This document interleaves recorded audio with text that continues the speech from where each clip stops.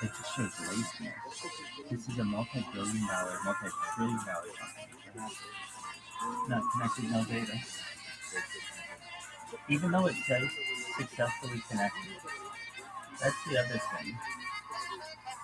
It tells you that it's successfully connected, but it really is not. It's the worst. It's so bad.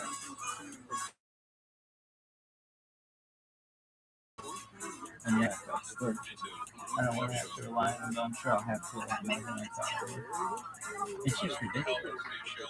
All these people do, all CEOs do is care about profits, and I understand that.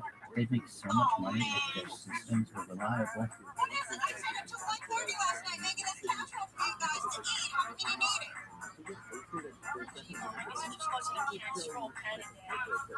I only have 2 jars of tomato sauce left. I'm disappointed.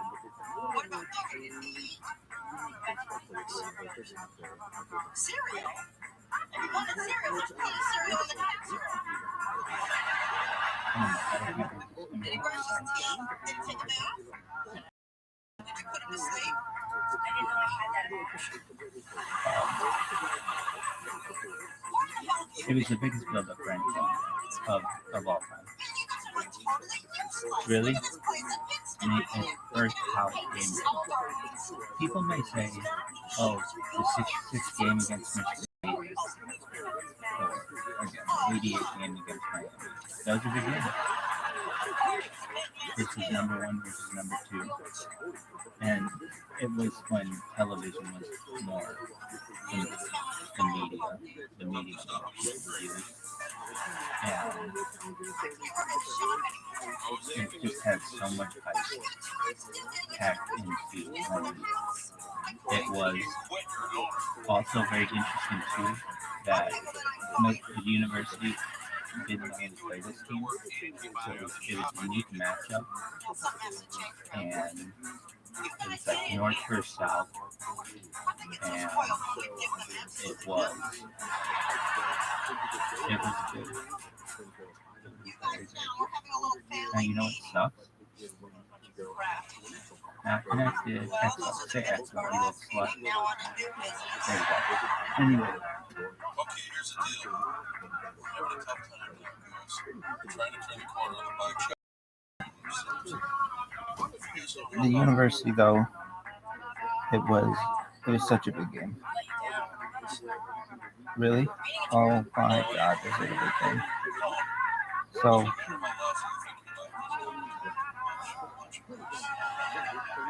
the university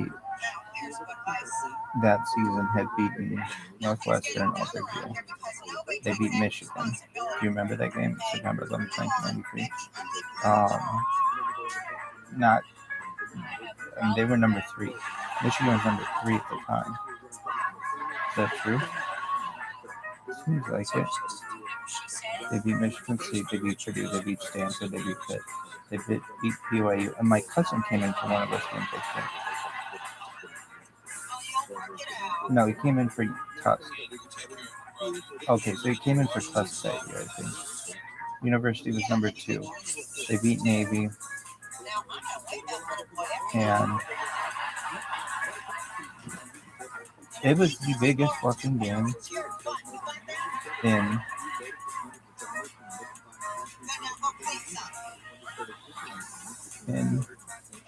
perhaps history of university.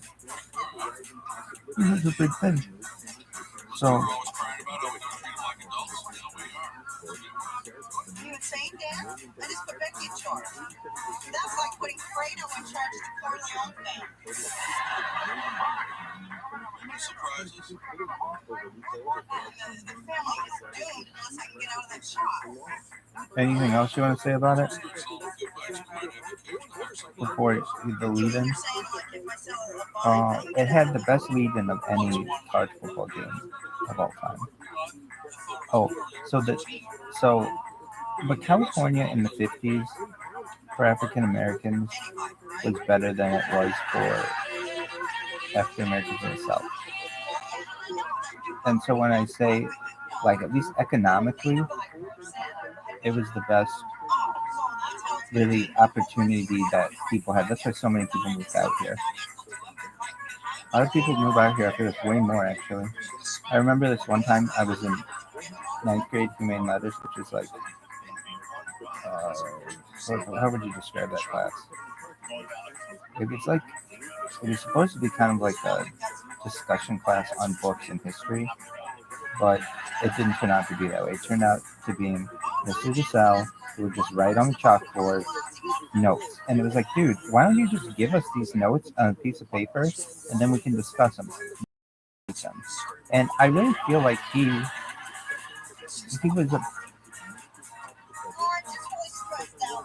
he's a smart person, but I don't think he was the best teacher. To the point where my friend and I went to the dean of students, the dean of boys, and complained about him. And we said, look, Mr. Stowe, who was the other humane letters teacher, he doesn't make him take any notes, and they read the book and they discuss it. Instead, we took Mr. DeSalle's notes for a year, and it was a total waste of time. I mean, I learned history pretty well, and I remember being very disappointed. We learned history up till like 1950, and then it stopped. We didn't learn about Vietnam or Kennedy assassination or Gulf War. And I'm like, what the hell? Why don't we learn more modern things? We're learning about like the Revolutionary War, World 1812. I mean, that's important in history, but it's like we won't go over that stuff. It stopped. Our learning stopped in 1950. It's like Jesus Christ. So I'm not saying he was a bad teacher. I'm saying he was not good at teaching that class in the way that it's supposed to be taught, which is a roundtable discussion on humanities and history and society and literature. And it was not that.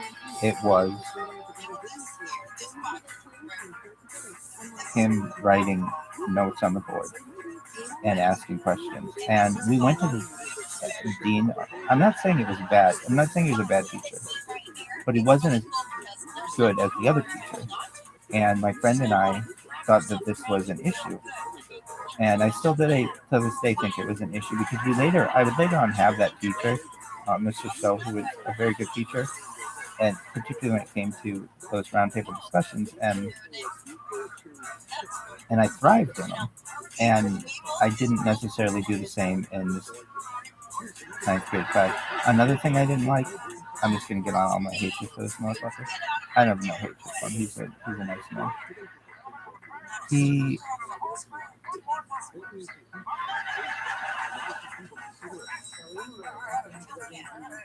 did something. This is my fault, really, but I was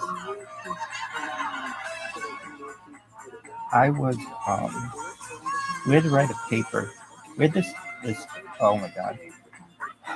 This was supposed to be, or like, at least this is a funny thing. When we heard about this school, my junior high and high school, there was a rumor that they didn't get grades. Now, that was a school in California that came out that said that they weren't giving grades, but it was the rumor that the school didn't give grades. And they most certainly gave grades. They just didn't give them to the kids. They gave them to their parents. And it was during this discussion. So evaluations at the school were really difficult. Oh my God, they were the worst nights of my life. Perhaps they were terrible of growing up.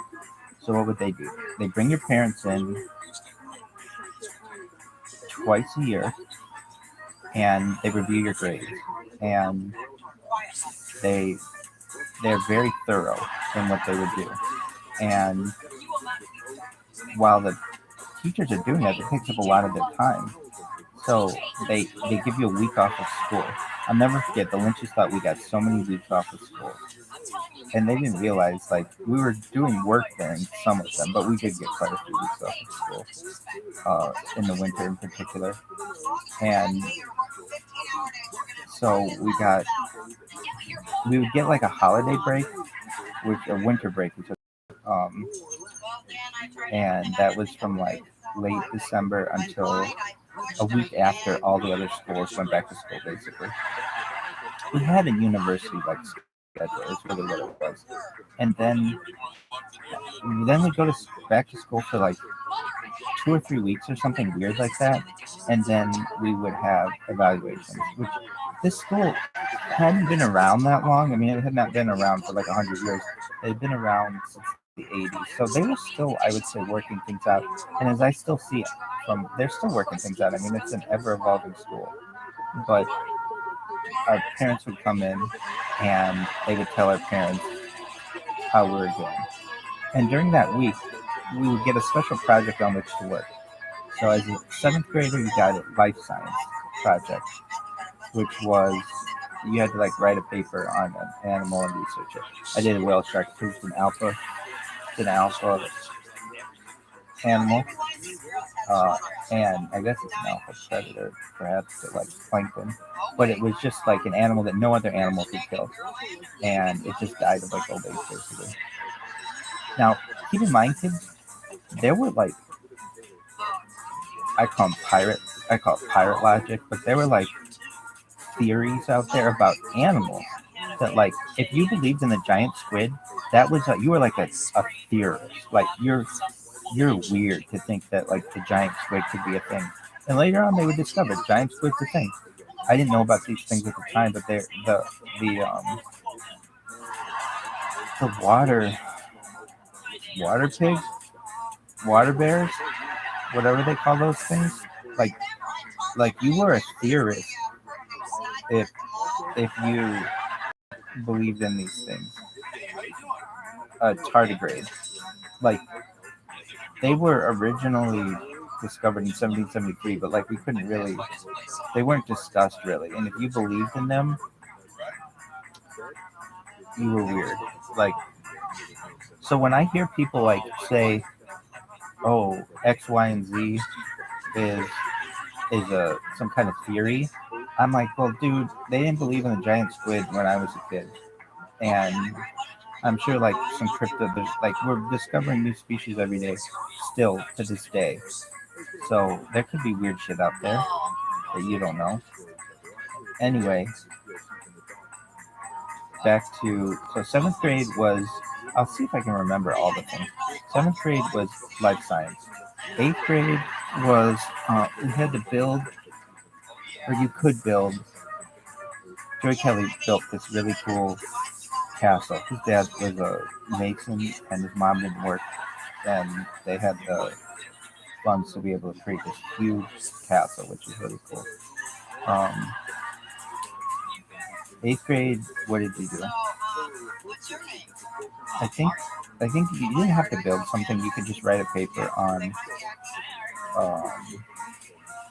You could write a paper on something, on like something about medieval history or something like that.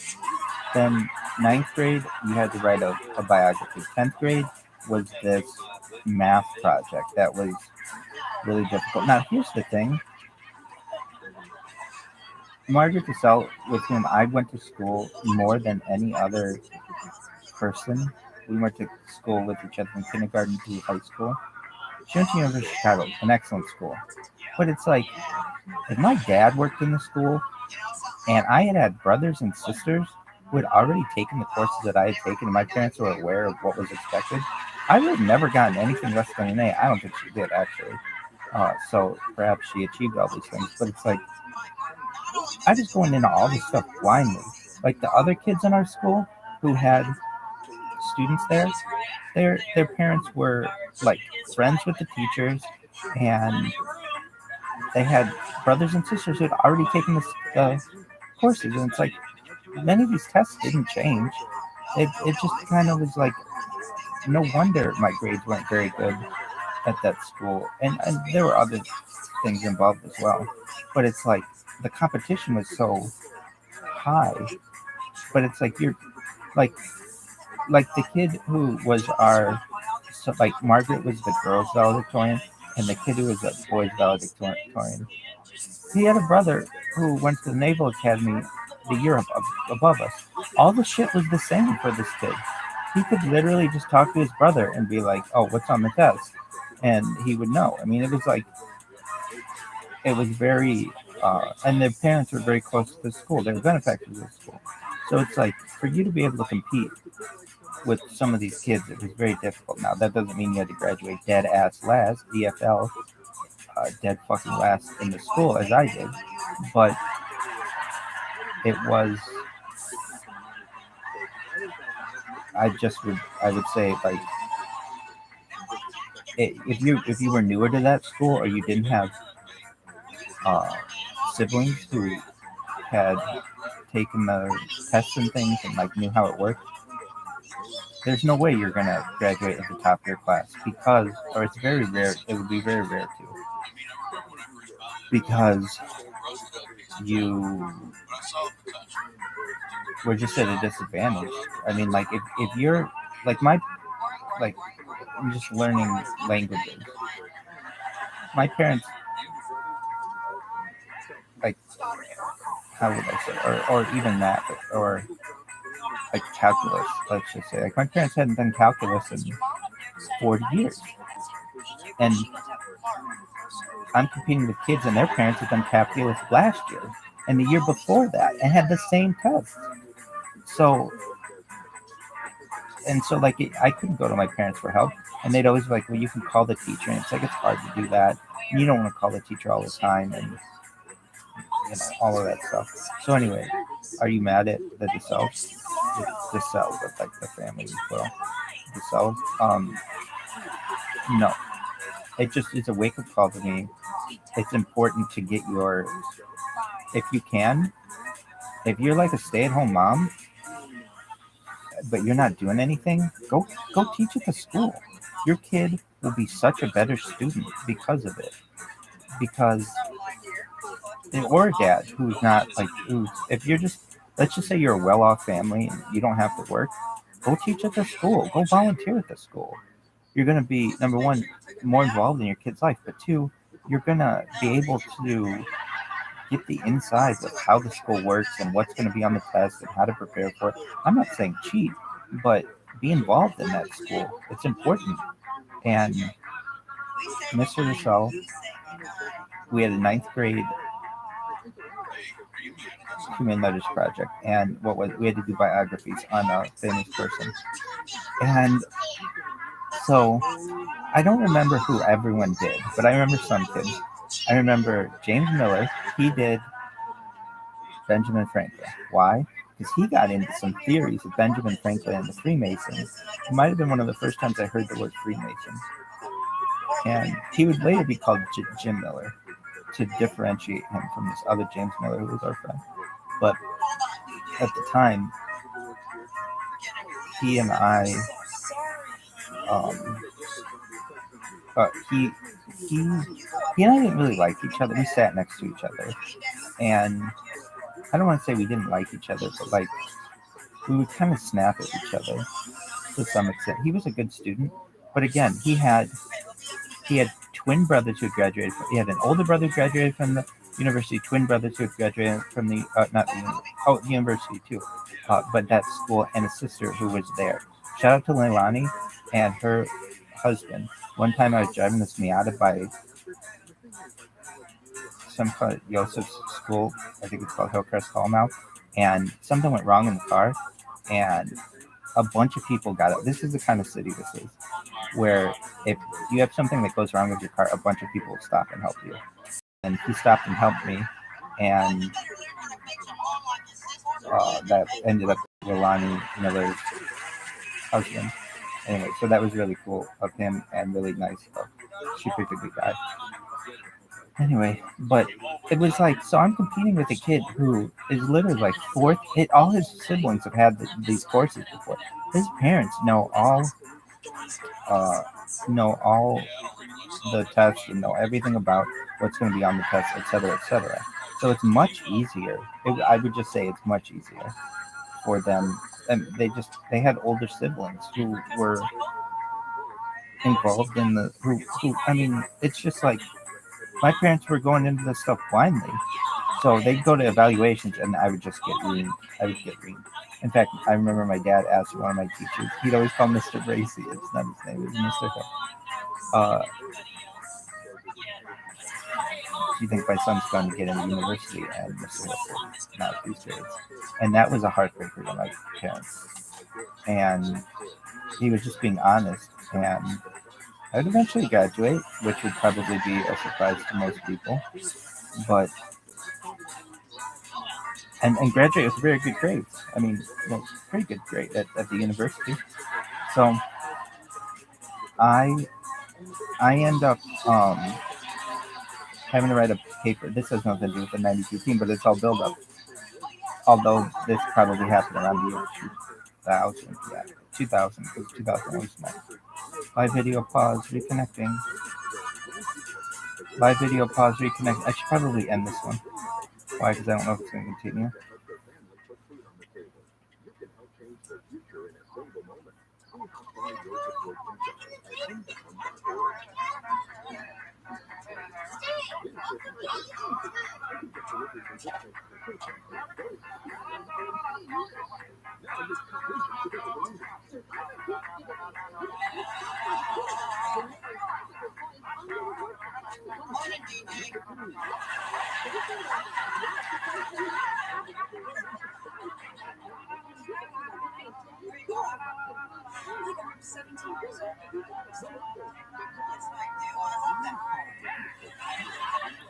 So anyway, I was talking about ninth grade.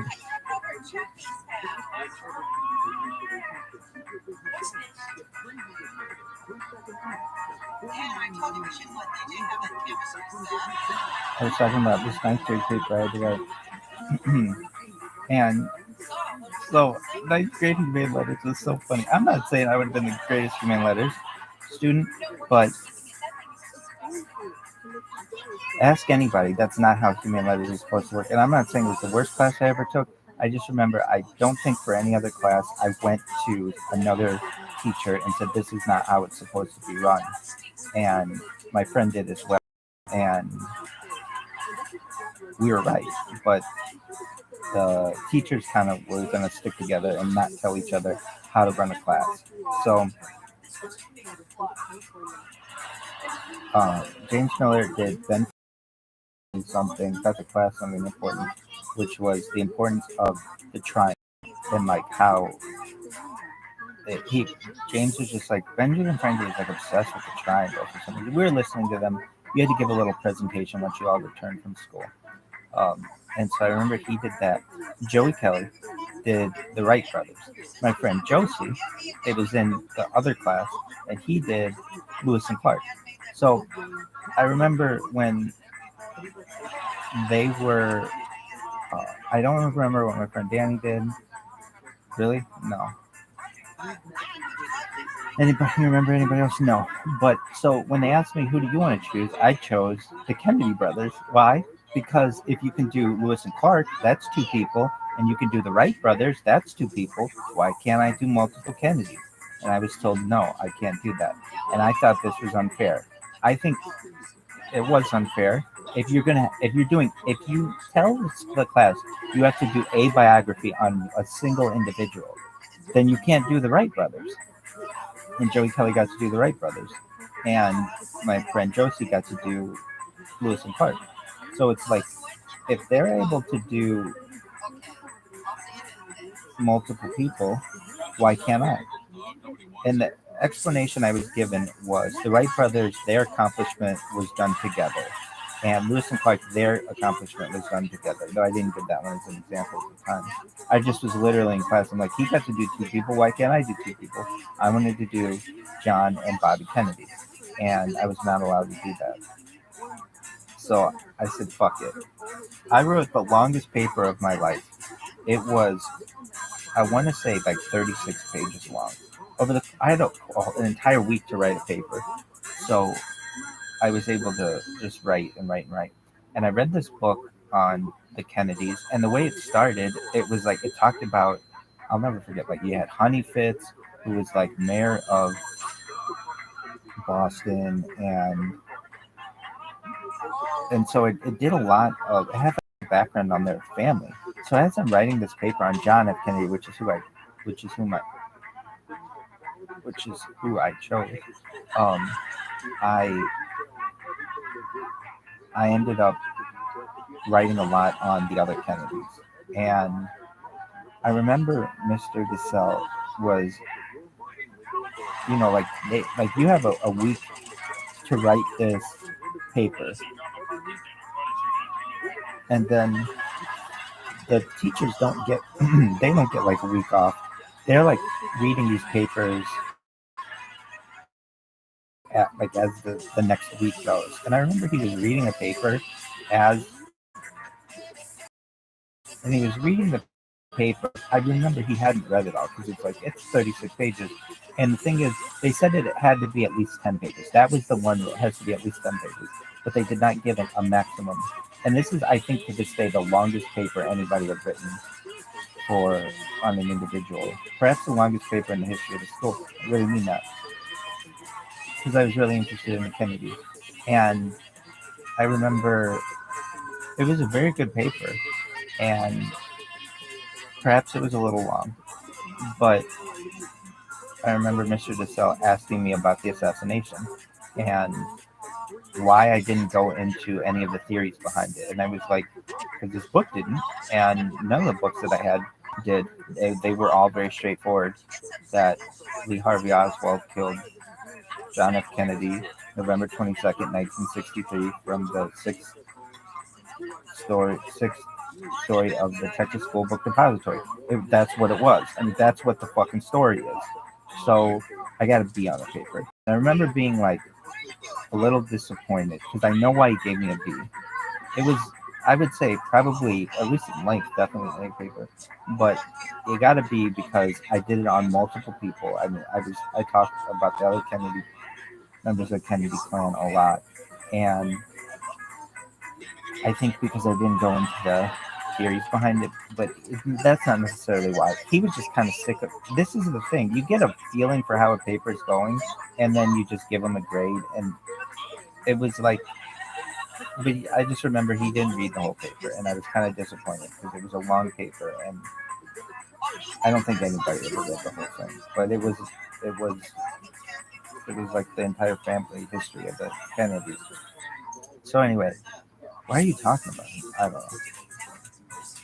It's less on Mr. DeSalle. Oh fuck! It's less on Mr. DeSalle because overall, I thought he was a good teacher. I'm not going to say he wasn't. It's just he didn't teach this class the way that you were supposed to teach it. And I would later find out that was true, and that my friend and I, going to the dean of students, or dean, yeah, the dean of students was perhaps the right thing to do, but the dean of students wasn't going to do anything about it. And I mean, I learned, and this would be for the whole school. So I mean, I'd be like, I'm going to use Mr. DeSalle as an example, but I'll also use Dr. Mooney as an example. Dr. Mooney, a brilliant physicist, and I'll say this too, Mr. DeSalle's background was not in history, it was in mathematics. So I mean, you would have teachers who would just teach things that just maybe they didn't always specialize in these things, but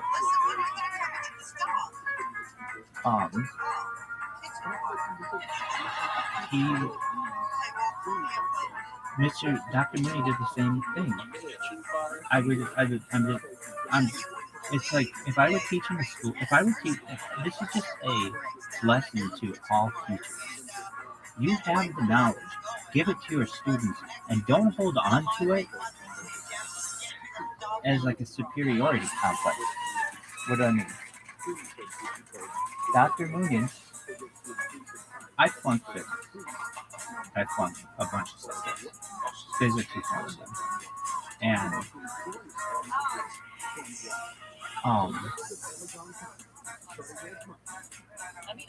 one of the reasons I really think this, look, you have the equations in a book, but the book was this thick.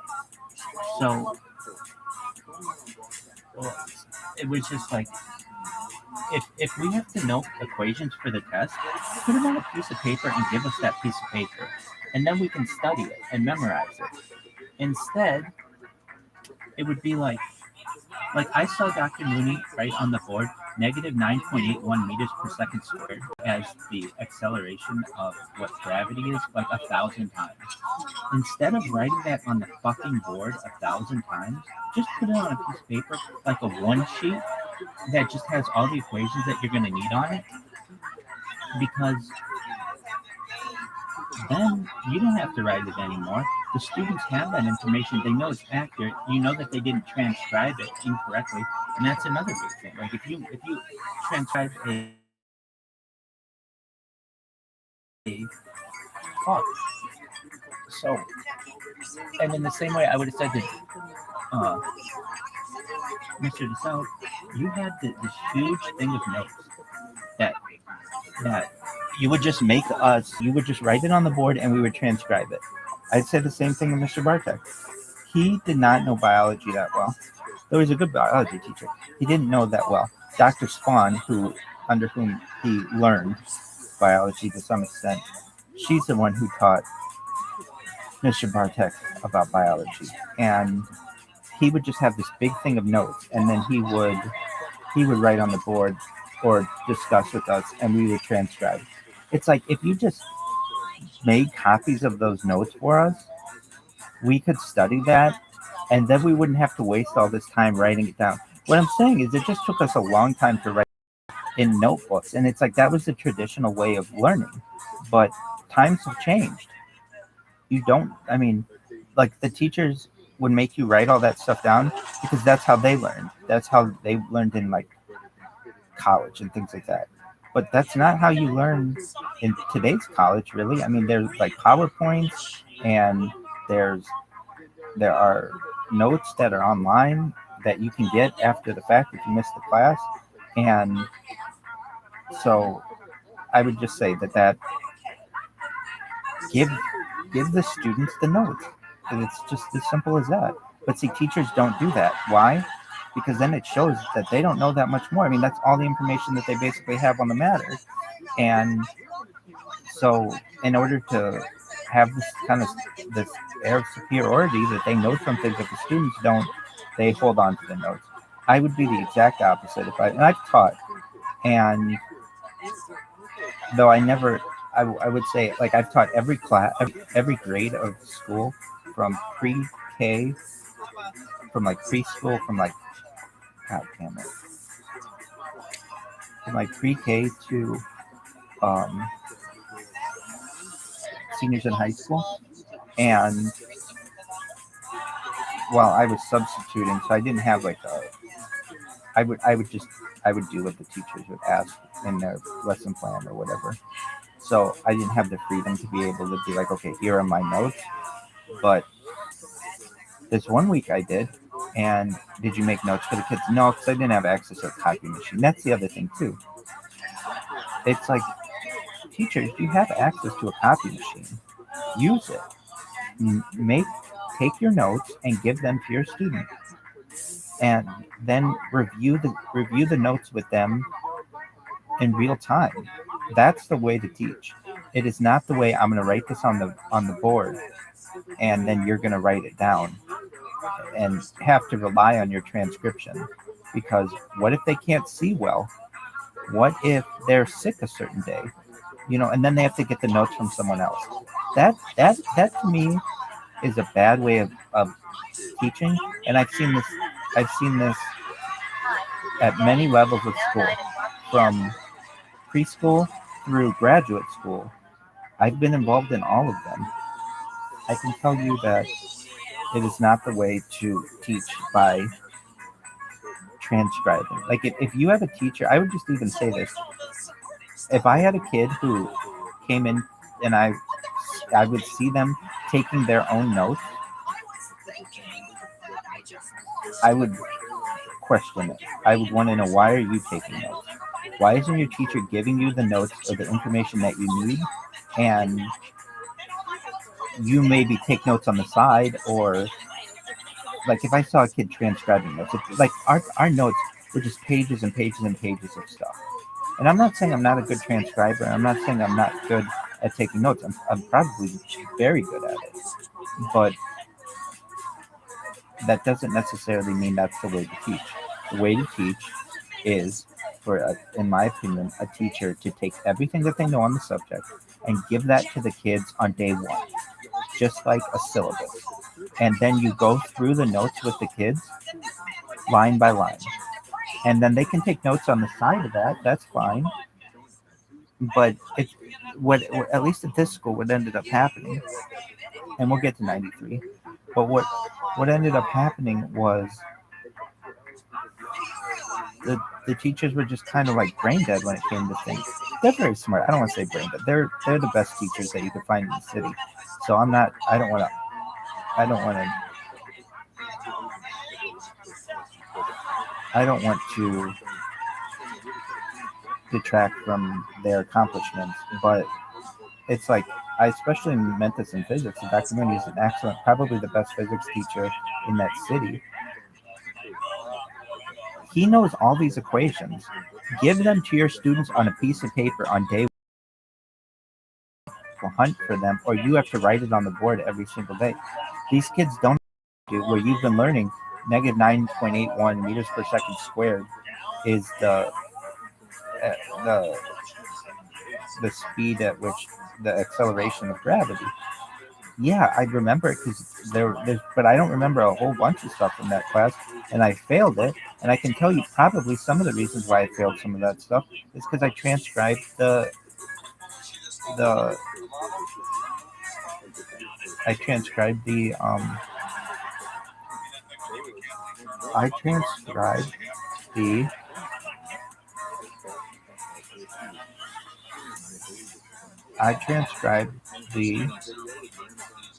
equations incorrectly. Another thing I've always been a fan of is open book tests. Why? Because in the real world you get open book. Like you can look things up in the real world. I understand that you have to know it to some extent, but I think that open book is the way to go. Open book, open note, and then you can challenge the kids with any way you want. But if not, it just becomes who's the best memorizer.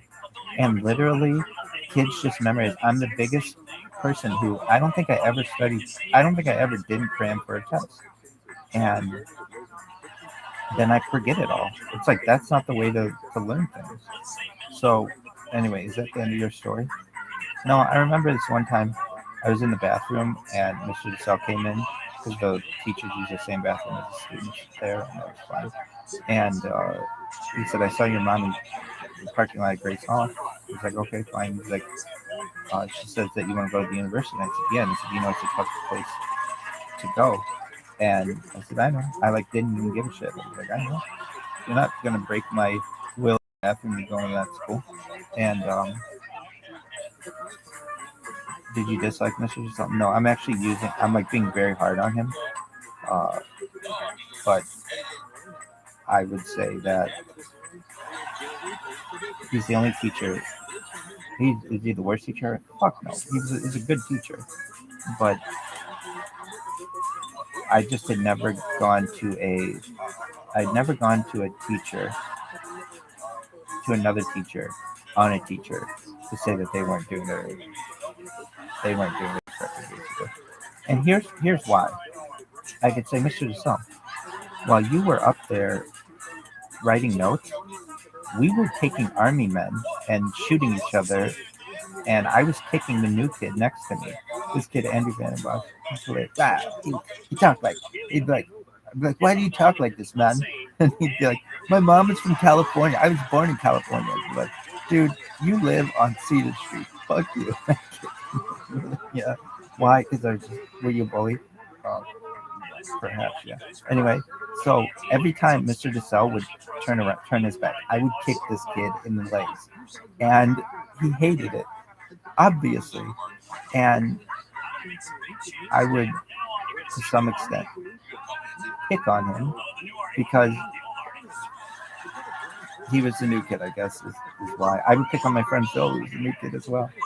And would you pick on Dan? No, because Dan was in the other classes, so we didn't have any together.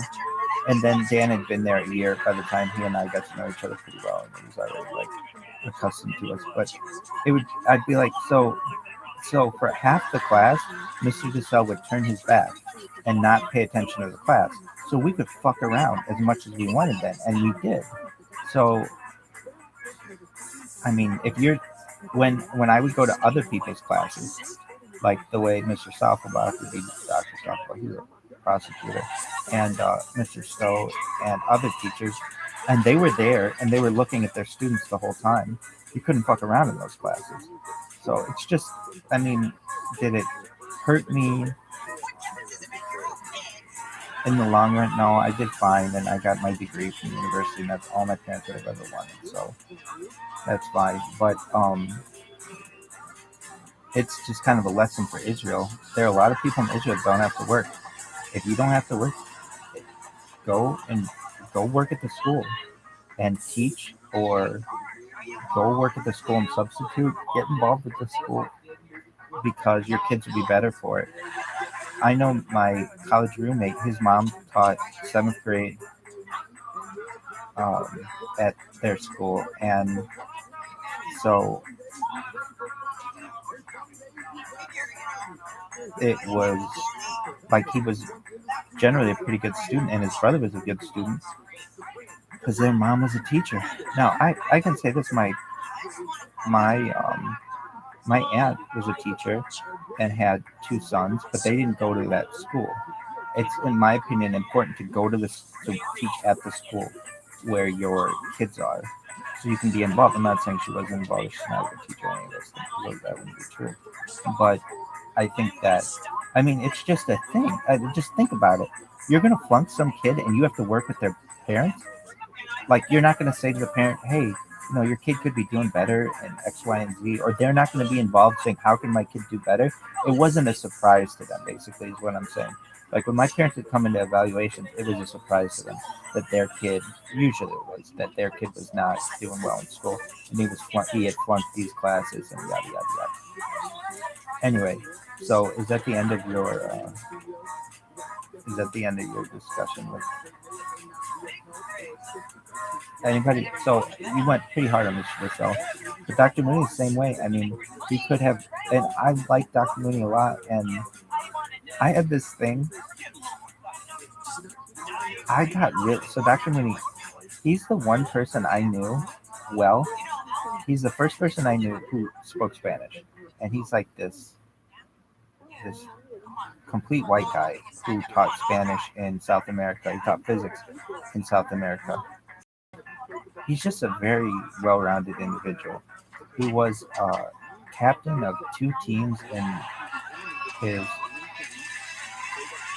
Like, I remember he told me when he went to university, 90% of the students there not only were varsity athletes, but were captains of their varsity team.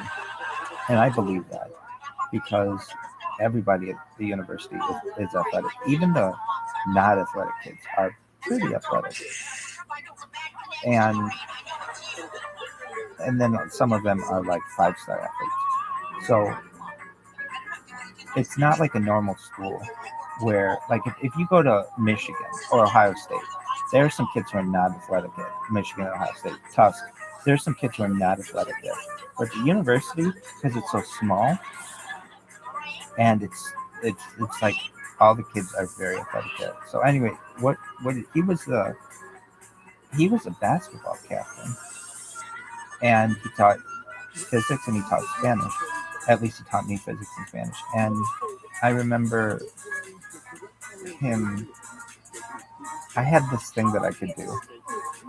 Okay, so, well, I would just say, Mooney, you need to write down, like, over the course of the year, there you could put on one piece of paper all of the equations and that you need. I mean, physics doesn't have that many equations that you're going to learn in a 9th grade physics class. It doesn't. I know. I took it, and I've taught physics. The equations aren't that numerous. You take all those equations and you put them on a piece of paper and you give it to the kids on day 1. And then if a kid doesn't have it, you have copies of it so that if they forget it on, day 5 or something like that, because they'll lose it and things like that. But you say to them, this is a very important document, hold on to it, and they'll pay attention. They'll hold on to it. And then what? Then whenever they need one of their equations, they don't have to go through a book that's this thick. They don't have to ask you what it is. They have them, and they know that it's correct. They don't have to transcribe it, which is what that school made you do a lot of times. And then you can worry about doing problems, which is what you do in physics, and real world scenarios, which is what we do. So that was my thing with Moondog. We would do real world scenarios.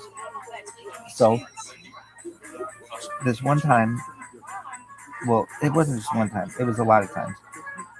We had physics, as I recall, after recess.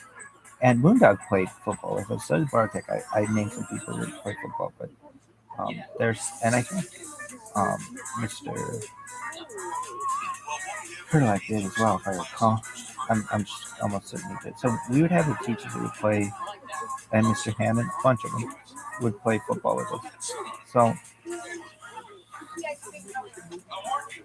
this one time, well, a lot of times, I had this, I would call it a talent, to be able to distract teachers by asking questions and making them think I was very interested in what they had to say, when in reality, I didn't care. I just was blowing time because I hadn't done the homework, or I didn't do the assignment, or I was trying to delay. So I remember my friends in high school would want us to would ask me a lot of times to distract the teacher for as long as I could.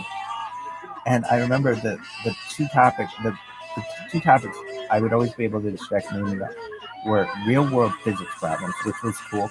So I'd raise my hand and I'd be like, yeah, if you were driving in a car and you shot a gun while the car is moving, does the go faster? Like, let's say you're driving in a car at 100 kilometers per hour. Live video pause. Let's say you're driving at 100 kilometers per hour and you shoot that gun. And the bullet's going like 1,000 meters per second, something like that. I don't know, but let's say, is it does the bullet go faster? And he'd be like, yes or no. Would it? Yeah. Okay, so then I'd be like, okay, so then does the bullet go slower if you turn around and shoot it backwardsly? And would it?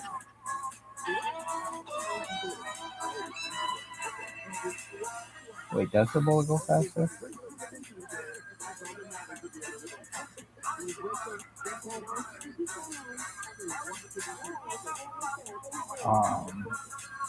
Well, and this is all in like a frictionless vacuum as well. So, does the bullet go faster? Yeah, I mean, if you're traveling like really, does the bullet go faster? No, it doesn't actually. Wait, are you sure? It's a good question. So, by video pause. So if you're driving very quickly and you throw a ball, see that has wind resistance now. That's like affects the ball now. Pause, reconnecting. All right, let's think about this one. If you are driving in a car and you shoot a gun, does the bullet go faster? And the answer, I'm actually going to go in the reverse. If you're driving in a car and you shoot a gun, does the bullet go slower?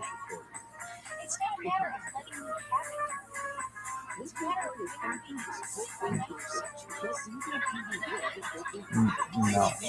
So the speed of the car, does the speed of the car affect the bullet? Seemingly, no, it doesn't. It doesn't. So the bullet will continue. Basically, once it's shot, it's whatever the speed the bullet's going. Because it doesn't have, it's not, is it?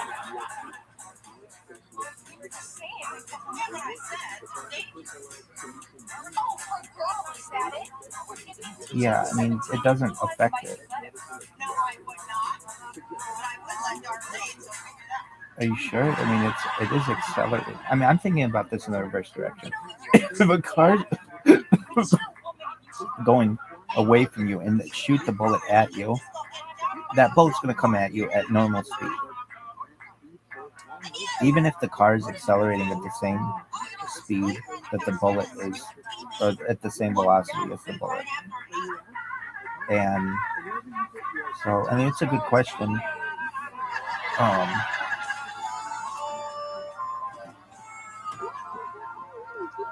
We have ChatGPT. I don't think I need that though. I think I can just Google this. Which, did you have Google then? Google was not used. You'd use like Lycos or Netflix or like AltaVista or something.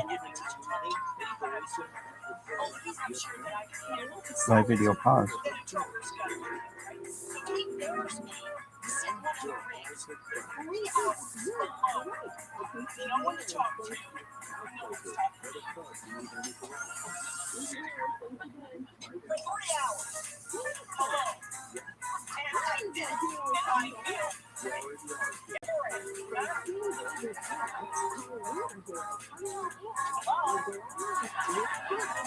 This is how physics work when shooting from moving vehicles.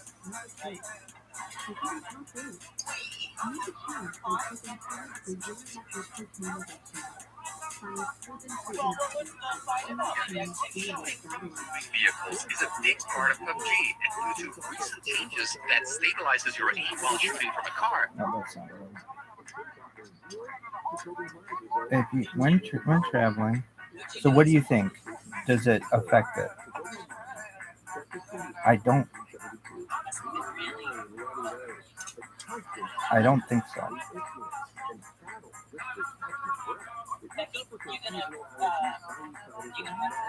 Okay, so here you go. Let's say you're driving north over a 100-meter tall bridge and 100 meters fireboat west of 1,000 meters. Gravity is going to cause the valley area to downwards at 9.8 meters per second squared. So the vector will grow over time. We're discounting air resistance and vector. At the end of 1 second flight, the bullet will travel 1,000 meters west of 100 meters per second. After 2 seconds, it will. Yeah. So you don't think it? Think about it.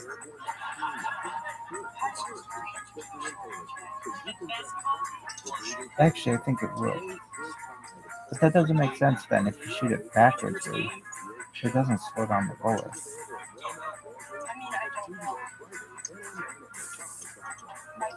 It's not like the bullet just sits in midair. Like, because you are moving north of the 100 meters, your perspective is traveling due west and down. A stationary observer from above, with no depth of it, would see the bullet traveling in a straight diagonal line to the northwest, and really northward and westward vectors with a picoftheday. There you go. If a person is riding, I mean, these are excellent questions. If a person, right, dude, come on, I don't want to bother you.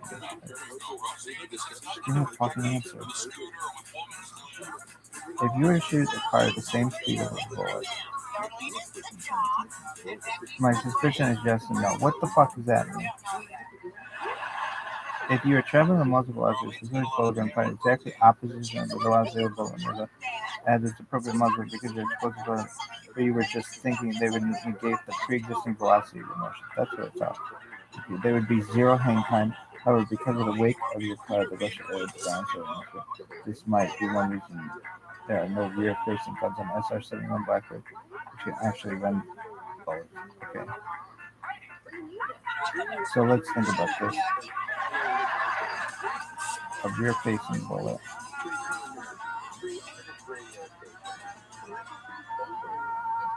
It's a very good question. Okay, the bullet will be good. So do you think it will? Okay, so I think the car will affect its speed initially, but once it no longer has that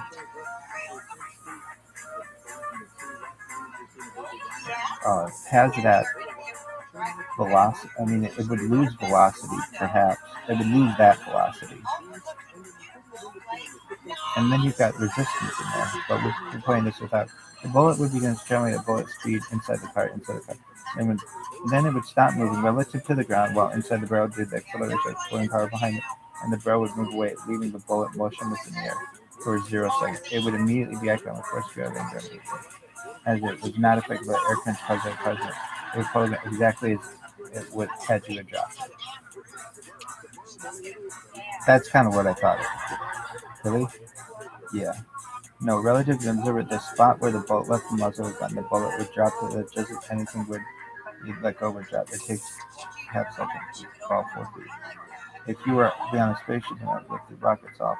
Okay, so these are the kind of questions that we'd ask Dr. Mooney, and he loved them. He'd get really into them, and I don't know if he loved them, but it was interesting to him.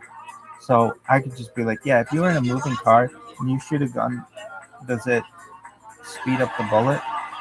And what's the answer? Come on, darling, it's a beautiful day. I want you to go out there and do something.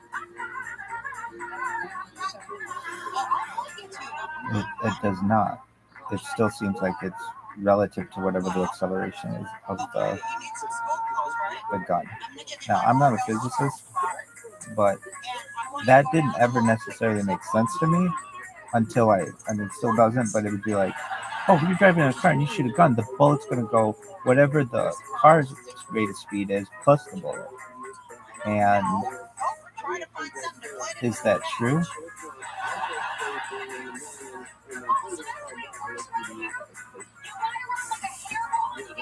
Yeah, it is true. Okay, if I'm driving in the car and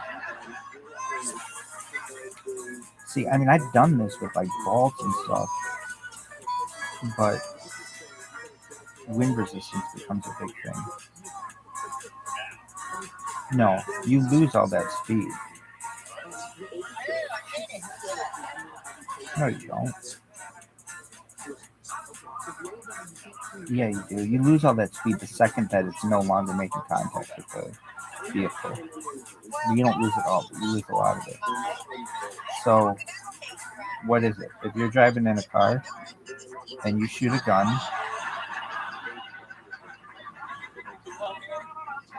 the bullet.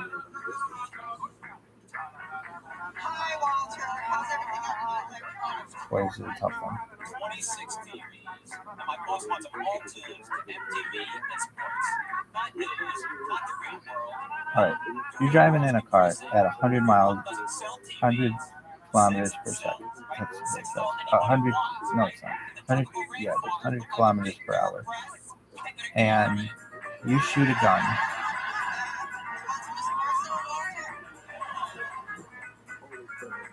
See, it's difficult for me because I don't see like bullet time as a thing. I mean, it's a thing, but like, all right.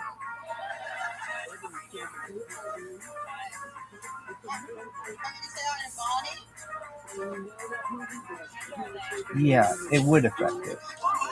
It would affect it. So you think it affects it? Yeah. So if you're, it would be. It, okay, so then what about when you fire it backwardsly?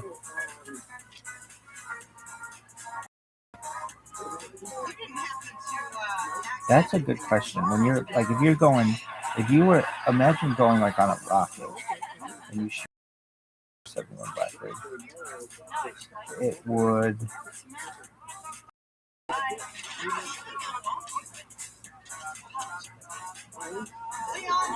It would go. Okay, so if you were going faster, then if you're on a plane that like can travel faster than a bullet, and you shoot the bullet backwardsly, that bullet will actually go backwards. So it does affect it. The car does affect it, and the speed. Okay, so now that I have the time to think about it, it does affect it, in my opinion. So we'd ask Dr. May these questions, and they're very difficult questions, as you can see. But that's a really interesting one, where you could be on a plane and shoot a gun off the back of a plane, and that bullet will actually, relative to someone on the ground, will move away from you. That's crazy. So basically, like, the idea is, imagine we'll get to 93 King Kids. Imagine you're behind this plane, and it's moving like away from you, and someone shoots a bullet at you, that bullet will not get you, even if it's shot directly at you, because depending on the speed of the plane, but if the speed of the plane is going faster than the bullet, that bullet will actually move away from you, even though the bullet was shot at you. That's crazy. So that's how it works. So if you're in a car, it will affect it. So I don't know what the fuck I was just reading up. And so those were the kind of physics questions that we had. They were very difficult, but we could raise our hand and ask Dr. Moon any question. And so he would go through this, and he'd be thinking about this, and that's the other thing too. Wind resistance is a thing as well, but we would always play things in it was always everything was frictionless, and there was no wind resistance because that's kind of how everything was in a vacuum.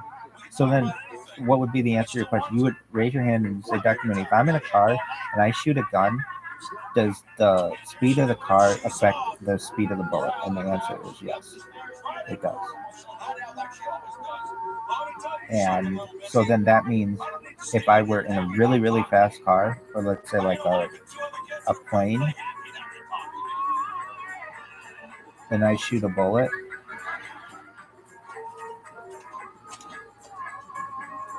the bullet will go faster because it's in a moving. It's already accelerating at a certain speed, and then there'll be added acceleration perhaps from the bullet being shot, which is a wild thing. If you were in a plane, and I just imagine like imagine a plane and it's going this way, and you shoot a gun off the back of the plane this way. If the plane is moving at a fast enough speed, that bullet will actually move backwards in relation to someone's here, which is wild. So we'd ask Dr. Mooney these questions, and he would take like 30 minutes to answer one of them at least, and that would blow 30 minutes of class. The other thing that I could do is in Spanish class.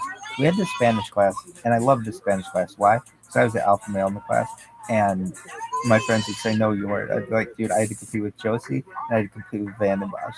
And so long as I would keep Josie distracted with Rachel Kohler and Van den Bosch distracted with Christy Fogel, and I could talk to all the other girls. Really, yeah. So I would, or Sarah Debris. Josie was also distracted by Sarah Debris. Either one, really, yeah. So what's going on here? Hi, what's up, Tech Senegal? So. Anyway, we would keep, and so and the girls in the class knew I could keep Mooney distracted.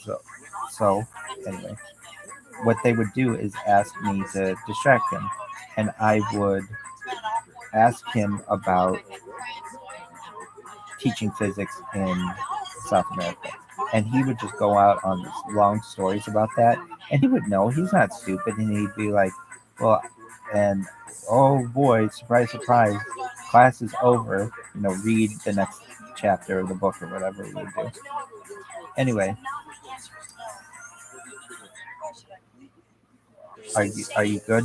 Was he a good teacher? Yeah, he's a very good teacher. But I would just say you got to give the students the notes at the beginning of the school year, and then they're familiar with these things and they memorize these things. I mean, or you would hope, like, just teachers didn't do that. I could say the same thing to Bartek. I could say the same thing to Staffelbach. I could say, just give them your notes. I don't know why you wouldn't do that. Did you ever have a teacher give you their notes at the beginning of the school year, like you're saying? I had a teacher, a psychology teacher, who gave us, well, I don't want to say she gave us everything. She told you this at the beginning of the school year. I'm going to give you all of the slides in class at the beginning of the school year. And if you just study those, you'll get a 90%, which is good. If you come to class and you take notes, you'll get 100%. I guess that's probably, I still don't think that's a good way to do it. I'd say give the kids 100% of everything that they're going to need for the test on day one, and then they have the most amount of time to be able to study it. What's the worst way to do it? Law school is the worst way to do it, which is what? They don't write down anything for you, and it's sink or swim, and you basically study a bunch of stories, a bunch of cases, and from that you have to develop the somewhat equations for the law, the elements that you need of law, and that is not the way to do it either. I know it goes back to this guy Christopher Columbus at Harvard and the Socratic method, but that is not the way. That's the way that you trip people up, but that's not the way you prepare people, I feel. What's the way you prepare them? You would basically give them the Barbary. You review the Barbary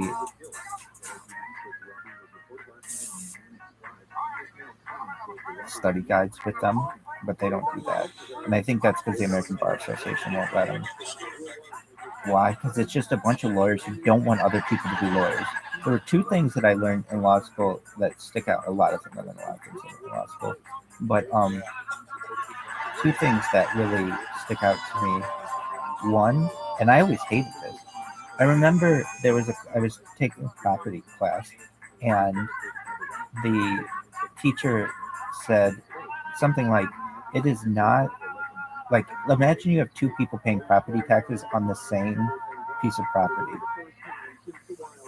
It is not a it is not a responsibility of the government to tell the people that who don't own that property that they are paying property taxes erroneously." And I always thought that was wrong. I thought that was wrong. I thought it should have been the responsibility of the government to say, you're paying us for something that you don't need to be doing because you don't own it. And then the other thing that they would do is they like to create litigation. And I did not think that was a good thing. Basically, lawyers know that they can be replaced and will be replaced by robots, essentially, like large language models already have been in a lot of ways. And most people who have a law degree are not lawyers. Why? Because they can make money doing other things a lot of times, make more money. And the idea, lawyers don't make what they used to make either. I mean, some do, but like only the really top tier, and they have to work very hard, and they're usually very, like, the lawyers that I know who are at top firms, not every single one of them, but almost all of them are somewhat unhappy and have gotten at least one divorce. It's hard to raise a family and do all the same things. I'm not saying all of them. There's one who sticks out in my mind who might be the exception to that. He's my friend. He was my best friend growing up. That's a little bit different scenario as well.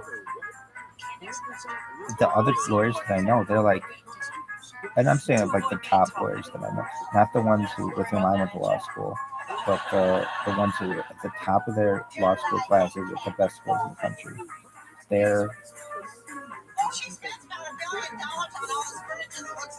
A lot of them are, not all of them, but a lot of them are not happy, I would say, with their lives. And then some are, but not a lot of them are. Is that the end of your story? How did this get back to the 93 thing?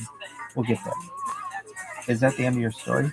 Do you want to say anything else more on how you can improve high school and junior high?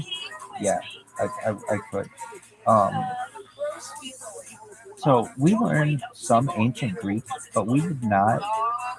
The way that school should go is, at least from a language perspective, you should learn.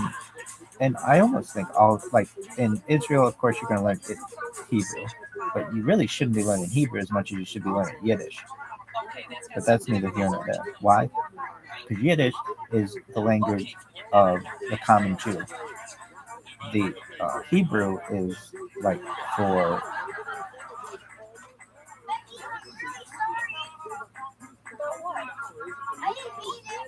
Hebrew is for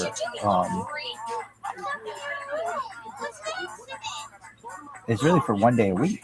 It's for Shabbat. You shouldn't be learning Hebrew. Well, not I shouldn't say that. You should learn it when you're davening. But it's a holy language. You should be learning Yiddish for everything else. And so when Israel is like, I think it's a joke that Israel knows Hebrew. I mean, that's cool. And that's good for like Bible study.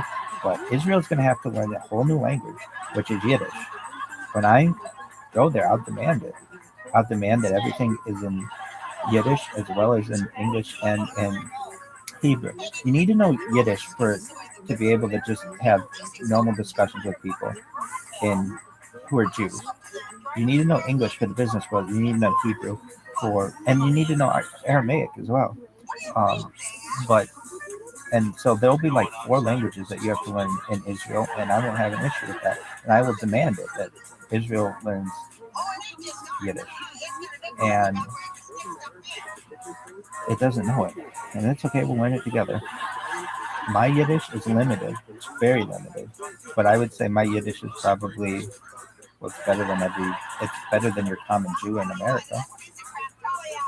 And so if I can learn it better than your average Jew in America, Israel can learn it and have it thrive as a language. All right, are you done? No. So what else would you? Okay, so in 7th grade you learn ancient Greek. 8th grade you learn Latin. 9th grade and 10th grade in the United States at my junior high you learn Spanish. 9th grade maybe you learn Spanish, and 10th grade I think you'd also learn Spanish. 11th and 12th you could learn whatever you wanted, whatever. So if you want to learn German, you want to learn Hebrew, you want to learn Yiddish, perhaps. The thing is, the school is limited on what French, because like they had teachers who didn't know every kind of language. Oh, Chinese would be a big one. So it's just it's to me unfair that you have 7th and 8th grade and you're learning a foreign language. 9th and 10th grade, you're learning that same foreign language. And if you were bad in it in 7th and 8th grade, you're going to be bad in it in 9th and 10th grade. And that's when your grades start to count for college. That never made sense to me. But anyway, and I would say this is one of the best schools in the country. Is it? Absolutely, without a doubt. But even it can do things better. It does a lot of things ass backwards. And one of the things that they do is, well, there are a bunch of things. It's not. We need the Gates Foundation, not Bill Gates, but the other guy, to give a bunch of money so that school had like robotics and it had computers that work. I mean, like it's expensive to have a school, especially a private school, and it doesn't have the kind of money that it needs in order to really do that, because it has some really smart and really talented kids. And also, it is a nightmare when it comes to the ADA. It doesn't have a single ramp that can be used for a wheelchair. It needs elevators. It needs a bunch of things. And I'd be like, my grade school had an elevator, and I remember my dad. They were like, we need to raise money for an elevator, and he's like, what the hell do you need for? What do you need an elevator? And this was like in the 90s when the ADA had just been passed, and there was, and he didn't understand it. Why do you need elevators like in a small school? And they explained to him that imagine your son broke his leg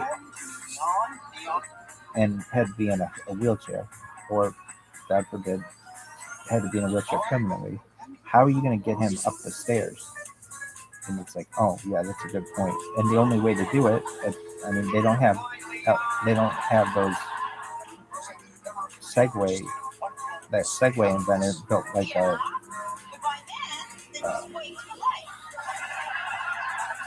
a wheelchair that could go upstairs, but they don't have those yet with gyroscopes and things. The only way to really do it is through an elevator. And once my dad realized that, he realized, okay, he was fine with it then, that it was going to be a little bit more for tuition and everything else. And it became a really nice elevator. No one ever used it. It just kind of sat there, but rarely somebody needed to use it, and then it was used. So elevator would be important. Elevators, and in Israel, it becomes really important to have ramps everywhere. I've said it before, I'll say it again. But I better not. They better not make schools with make public areas with stairs. You shouldn't have stairs. It should be ramps. And like I would say, if my Uncle Tommy could have a ramp in his house, y'all could have a ramp, and that may mean that you have a big ramp outside, and it may not always look that nice, but if you've ever been in a wheelchair, you understand the importance of having ramps. And if you can't have a ramp, there's like a little lift thing. My university had a little lift thing. It basically is like a mini elevator, so that you could have people who perhaps were in a wheelchair, they could be on a stage. So that would be important. Okay, are you done? What about the 93 team? We're getting there, folks. We're getting there.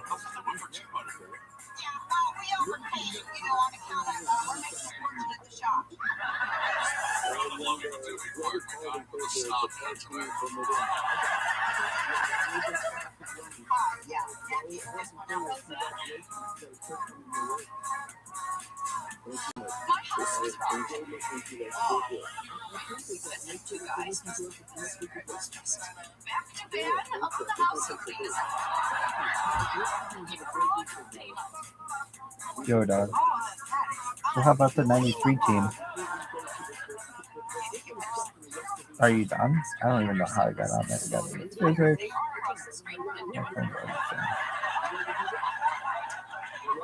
Really? Yeah. So if you shoot a bullet in a car, does the car impact the speed of the bullet? Yes. In my opinion.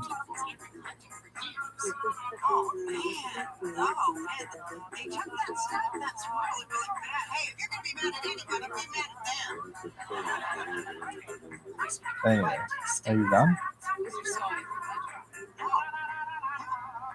Jesus fucking Christ. Alright, so anymore. This was the biggest game in the history, arguably, of college football. It created College Game Day, and it really made, it was called the game of the century, and it was the last game of the century. It was the game of that century, for sure. It was huge. And it kicked off College Game Day, which is the biggest show in college football. So anyway, you can listen to Bob Costas talk about it. It was the biggest lead-in to any game.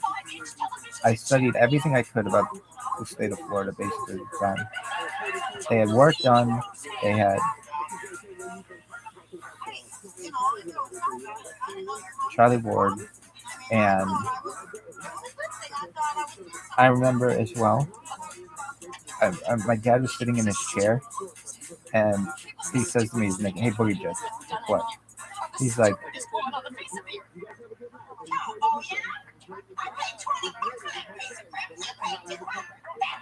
what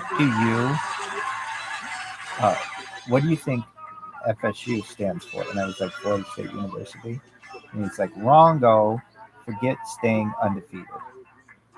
Sometimes it seems like everything is overhyped. The things again going in deserve the hype. It doesn't have to be the game of the century or the game of the decade, because certainly it is the most anticipated college football game of the year. Florida State's number 1, they're 9-0. Notre Dame's number 2, they're 9-0. The game is at Notre Dame, so it's a classic setting. And Notre Dame is still a touchdown underdog. Florida State was a long-time football power, and as you talked about, we had a likable little boy coach On the other hand, Notre Dame's coach was not Duke Rodney or Frank Leahy. It was Lou Holtz. So he had a certain country boy aspect to it. Plus, he had these two colorful characters as coaches. The teams were legitimately the two top teams in the country.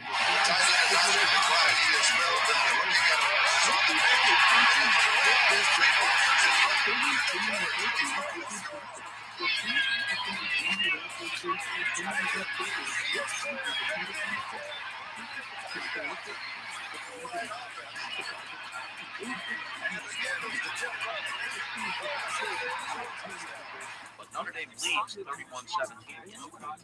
But it's been a great game until then. Florida State had Charlie Ford, who was the Heisman Trophy. There were All-Americans all over the field. Florida State was so good, we always felt they had a chance to come back. Florida State's facing a 4th and 20 just to try to keep their flickering hopes alive. You still think the game's in Notre Dame's pocket.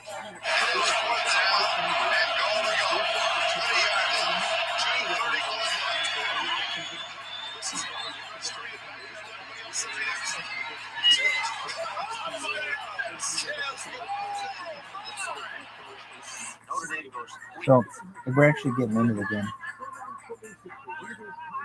Well, we can't. We got to watch the build up for it. He's like, what? So where were you? I was at.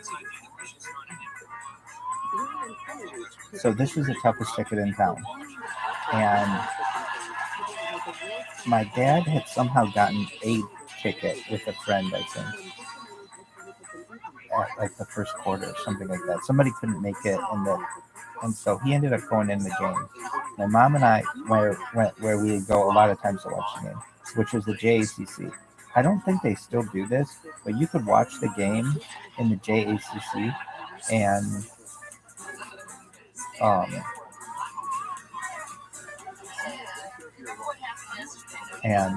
they had it on big screens. And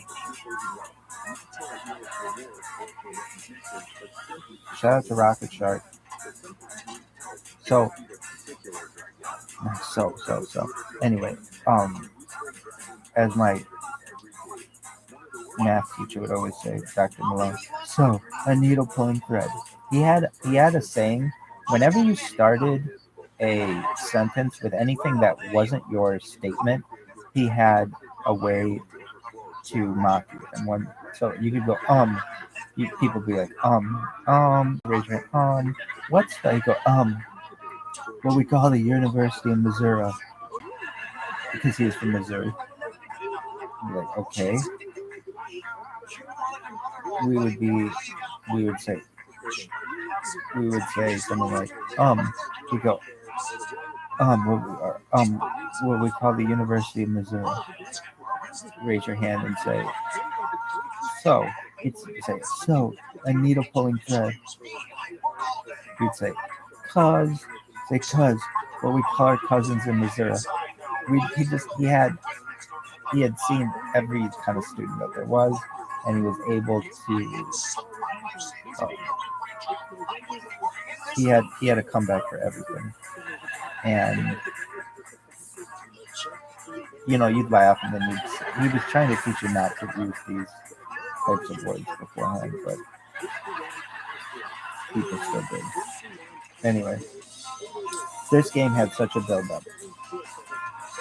It was, but I said this, 1950s California, from an economic standpoint, was like the one time where you could actually maybe get ahead of inflation, and we're still on the gold standard, and perhaps like start a family and raise kids and things and have a nice life. That was like the peak of Americana, was 1950s California. And it went downhill from there. And it started on the coasts to go downhill. And eventually there was one place where, imagine like the coast getting tighter and tighter and tighter, like moving, like you've got 1950s California and like New York, and eventually like things got worse and worse and worse and worse and worse until you were in the middle of the Midwest. And it was the last time, the last nice weekend of the United States was the weekend of November 13th, 1992. I really mean that.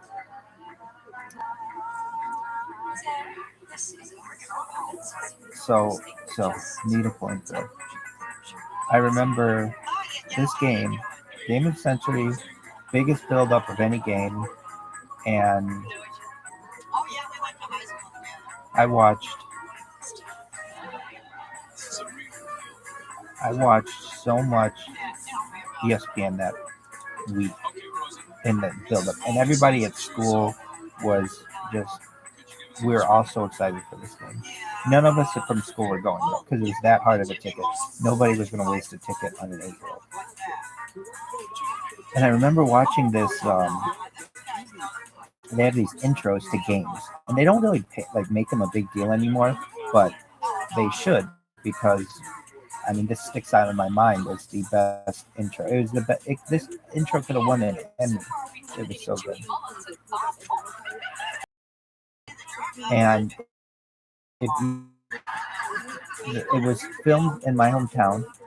Home is where the heart is, kids. So wherever I live is my hometown. But it was filmed where I was raised, and you'll just see the setting, everything. This is what life was like when I was a kid. When summer is finally forgotten, as daylight dwindles sooner each day, look around the corner, just beyond Main Street. Chances are, there's a game in a backyard. Children in the midst of imagining. Some with a notion. Innocent, but powerful. You eagerly followed your team, listening to that distant voice. You couldn't sleep after a victory. Couldn't wait till the day when it might be your time. And then that day arrived. That moment, that affirmation, when you were told you were special. And so you worked, and you sacrificed, pointing toward that day in the fall when all of America would be watching you, watching your team. The kind of day dreamed of, in a backyard, just around the corner, from Main Street.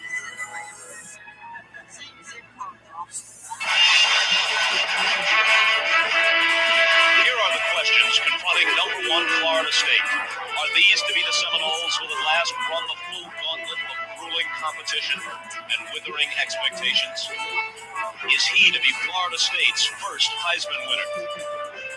Is he to be, finally, a national champion? But between these hopes and their fulfillment, there is the myth, the stadium in South Bend, and history's team, Notre Dame. Here comes the Irish. Here comes the Irish. Here comes the Irish. Here comes the Irish. Here comes the Irish. Here comes the Irish. Here comes the Irish. 11 national titles, 6 Heisman trophies. No other school has won as many championships. No other school has had as many All-Americans. And in their home, you also play against their past. Galloping shadows from 1924. Echoes of legendary coaches. In South Bend, they've become accustomed to teams chasing championships. And now comes another, inspired by a tradition without equal. So here we are, perfect seasons at stake, a game in a perfect place, a collision for history, a school hoping to finally ascend to college football's summit, a school hoping to add to its already abundant legend. Number 1, Florida State, and number 2, Notre Dame. The coming of a day dreamed of, in backyards, just around the corner from Main Street. I mean, you see, it's 30 years later, and I still get emotional about it. It was a really big game.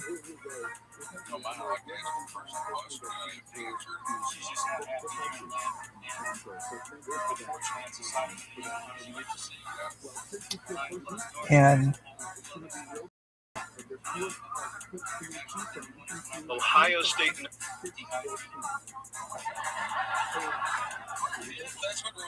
I remember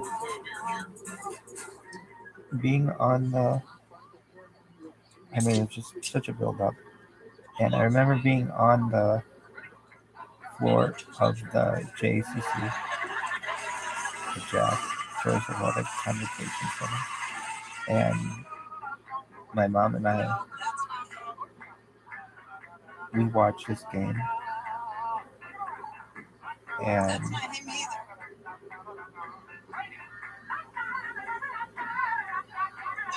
I forget it. Too tall.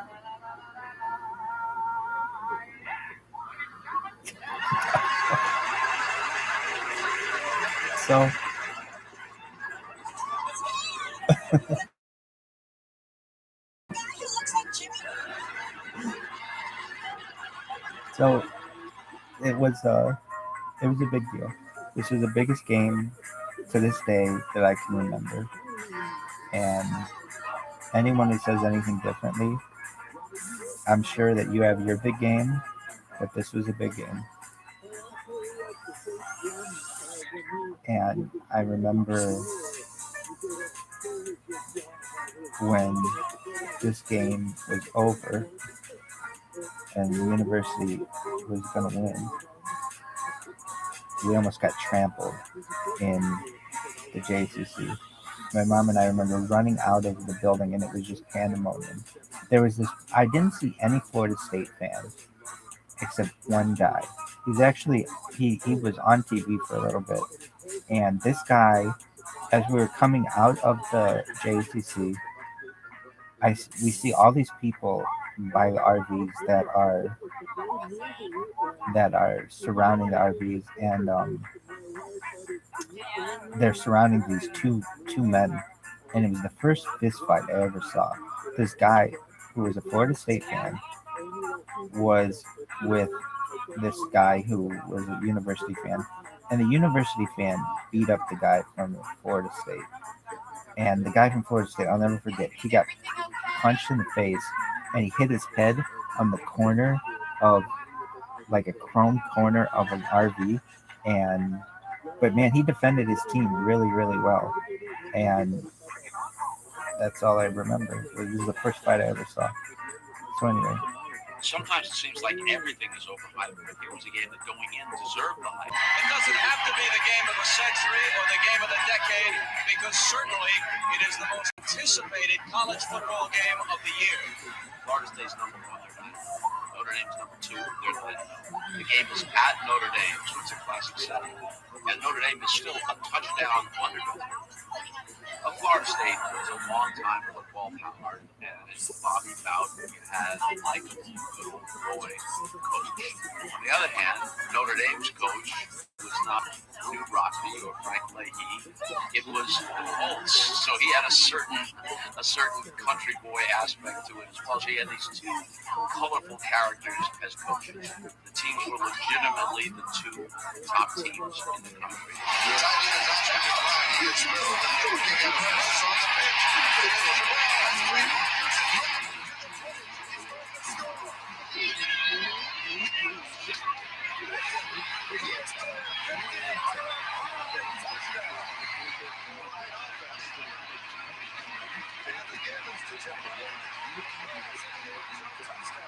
But Notre Dame leads 31-17 in the fourth quarter. It's been a great game until Florida State scored. It was the Heisman Trophy. There were all Americans all over the field. Florida State was so good, you always felt they had a chance to come back. Florida State's facing a 4th and 20 just to try to keep their withering hopes alive.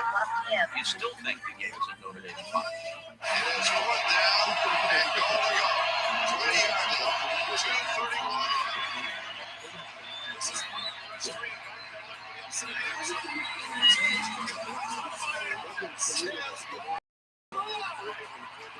Notre Dame goes 3 and out, and Florida State somehow gets to the shadow of Notre Dame's goal line in the waning seconds.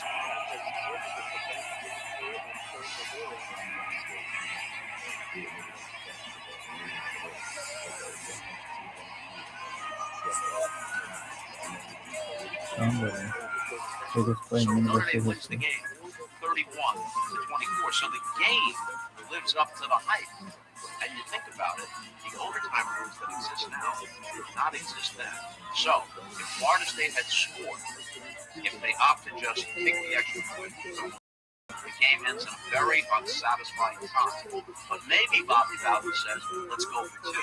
And then you get one of the most dramatic moments ever.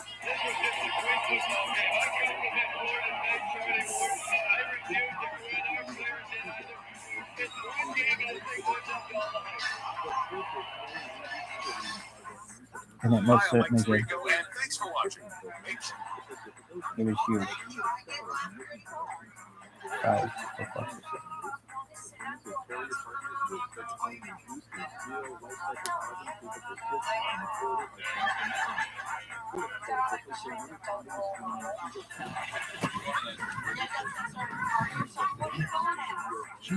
Rabbi, I love when he cries. Calm down. He knows this football. Understand.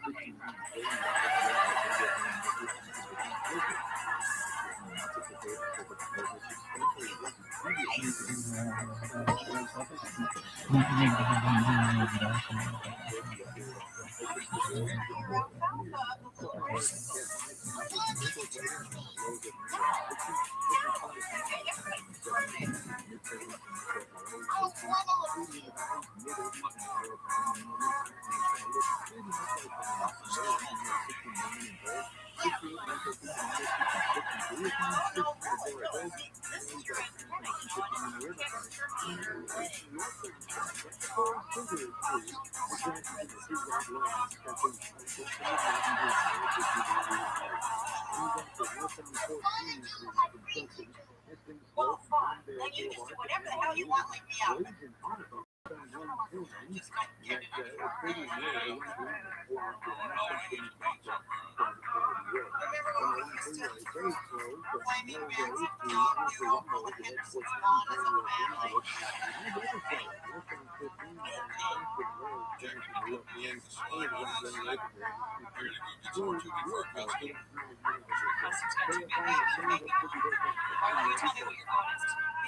we're working on it for what's taking. I told you not to. You should have so I set up your standards. Hey, if you give me a half an hour, I will turn you into a science experiment on myself. No, thanks. Sorry.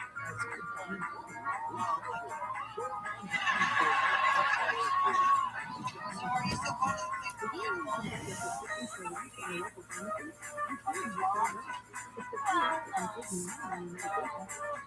Christian, like, dude, like 93 teams. It was cool.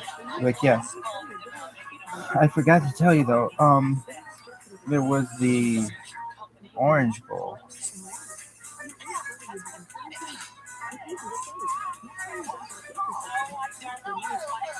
When was it?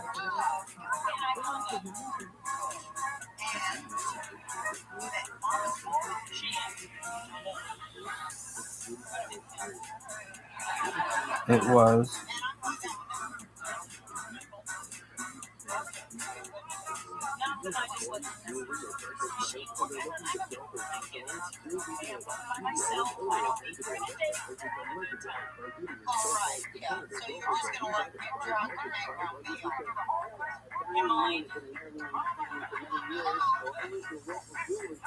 Was it an Orange Bowl?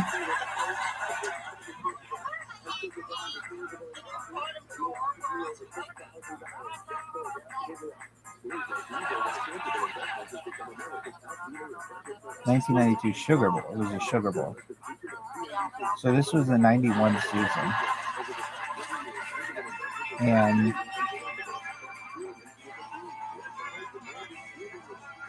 I do remember this game. So this was actually the first, and I was not allowed to watch it. my Uncle Vince, he used to get my cousins and cousins and me, these really interesting toys. He didn't get us a lot of stuff, but he got us some interesting toys. One, he got us this from Radio Shack, a transistor radio, which you had to put together on your own. It didn't come assembled, and it was so fucking hard. I don't know how anybody could put this together. It was literally like putting together a computer, but it was the first time I ever saw like what was inside a computer with like silicone chips and things like that. Silicon chip. And like the little parts of the computer, because normally you didn't get to see what's inside a computer. And I remember trying to put this thing together, and it was so hard. You needed a soldering gun. I'm like 6. I don't have a soldering gun. And I remember my dad just being like, it was like the one toy that I never got to put together because it was so complicated. He also got us these, this purple and black flashlight that had a radio inside of it. And you put batteries in it,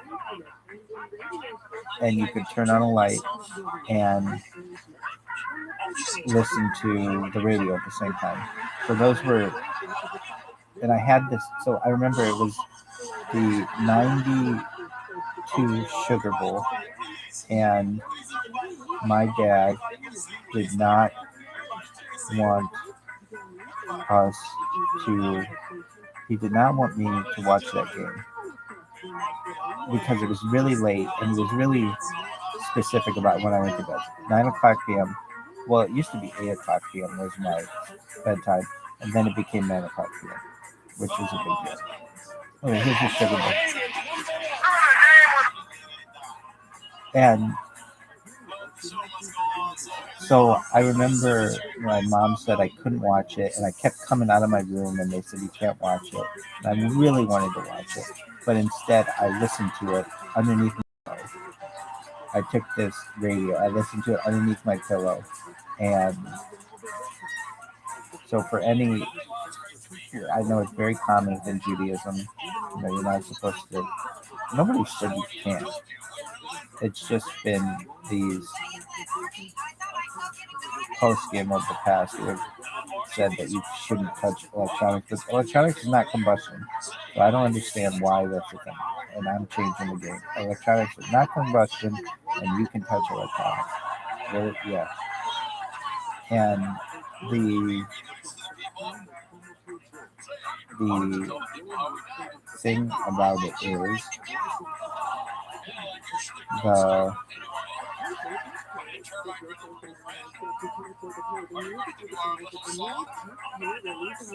I listened to and many Jews have listened to many a World Series game, and many a football game, and many basketball game underneath their pillow, and what they would do is just leave the radio on for 25 hours, and I completely understand that. So anyway, this is my version of that.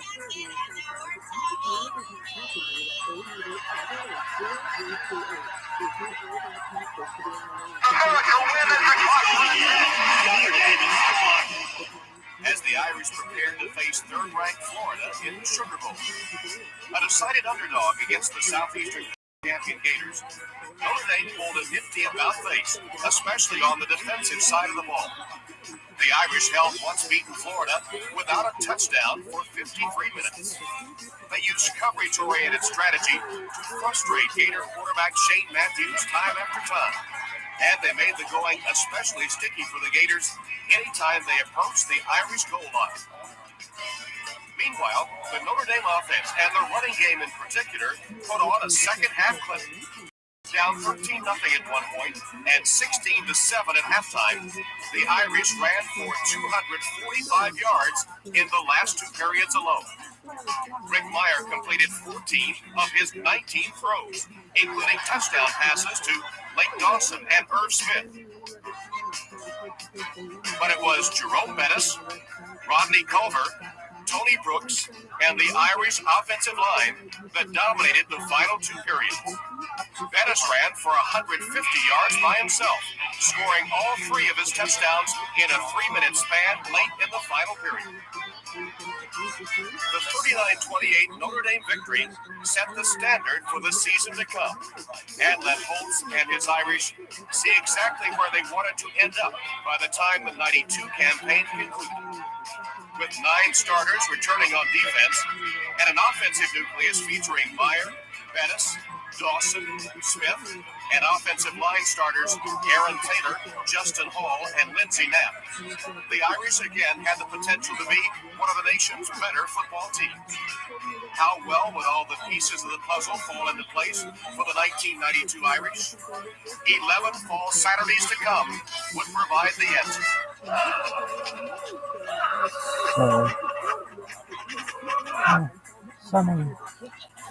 Anyway, I remember listening. So why do they call it the Cheerios Bowl? I don't know why they didn't talk about it. So Lou Holtz is eating with the team at a restaurant in New Orleans, I guess, and they're a 17 team in the country, and they beat the number 3 team in the country, but they weren't expected to. And the waiter comes up to Lou and says,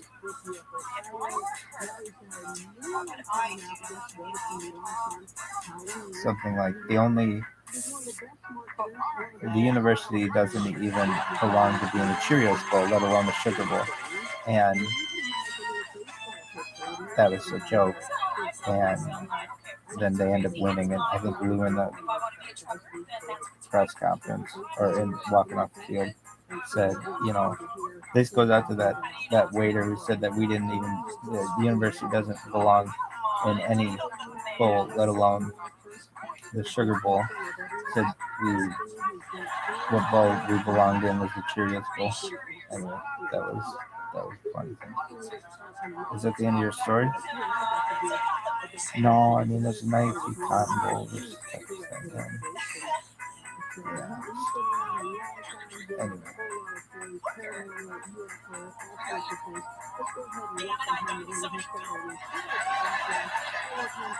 Is that the end of your story?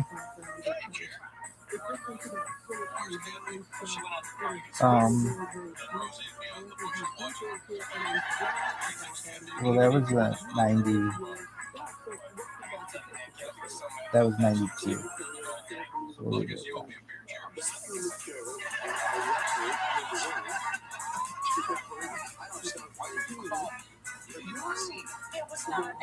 that.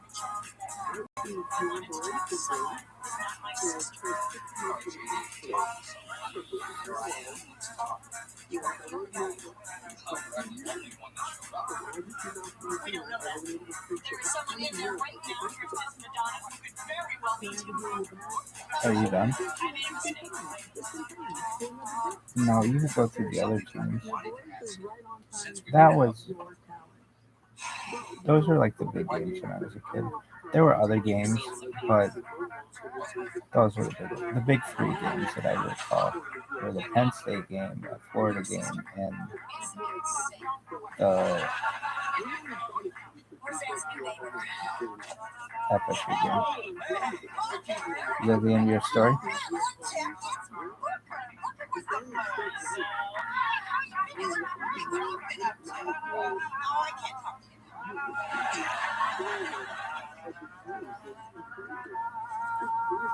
That's all I recall.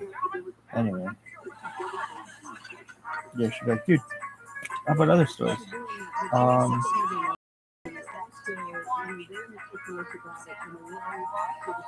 I don't really recall.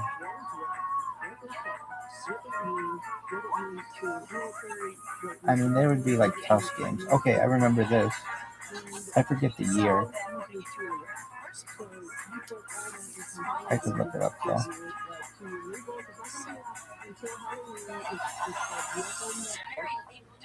So they had this thing back in the day. It was called the luncheon, and it was a huge fucking deal. Why?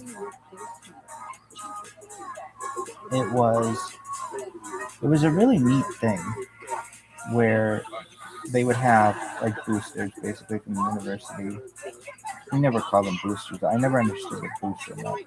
It was you had donors who would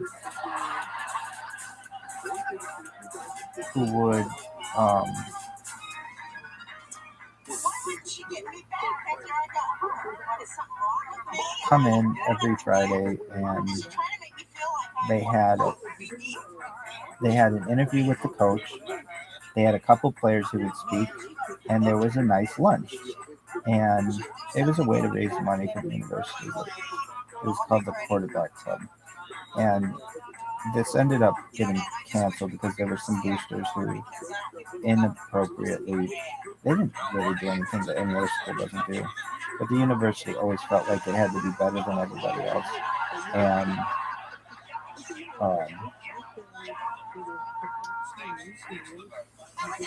so they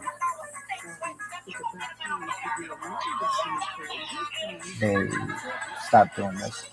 When did they stop doing it?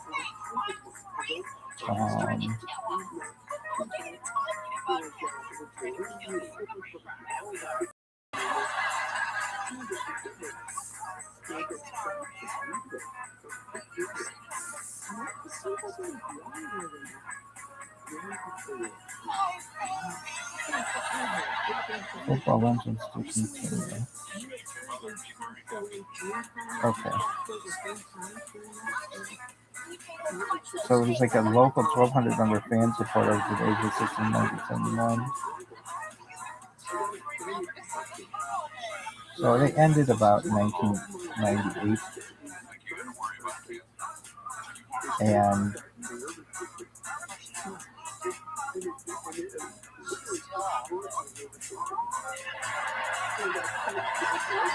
what happened?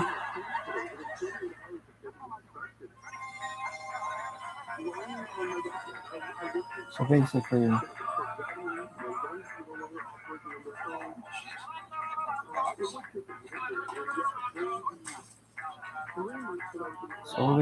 it was deemed as a booster club.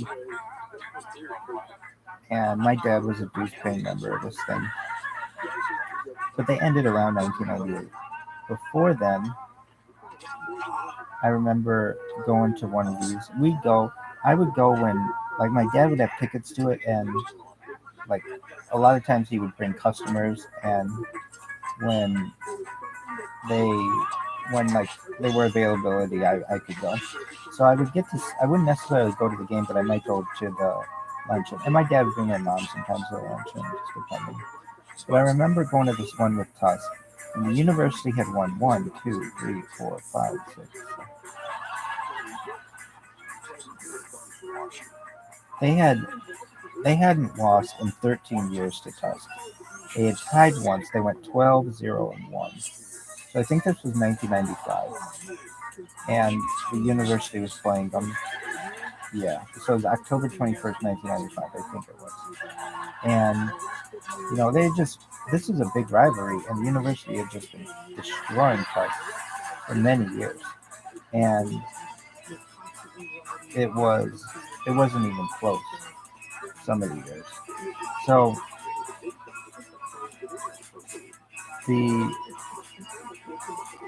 the university ended up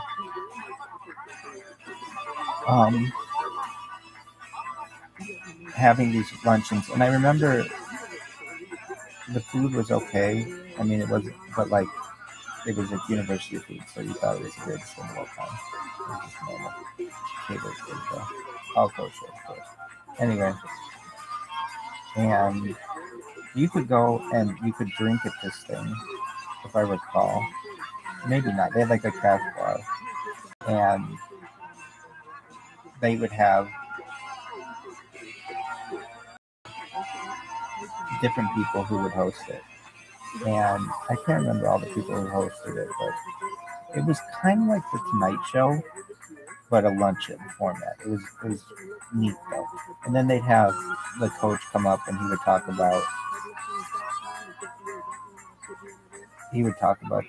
the team and how they were going to do. And I just remember going to this one. They were nice. They were nice memories that I had just spending time with my dad. And you thought they were never going to lose a game again. And towards the end of your story, yeah, I just remember going to this one with Tusk, and it was like university is gonna just like we haven't lost this team in 13 years, and or something like that, and they just didn't seem like they were that good of a team. Like there's this ebb and flow. University is good, and Tusk is down. Then Tusk is good, and the university is down, and they just do this parabolic like sine cosine wave kind of deal with each other, and they have for like 100 years. So is that the end of your story? Well, I remember going to those, and I was like the only kid who would ever go to those things. There weren't adults didn't bring kids to it, but my dad would bring me to it just because he had an extra ticket or something like that. And it was like 1,200 people who would have lunch before the game. Oh, okay. Is that the end of your story? Of the university? No, I do remember we around that time became members of the university club. So we were members of the quarterback club, I guess, and the university club, which were like you didn't have to be a member of the alumni association to join. You didn't have to have gone to school there. You could be anyone. Basically, to get into the university club, you just needed to be. You need to have someone's endorsement who was already a member, and you had to pay dues on it. And we'll say that place is very kosher, and we'll talk about the university club now. I don't remember the first time I went to the university club, but I do remember I really grew up there. What does that mean? It was a really unique, like Indiana laws are interesting. That you couldn't, I think this would change, but you couldn't buy alcohol on Sunday, and you can't buy alcohol on like election day. Why is that? Sunday was like it's some Christian thing. I think that they think that that's just Shabbat or some shit. And you couldn't election day. People used to like buy people alcohol on election day for their vote. So that was another thing. There were like certain weird days that you couldn't buy alcohol. And there was another thing. So how is it in California? I think California is just it has some different laws, but basically, generally, like to go into a, I guess they have similar. One of the things you have to be, at least in Indiana at the time, if food was being served, it had to be, and alcohol was being served.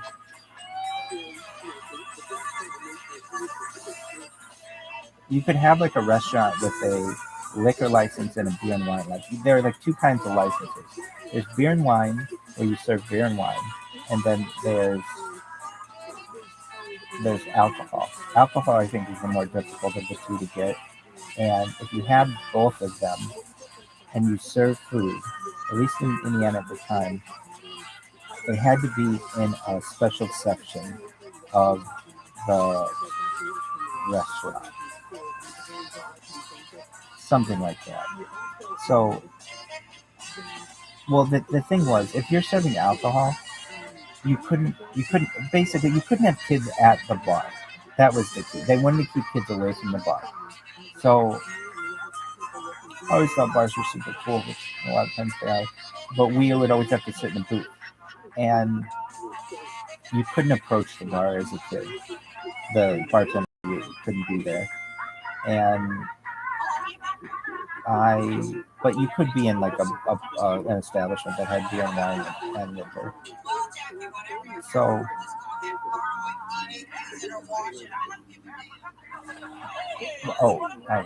okay, but the university club was very unique in that it had a bar, and so it had a restaurant, and then it had a little bar off the side, and you could have put my family's name on this fucking bar. We were there so much, and it was unique because they had tables in this bar where I could sit at the table and do homework in a bar. And like, no wonder my grades were shit.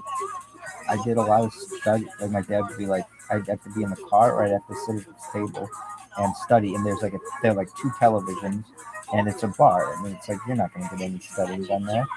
But kids, we weren't born in a manger. We were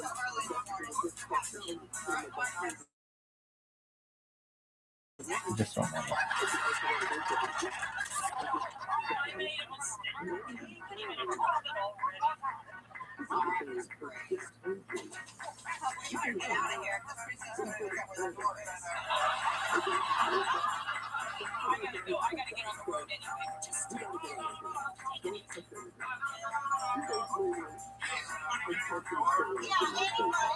All right, so we were gets initiated not in a manger, but we weren't born in a barn. We were born in a bar, essentially. I was in a hospital, but the bar wasn't very far off. So that was like where we were initiated. We were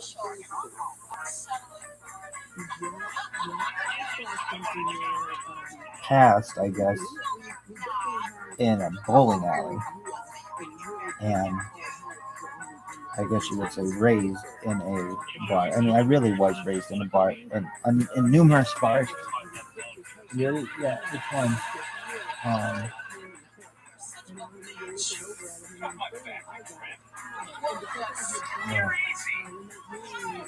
There's Steve, that's in Chicago. He's in the city of Chicago. There's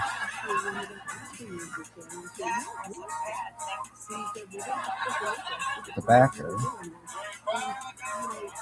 There are a bunch of them. So my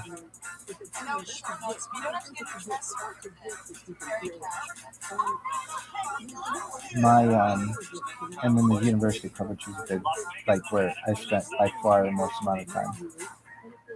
All right, so what'd you do? We would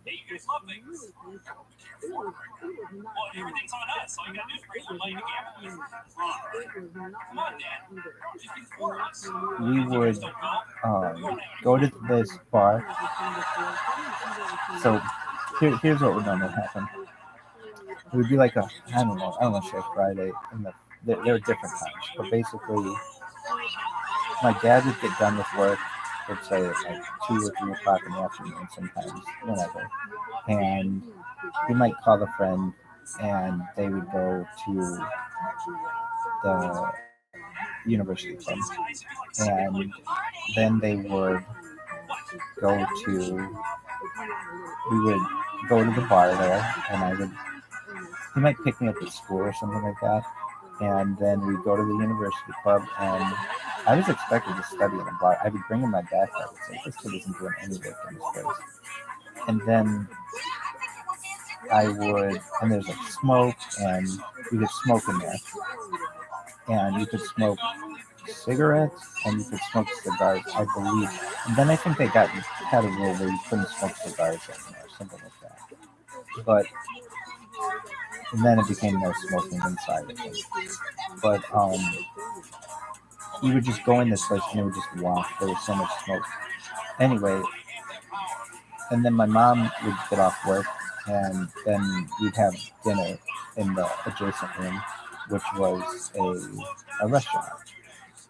And it was a nice restaurant. I would say it was one of the nicer restaurants in town, and it was the nicest restaurant on campus.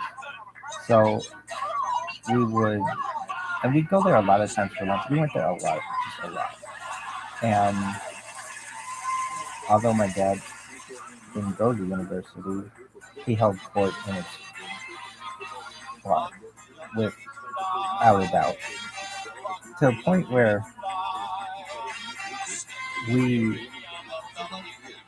I spent so much time in there. I mean, I know the place like the back of my hand. Though there were some places, there, interestingly enough, they had an upstairs, and I never went to the upstairs because it was just like for,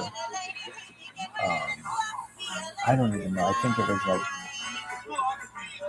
you could rent it out for events and things like that, something like that. But I never went to that. I never went. I had heard they had an upstairs, but I don't even know how you would have gotten there. There were. Let's talk about the rooms. There was like a room.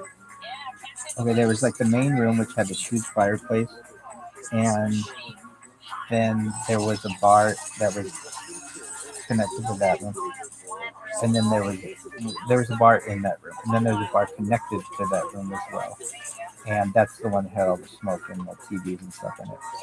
There was a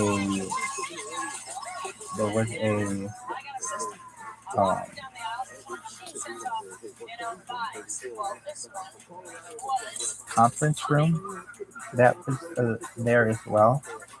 That wasn't used all that often, but occasionally there was like a room off of the main room that was like more of a private room that where people could go.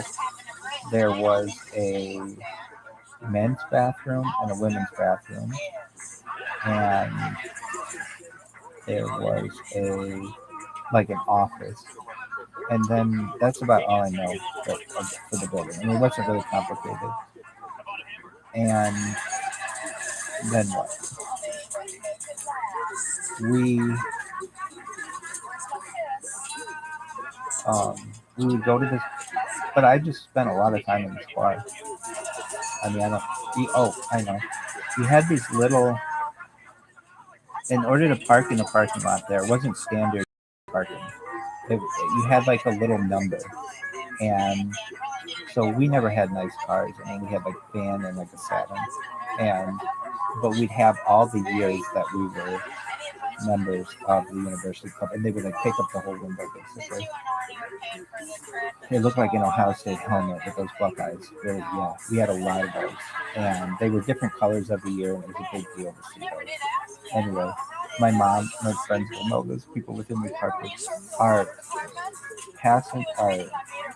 driver's side rear window, the motor gave out on it long ago, and it would fall. So my mom put a doorstop in it so that it wouldn't fall anymore. And we had that for many years. And there's university tags. Anyway, what's there now? They put Stinson in the call there. And I mean, this is later on, but I can recall we went to events that they were trying to save the university club. They were trying to make it on the National Historic Preservation List.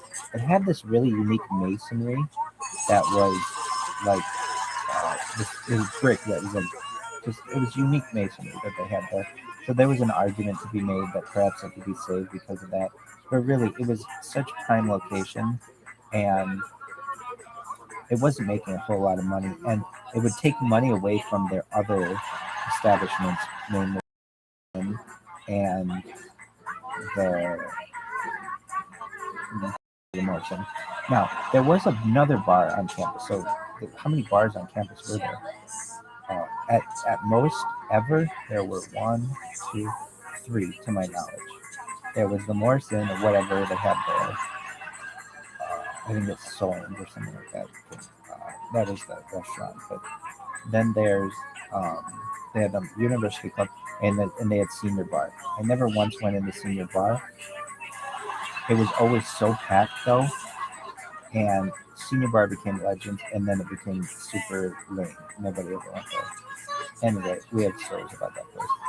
So I'm sorry I'm saying so much. Why do people do it? I don't know. It's a thing that millennials do. I can't stand it. Sometimes dumb. Anyway, Is that the end of your story? We would go to the university club a lot though. And I'm not saying once a week, but sometimes we go like 3 or 4 times a week. And it's expensive. I mean, it would get expensive. And I would say the less and less money my parents were making, the more and more we went there, which is a good move. And we were members up until the last day that we could be. And my dad basically had his own parking spot there, and he would be the first person there on a Friday, and that's where he would hold court. And then when that place closed, he would go to the back there. But basically, he would back his car in, and all his friends would be there. And it's actually where we met a very close friend of our family. So this is the story. My uncle Gary was in town for some game. I don't know what game it was. And it was the first time I ever met him, I want to say. I'll never forget the first time I met my Uncle Gary. I'd only heard about him, but I never met him. And he came into town. So how did this work? My cousin Michael, who, to my knowledge, I could be wrong, but doesn't do drugs. He drinks, but he doesn't do drugs. Was coming to town with his friend Joe Escher, who perhaps maybe does, maybe doesn't. I'm sure my cousin Michael does, though, if he was around these days. And then he doesn't smoke, though, I can tell you that, or vape or anything like that. I don't think he does, honestly. And they were with their friend John K. O'Brien. And John K. O'Brien was the first person I met who was, I think, born in California and got to know from California.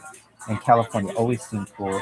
And he was from Newport Beach, and he was really into frisbees, and he was just a cool guy. So we had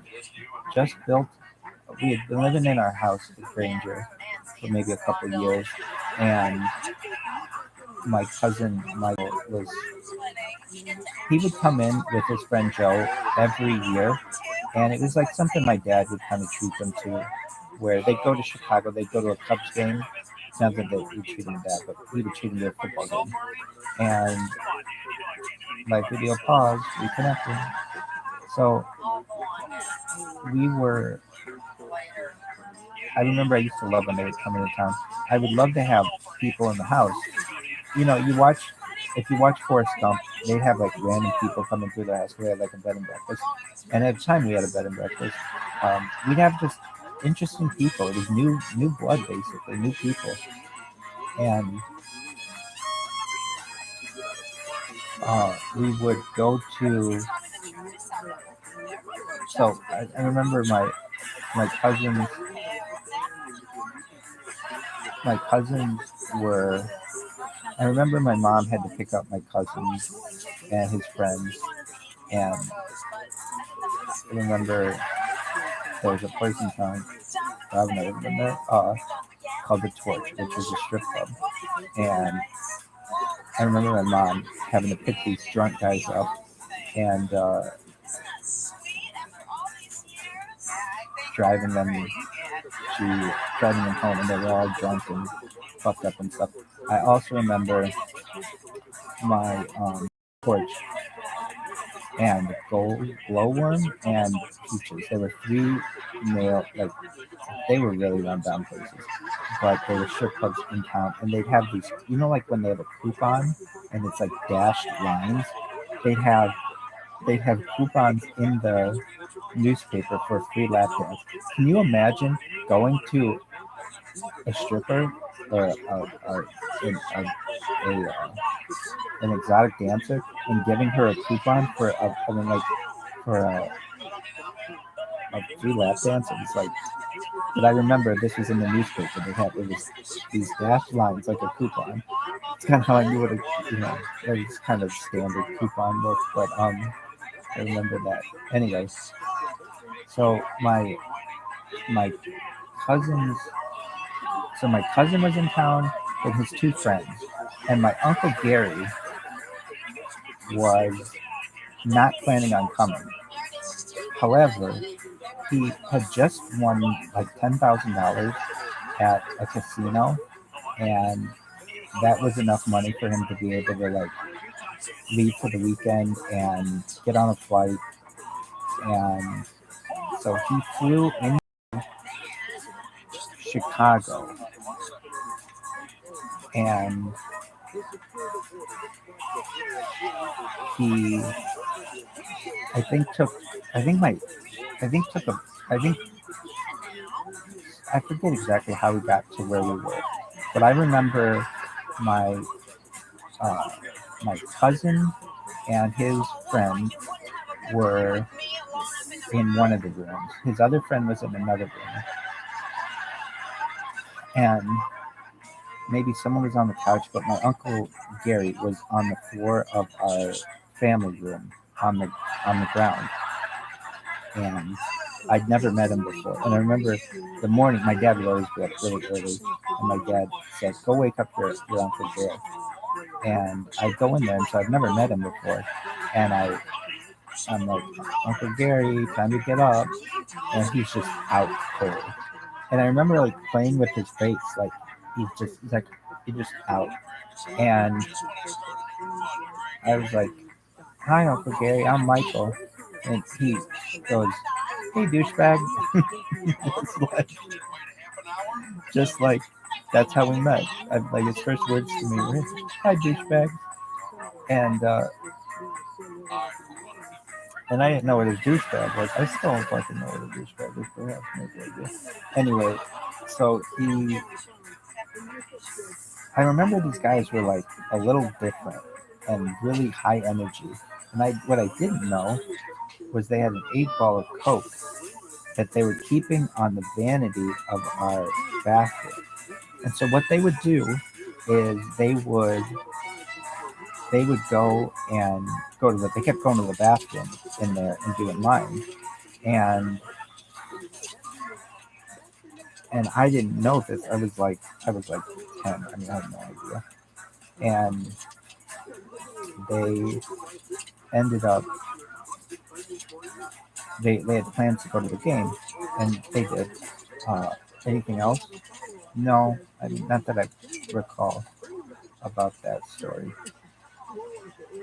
Yeah, I did. Okay, so I remember we were getting ready to go. My dad went to the game early, and I want to say we still weren't tailgating. I don't think we were tailgating, but we didn't have our own spot. We were with someone else, I think. And then I remember it was the first time I played with a frisbee. I'd seen frisbees before, but I never played with them.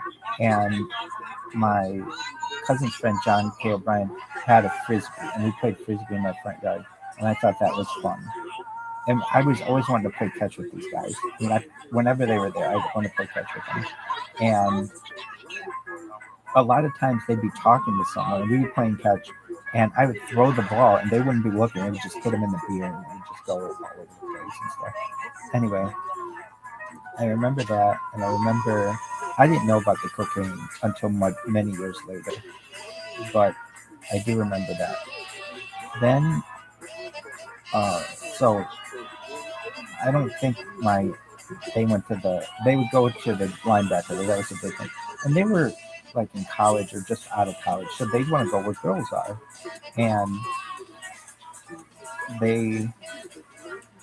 so that would be like the background stuff. Okay, that's the end of your story. No, but basically, like my dad will be the first person at the bar, but he will not close it down. So he'll get tired and end up going to bed or something like that. Is that the end of your story? No. How was this university like? Well, they came in for a football game, and I remember that. All right. Is that the end of your story?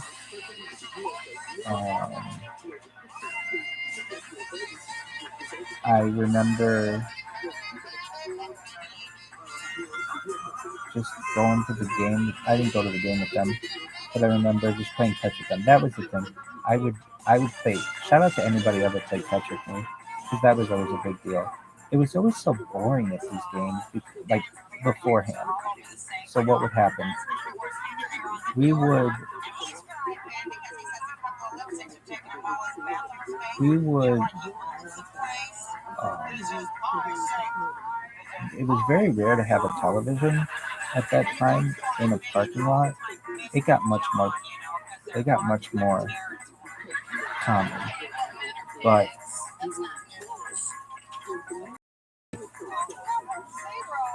we got this van that had a television in it, which was a big deal. And you'd watch television on it, and it would be very cold. I'll never forget how cold it would be. And we would watch television. Oh, I don't know what it is. We would watch television during the game, and it would be like you didn't have a good antenna, so it would be like very, what do you call it, fuzzy and stuff like that. I know what I was going to say. So my uncle, this other time, we're at the university club. These are all become famous stories. This is a famous story. We're at the university club, and actually, I don't think I was there at the time. I was there, but what would happen is like my dad would be there, my mom would be there, and they would have separate cars because like my dad would be there first, and my mom would come and meet us or something like that. So my mom drove me home, and I had to study, and I had homework and stuff. My dad was there at the bar like normal, and my uncle was there. And it was the first time he was there, and he's on vacation and probably on coke and some other things and 7 talls, and so he would go up to any random person and say, "How do you like me so far?" Now, what does that mean? It's a very cocky way to say, "I'm cool. How much do you like me?" And so he kept saying this to people in this bar, and this one guy starts to hear him, and he's starting to get pissed off that this asshole, this loudmouth motherfucker, keeps saying, "How do you like me so far?" Elbowing him. "How do you like me so far? How do you like me so far?" Now, my uncle, R.I.P., he's dead. That is on his tombstone. "How do you like me so far?" That was his. That wasn't his only sin. He had a bunch of sins, but that's the one that kind of stuck out. Okay. So this one guy is like, who in the hell is this guy? He obviously didn't go to university or is associated with the university because normally you would handle yourself in a better, more conservative manner than this guy's doing. He's drunk, and he's loud, and his laugh is just ridiculous.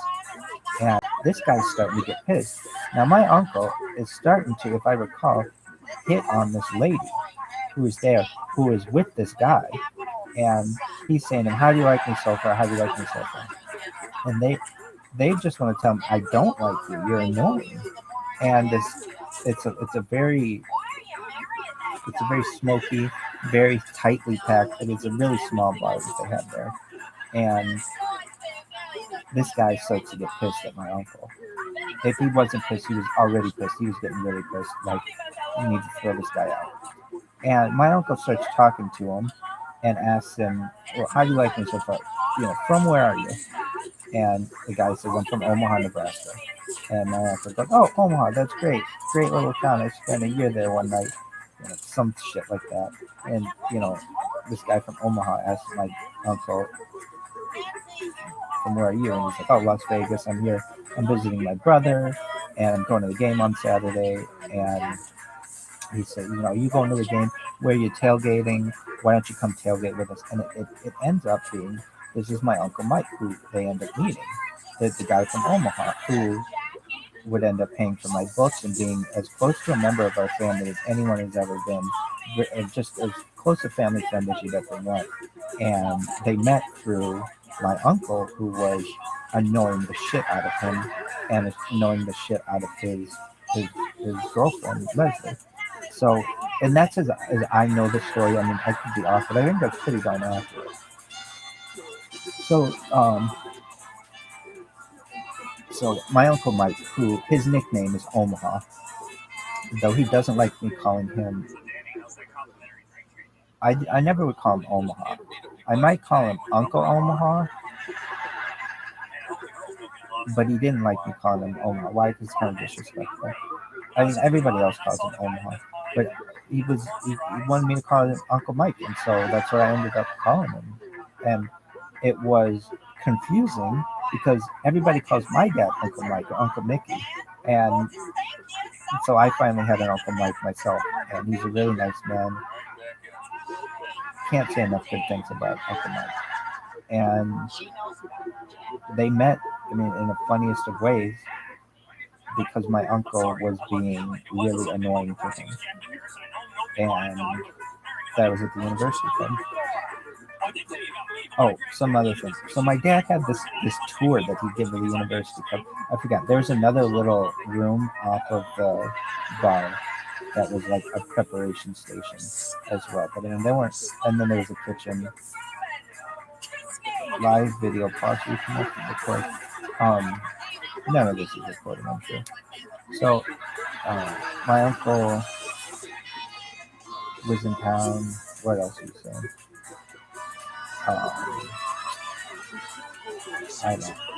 I don't really remember. Was my Uncle Mike?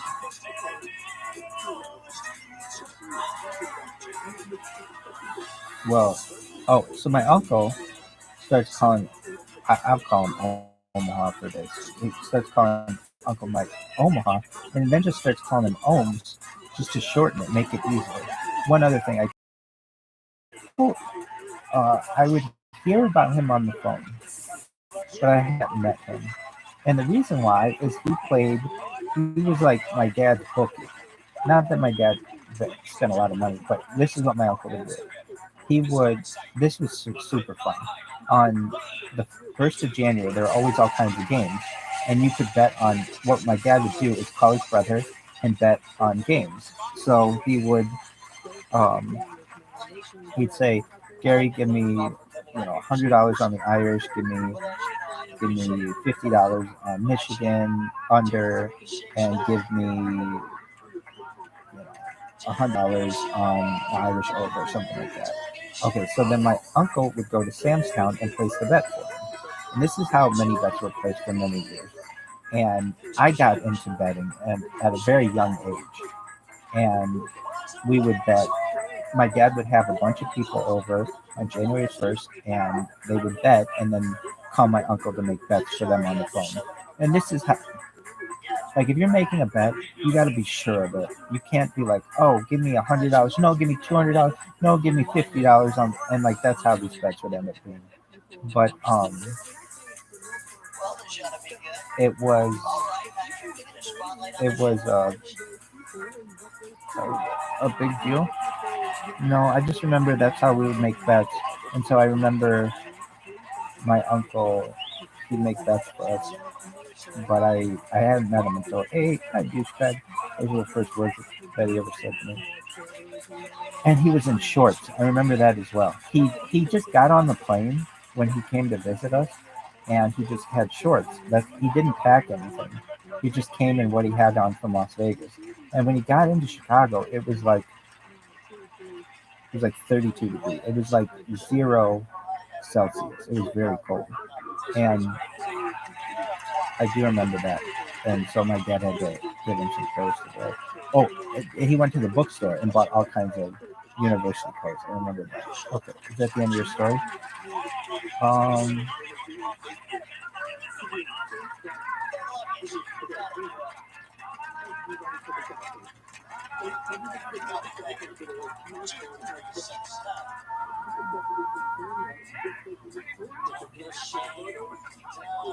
That's what I remember for right now. I'm hungry. I only have 2 cans of spaghetti left. But it is what it is. I'm sinking. I feel like I'm on a sinking ship. And it's like a Titanic. It's like if you've ever seen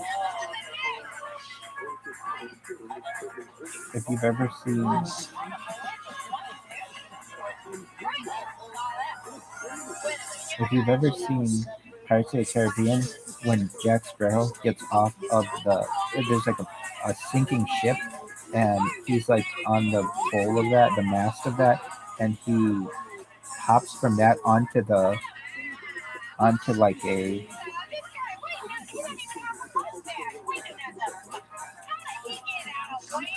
onto the dock, and then the boat sinks. That's exactly how I feel like this is.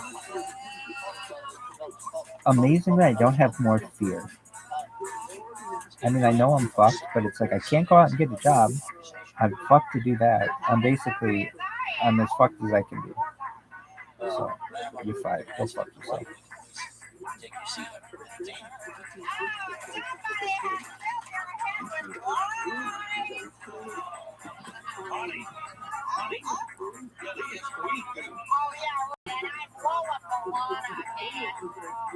It's nice to meet you, Miss Milana.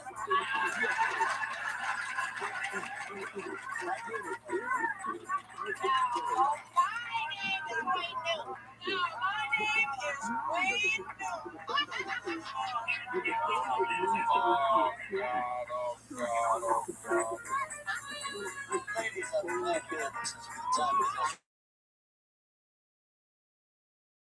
We're here for some talk.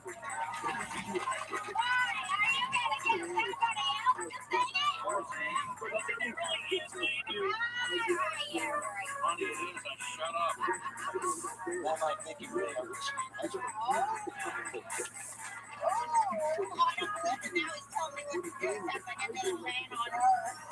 Excuse me, every other man on earth except we do.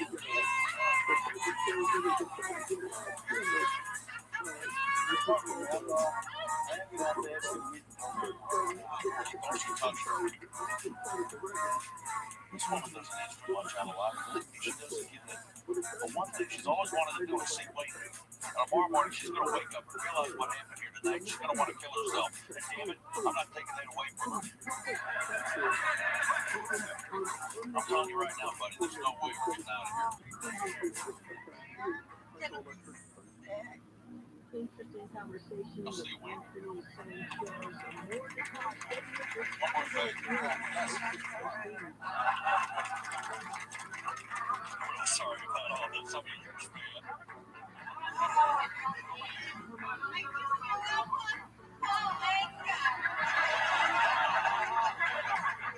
And there goes one lucky guy.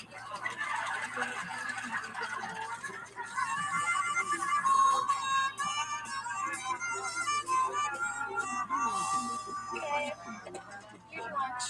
Now get to school. I gotta get my friend's project. I made a great little circles just like you said. So fun. Thanks, what about a turn you wear? Invite me.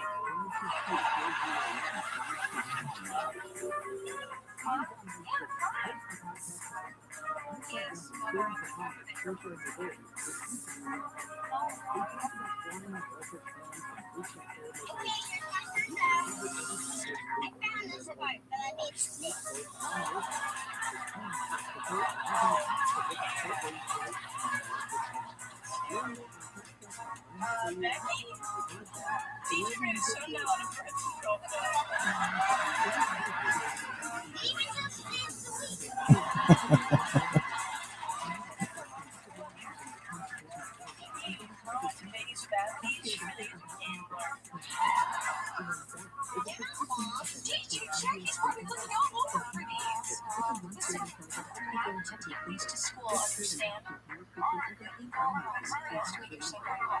Okay, I'll go put these back in the drawer.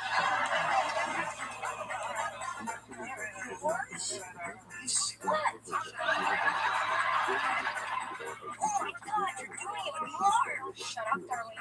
Wait a minute. When your naked bodies are pressed together, you're making action. Daddy, it is now 11 and 1 p.m. Darling.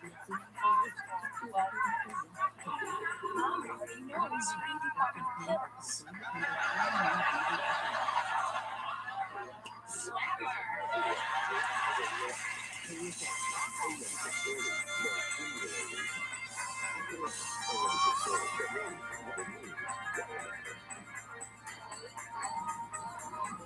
Can you believe this? That's the second they told told Arnie to be here at 9:30.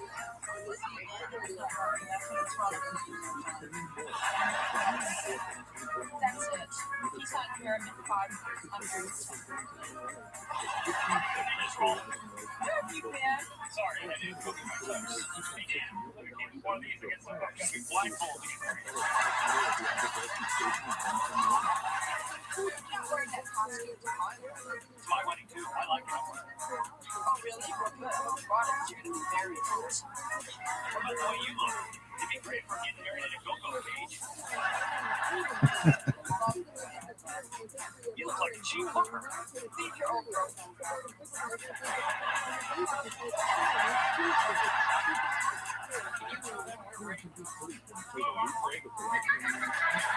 Run for it, man.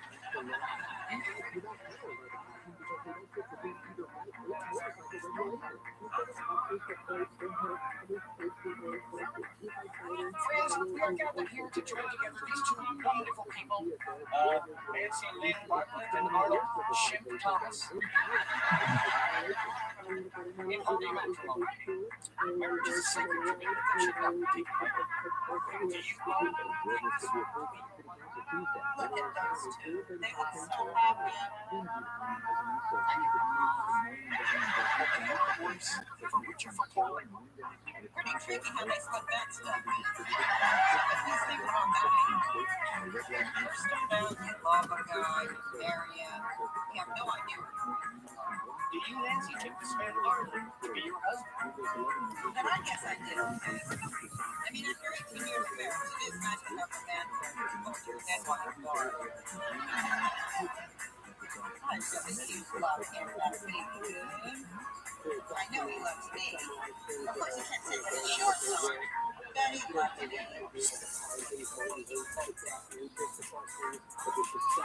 Watch him have a sausage for breakfast. She's having a ass in her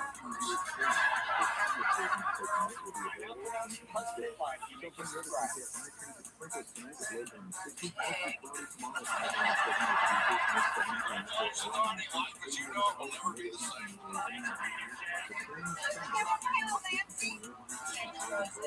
Hold it. What are you talking about? This prize got to be my order. You guys are the 10-15. I already paid the man. Hey, I didn't get him on your first wedding because you didn't invite me. What do you mean, man? Couldn't hurt. Oh, that's just what you said when you called. There's something, honey. So you want him?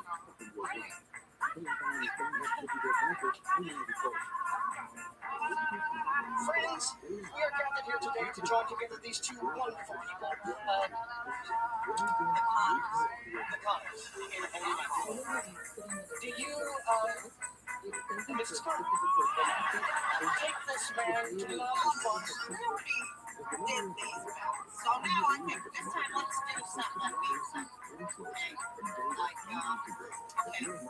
do you stand promise to keep your beard out of the same kid to pose yourself off and come up with work every now and then? If you highlight promise to give you a clean towel in the morning. Okay, I do. Rosie had promised to quit buying me goofy-looking shirts that I don't like if I promise to wear the shirts that I do like in a hamper.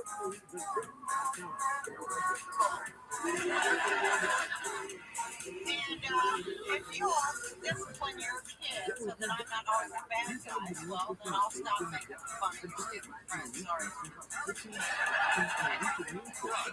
Okay, how about if you quit saying you can watch football anytime during the Super Bowl? And I'll toss you a compliment on how you look once in a while, no matter what you look like. You think you can do that? Yeah. And about the towel. Yeah. Did you get that? I now pronounce you husband and wife. Make this the bride.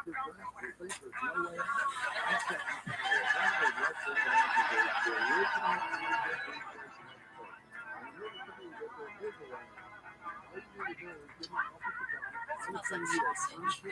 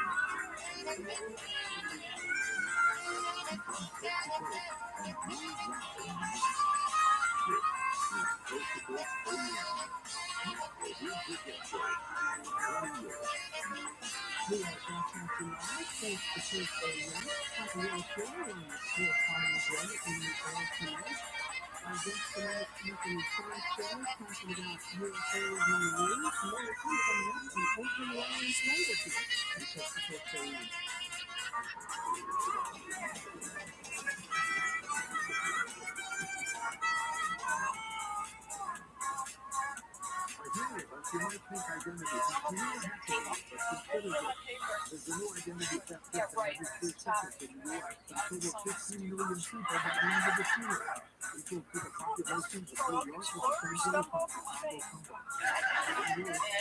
want to go to summer something. Always. I mean, the guy was a sleeping creator. They want the truth, but they just want to spit back the textbook. Well, this teacher, Rachel, I was just learning what I should tell you. Well, then how come you ain't getting any A's? You know, we're going to eat dinner in about 5 minutes, and after 2 or 3 helpings, people might notice that there's no self-report. 5 minutes. Hi, Griffin. Hey, how's Somebody needs to... Darlene, set the table. Like a call for Steve back this morning. Stand back.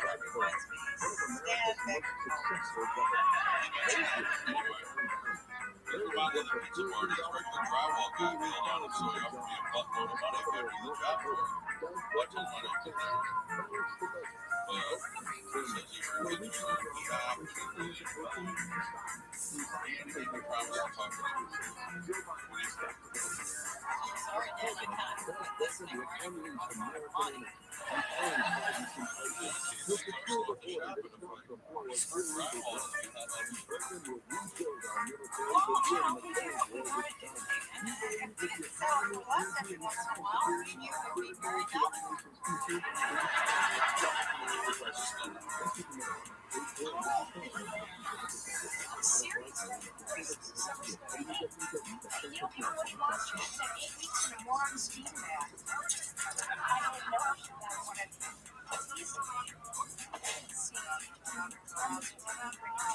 China. also supposed to go in and kind of go to your phone or here. Can't believe it. It's a clean, the setting, a new, refined, beautiful, just gorgeous out there. Absolutely gorgeous. Look at you doing me on my series of blue red socks coming up today. Check out my Bethlehem in water and also our dress coming up to also. Check out iRelish.com. You can find all that. We set up the newsletter so you can learn more about iRelish.com. You can check them out at Strange Life Publishing. That's where you can find his book, strangelifepublishing.com. Also, Hitler Nexus, that's his latest book that we're talking about. Before that, you know him well from Beautiful Highway. And you can, of course, strangelifepublishing.com for both of those. And also his adult comic book series. He's a man that does all sorts of things, and that's another one of them, bigpop.com. So let's go back and talk to Anthony. Anthony, so as we talk about UFOs in the news, one of the ones, of course, we wanted to get to before open lines starts. And I want you to stick around for us with open lines. Is that okay? Like dance express, right? You see one thing that'll really cheer them up, like At your least a good hour, because I wild, know people want to talk to you. shiny, I wanted to ask you about favorite yeah, or shoot you stuff know up in we the air. have to go there. You know we have to Yeah, go there. with that hand. You got anything like that? Heavy duty air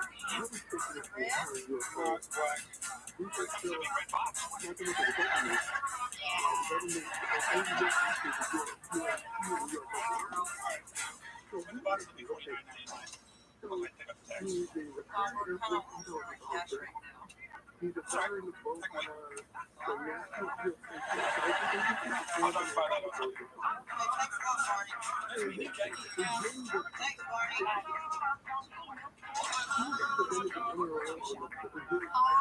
well, you're not getting up that easy. Nope. I want you to also stop by the drugstore. Here's your tickets. Pick up my phone from Vegas. Yeah, if you get a second, dump that mark. So you can tell her? What? Come on, darling. If I have to go to court, then I better get something right. She got a B. Like Jolene. That's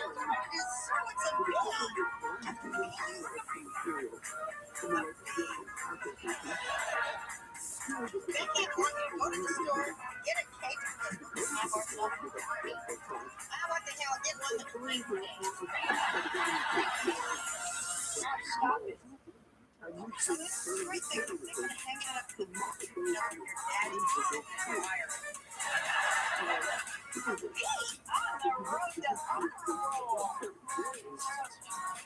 What's the matter, darling?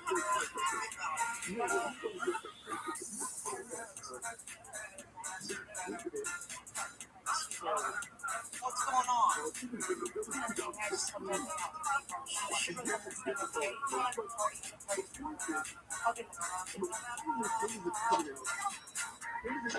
You wrote it?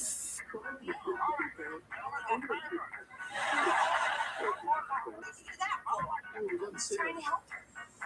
Isn't that what we're all supposed to be doing now? Darlene doesn't do anything. You know, you go doing everything for her. She's never going to have this. No, she conned you into doing it so she didn't have to. Even you didn't see that coming. Stupid. Oh, great, I helped her and I didn't yell at this is so typical. Don't give me that card. What was the last time you got me? Or help me out teaching or any of the other million things I do on her. Darlene, I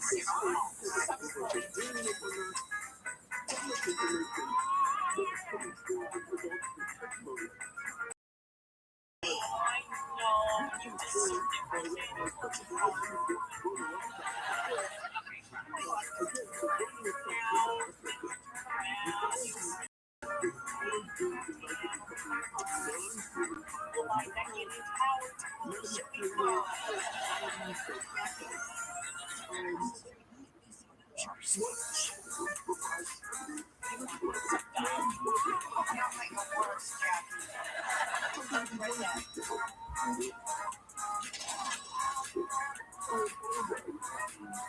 take a breather.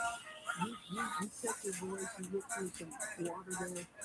I get just as excited talking about this stuff as you do. Anthony, I go way back, and when we talk and we get together, we get excited, and we just we don't even sleep when we get together. So no.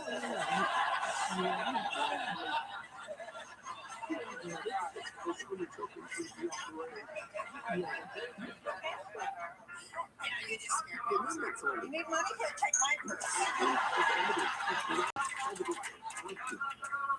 Are you okay? And bring back some ice. Cold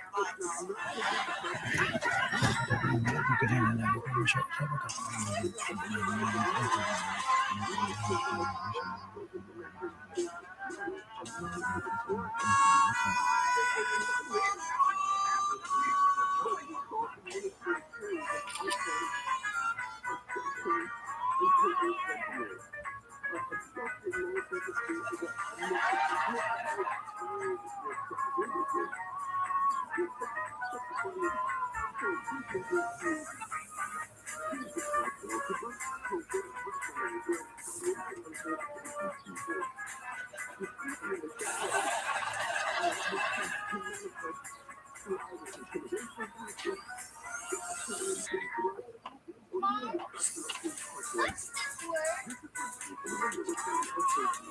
Handkerchief. You stink. You not? What? My hair was on fire.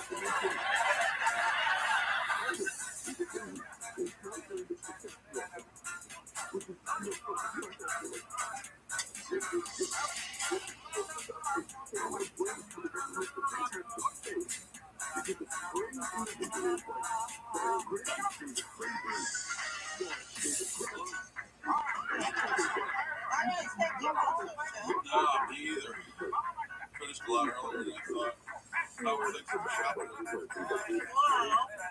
Not nearly as big as I thought. I saw a lot of guys I hadn't seen for a while. Steve offered me some more work next week. I said no. He said please. I gave him an insanely high estimate. He said okay. The architect stopped by the site. We were talking about buying, so he wants to come by and check out the new Harley I just finished. That's great, man. When I stopped off at the shop, I checked out my new press. Before you did you like it? Did you use it? Are you kidding? You came home once and don't go out.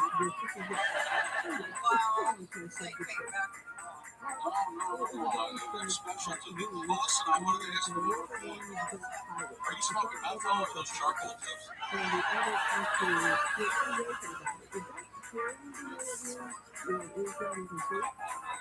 It smells like smoke. It smells like smoke. Two things in the mouth.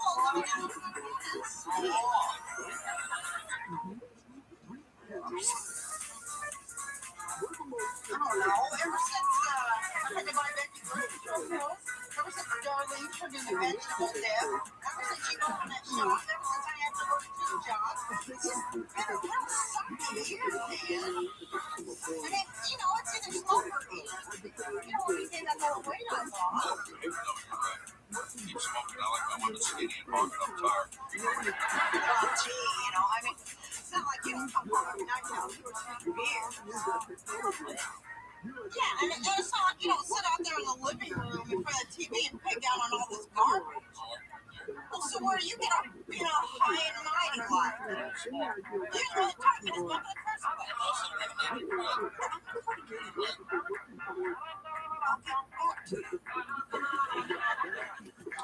I just gotta make it to the Also, the one that came up with an excuse. I said I'm gonna quit. What, now you call me a liar? You've been smoking me out on me for how many months now? That doesn't make me a liar. What does it make? Sneaking. You too are swine. Yes, you did. Yes, you did. Then why did you take a bell right out? Oh, she's doing much better. Eat her.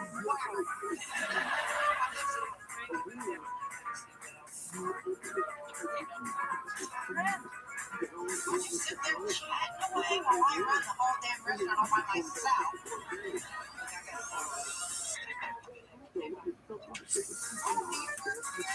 Oh, are you having another nicotine fix? So, do you think the other countries would be doing that, or would they? Why don't you just relax? Tell you what, you might talk real quickly. Oh, sure, just hold on. Can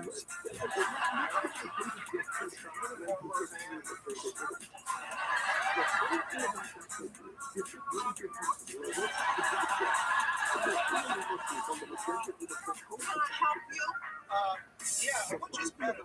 Turkey salad, egg salad. Potato salad, bean salad, chicken salad, turkey salad, shrimp salad, different things. That's just different words for mayonnaise. Awesome. Unbelievable. Where was it? I'm trying to quit smoking. I just really hard at the beginning. I quit like 9 years ago now. But I have run from years and then I started getting now it's like I never even quit. And hands on pick off at me. Pressure. I'm sorry, Black Belt. I expressed some interest in your life. What I meant to say was that this is a luxury genre, not the many foreplay. Be psychotic in your own time. I'm on a break.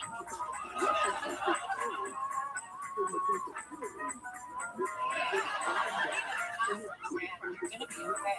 Hey, this is worse than PMS, alright?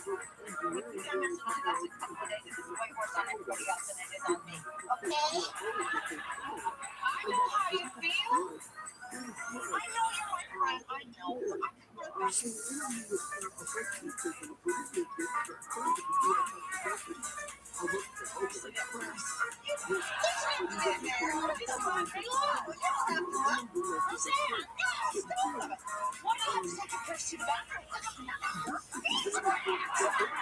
Maybe it is time that we all put our heads on our desk and have a quiet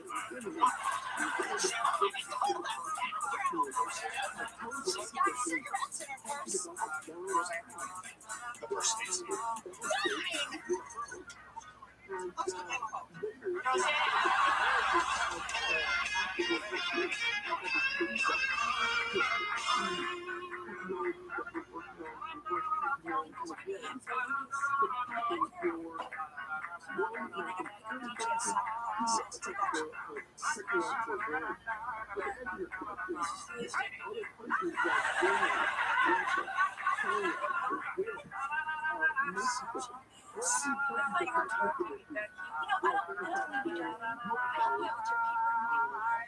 I apologized for that yesterday. Besides, I didn't ask for your help. I just felt sorry for me. I don't need your candy. Are you kidding? You're begging for it. Oh, high school's too hard. My friends don't like me. Nobody understands me. Well, then do something about it, you little wimp. Shut up, Becky. You don't know what you're talking about. Was it so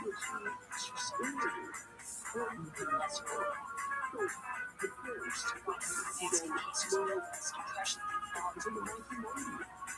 Here it is, 4.5 million. You just did exactly what you want. Way to go. Excuse me, but I got a zillion chores to do. Your mom and dad would kick my butt.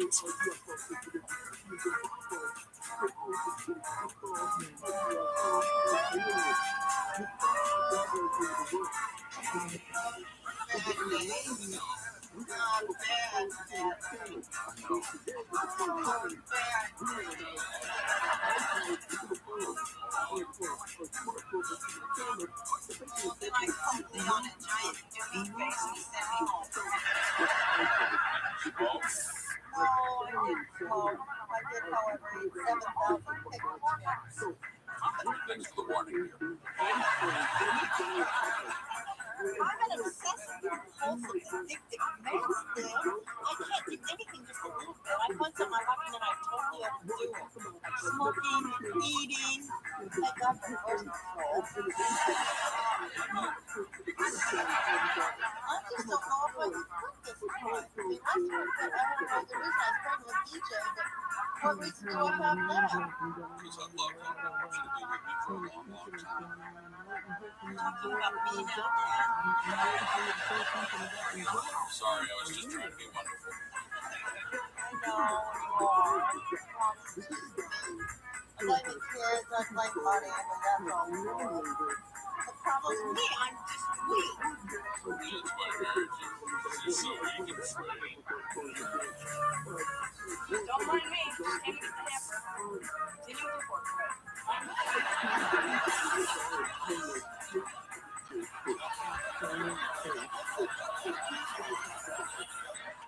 Why are you getting the hamper? I thought it was Becky's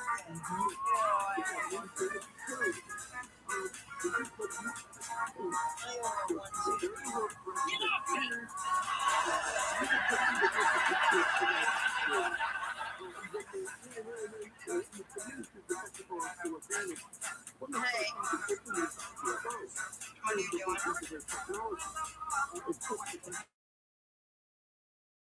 Yes, so far.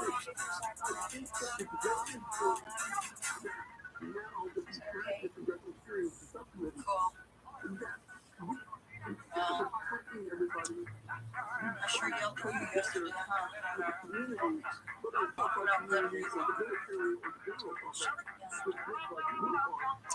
Well, you know, I would love to yell at Darling, but she would just go up in her room and hide. I like yelling at you more because every time you yell back.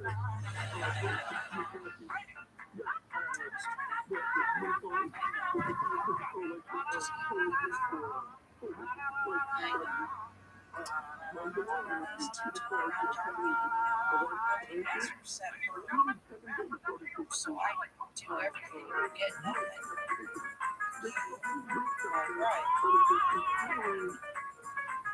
So what do I get?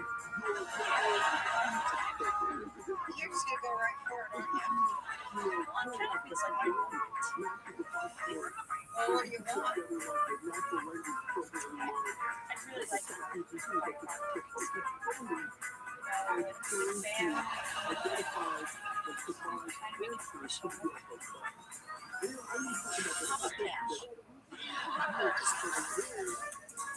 Okay.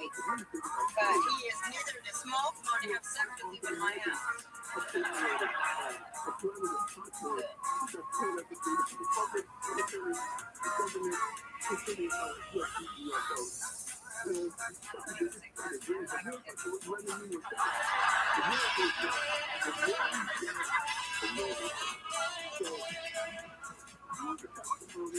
We really have to watch this. It's classic. Everybody's smoking. Look at how often they get a smoking eye dog. They didn't know anything in the 30s. I mean, look, the men are wearing pants.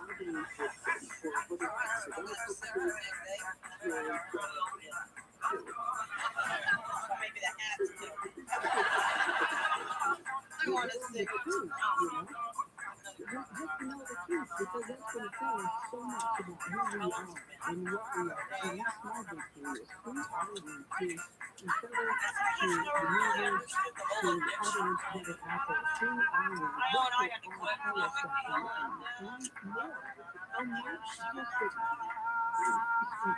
Well, good for you.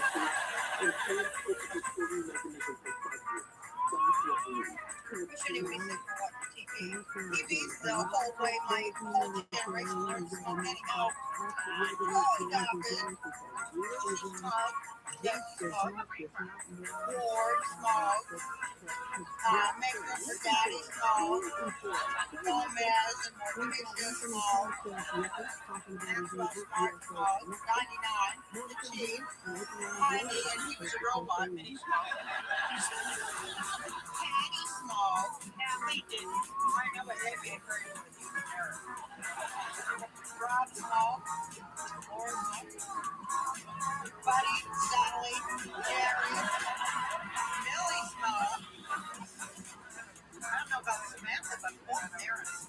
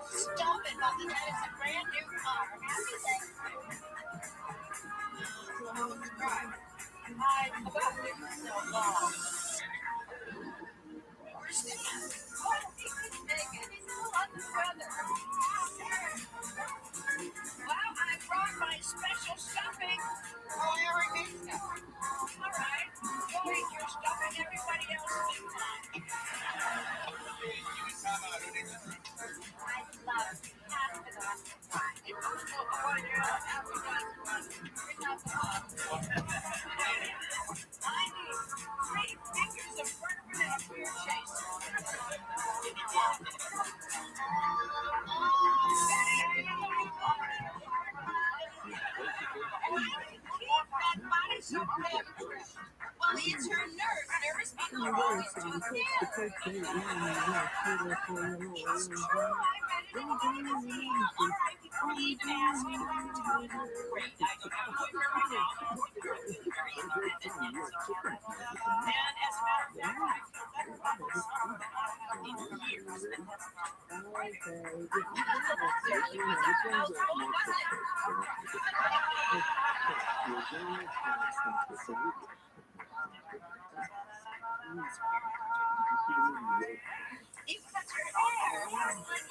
What's important is that you like it.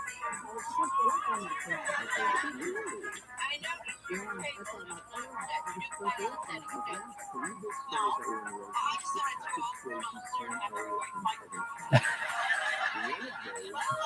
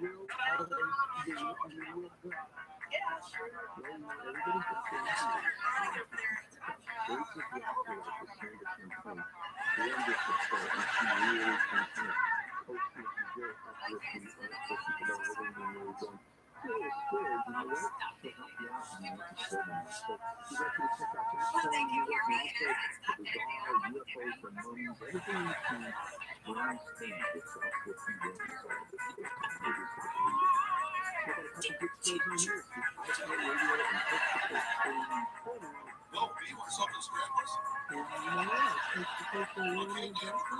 Shave my back.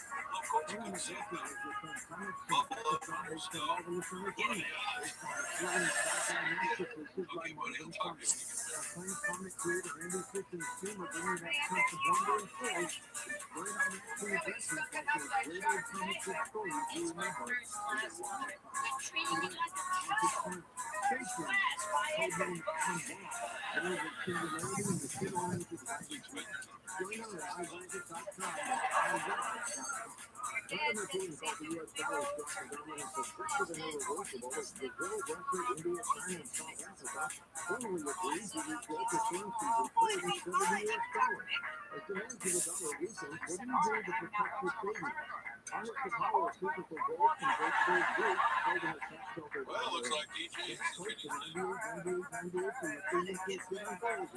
All right, everybody, to the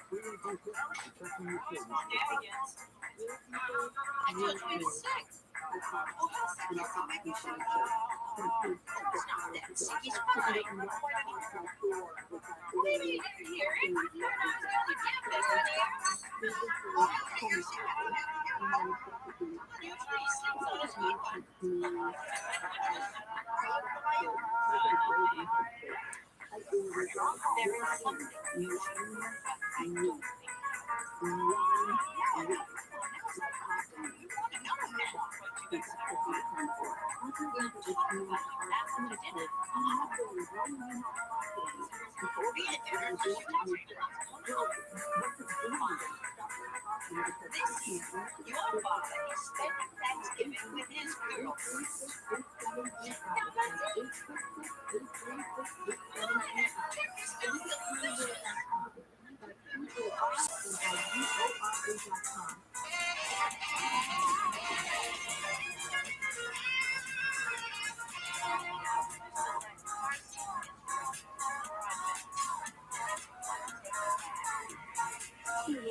like to take their in.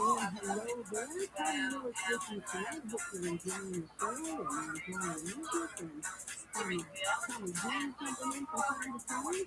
We've got open lines coming up for you. Golly, this is Phoenix Bill. This is our last segment before that. We continue to stick around for the first hour so you can ask some questions to her. Anthony is our best tonight. Springs Light Public Springs Light. Next to you, Springs Light Publishing.com is where you will go. And you'll find both of these books. You know him from UFO Iger. We've spoken to him here on Coast to Coast many times about that book. And now his new launch is UFO Rex is coming out after Halloween. But you can go to either SpringsLightPublishing.com or UFO Nexus, SPNSUS.com. And you can go ahead and get ready for a signed copy that he's got for you. And don't forget, you can also find him at GhostHunterApps.com and all those new apps that he has. And so, yeah, he just doing it all. I'm telling you, Anthony, you're doing it all. So, here's something I want to ask you. I'm not even sure how to word it, but I'm sure it goes together in some way.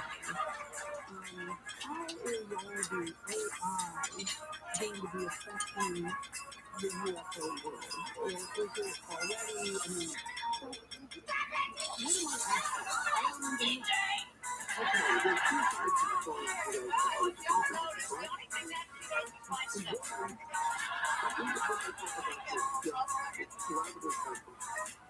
You can imagine the profound value of treating information that groups like foodporn, the government military forces, and even the government.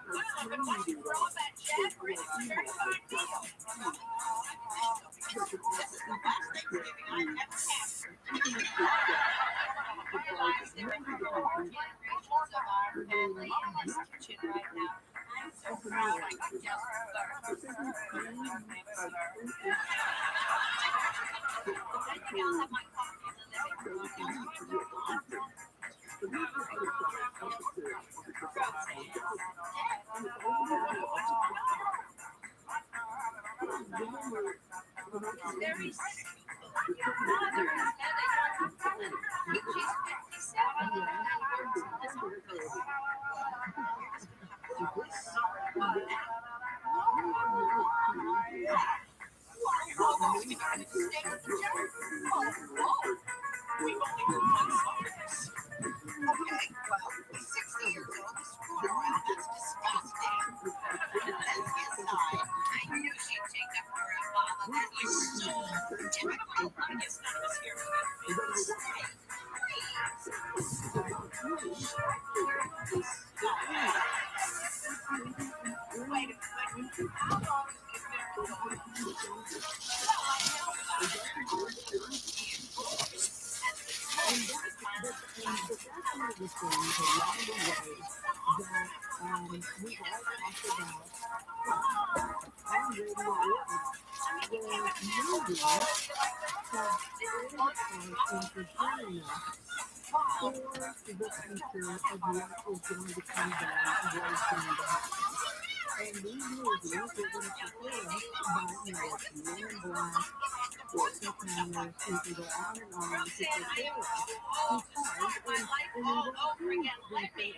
it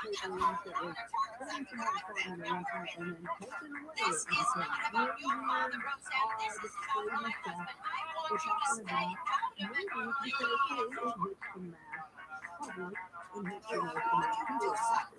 what you even if it's provides maybe the country remain open relations.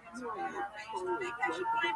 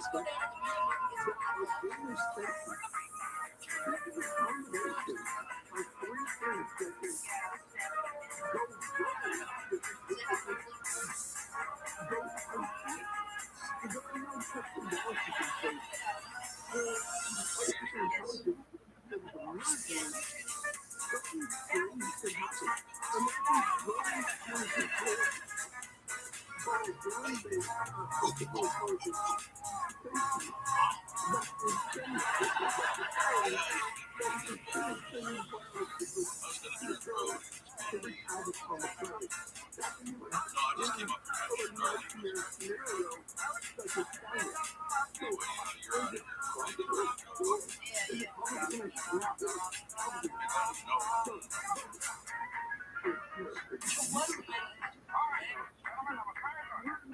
keep forgetting the house. I don't know where I was going with that anyway. Thing is, linear and everybody off all the time. Be sure it's fun for a while. Okay, so I got another question for you. Take a little, grab a little some water, because I'm gonna try to bring it in here. I'm gonna figure out the question as I'm thinking. Let me get all your whole attention that way quick. So, because, we're living in America. Alright, so you have interviewed tons of people.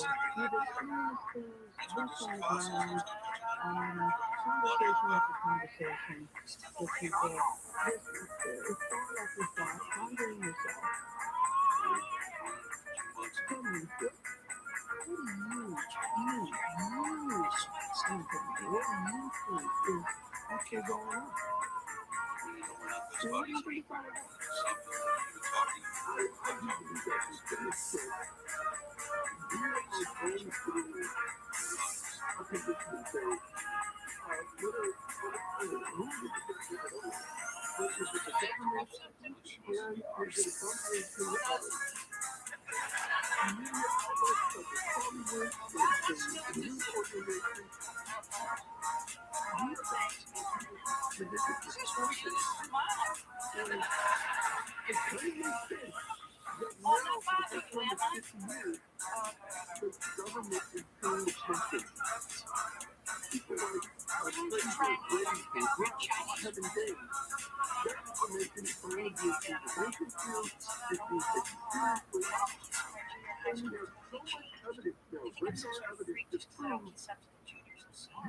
I know exactly how you feel.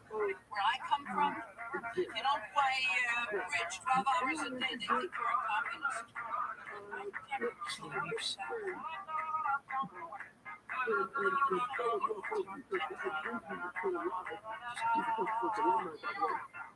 That's what begins to the game in my head.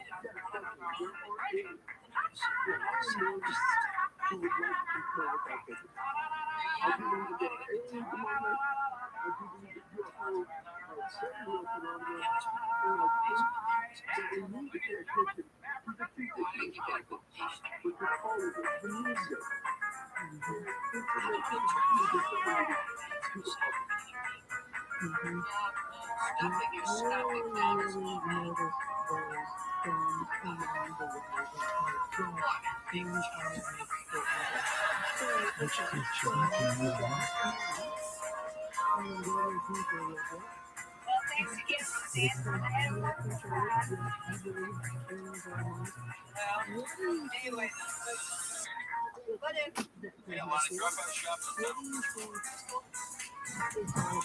Shalom, everyone. Shalom, sluts.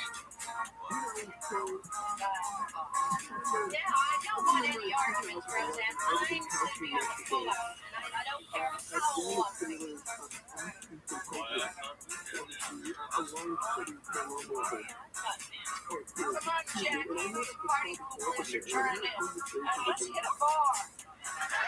70s used to be really fucking. Good luck with your trucking career.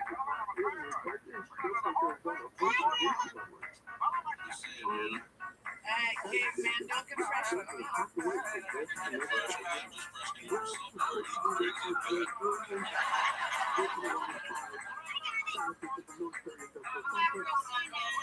Why?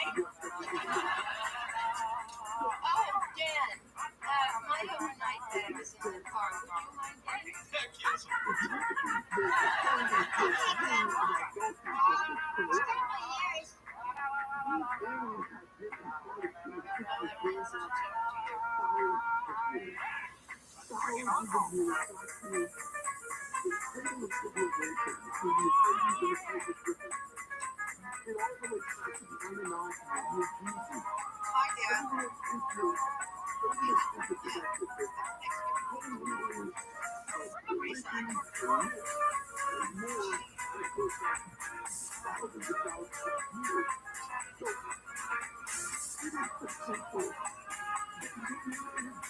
getting Trillionaires.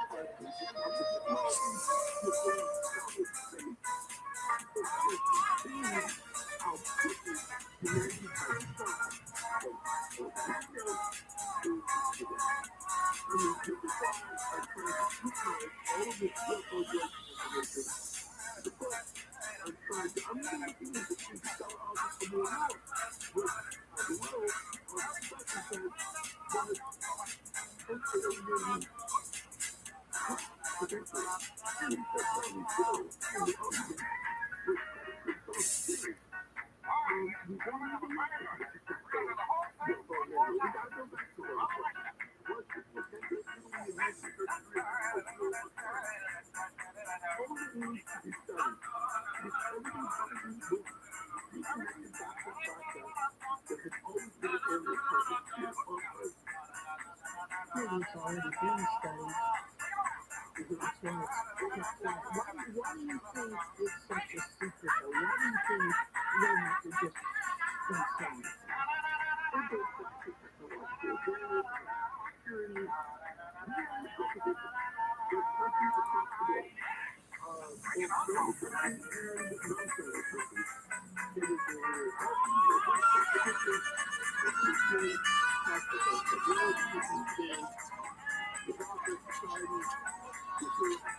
My daughter's first job on Netflix, right?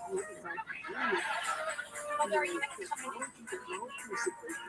No, just holiday fun. Oh, Becky, you look so cute. You So look why can't we think a little higher and a little bigger and say, you know what? If we all come together on this, we talk about what we know, we come to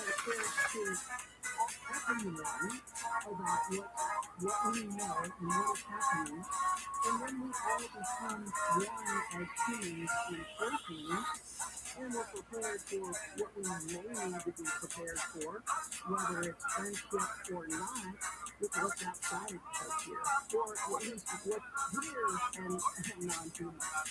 Well, there are many factors. I like to think about what I call the Star Trek utopia, where the entire planet has done away with monetary systems or we work for the benefit of humanity. Everybody can do what they want to do so long as it's helpful. And then you see essentially the follow because highly technological, highly moral society having authority. Unfortunately, we get to that point where we live in the very divided space. I mean, we live in the society of the world. We live in the state differently. It's the way. And you have these natural movements emerging all across the world, pitting people against each other.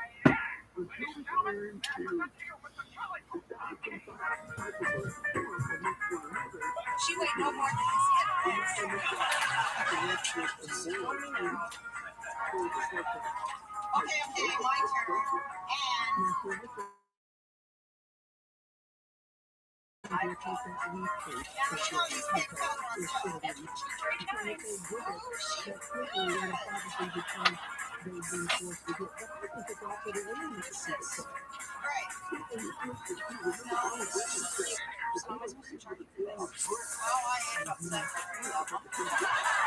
And I believe I also had fourth grade.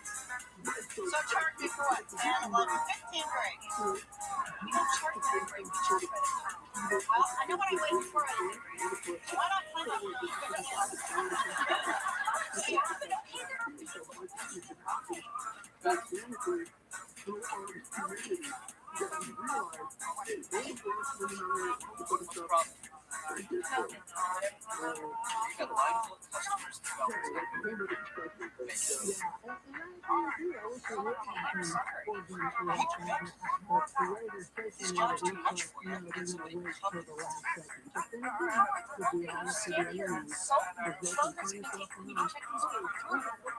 So if you go back to your manager page, there are people that are working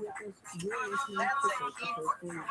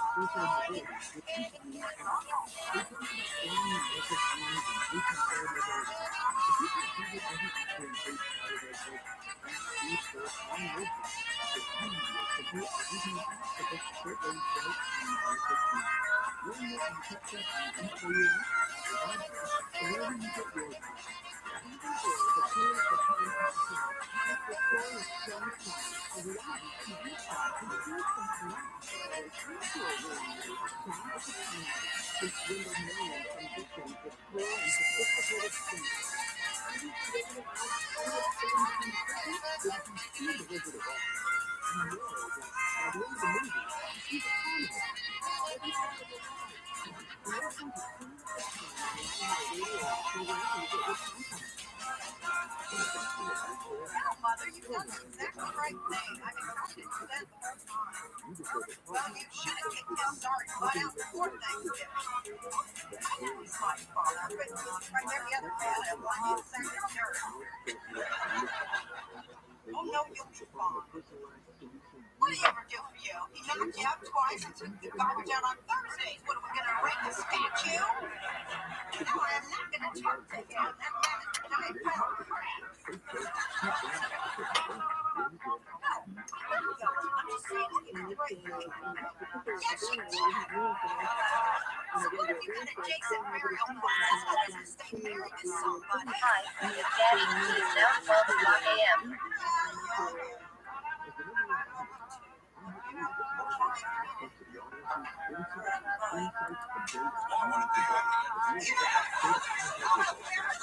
Kansas City. It's been going on for 40 years. Nice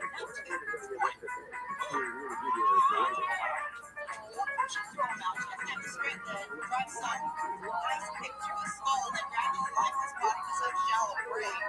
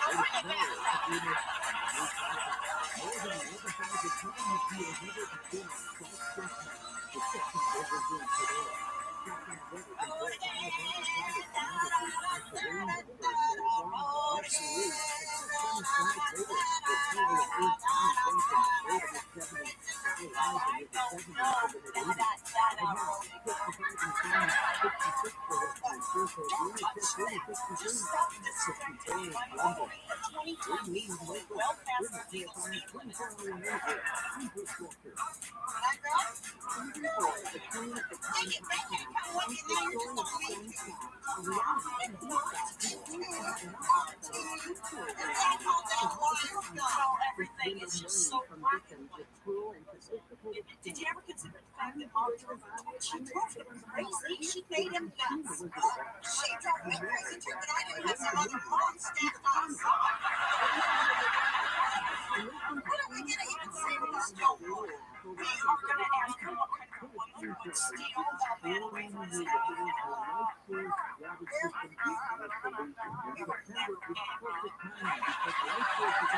Well, maybe she left him. Well, now you're being out of America because black woman rightly turned down Patty Purchase. This year you were you should still. Yeah, I do. First it's mom's fault, next it's mom's fault.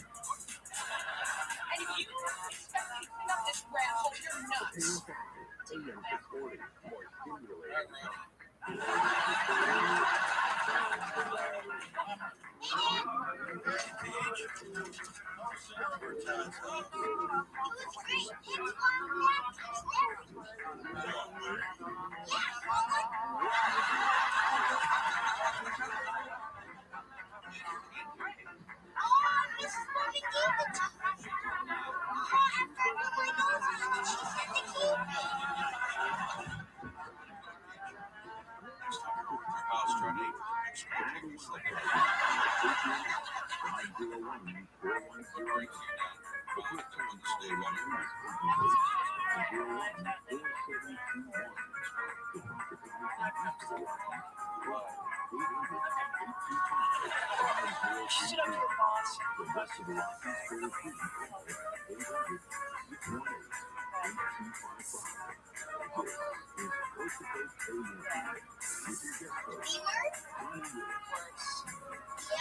Thank you for joining us tonight for this morning. Wonderful Thursday. My name is Tony Rose, and you can call me on my phone. And you can call me because open lines is happening now. Face-to-face meeting.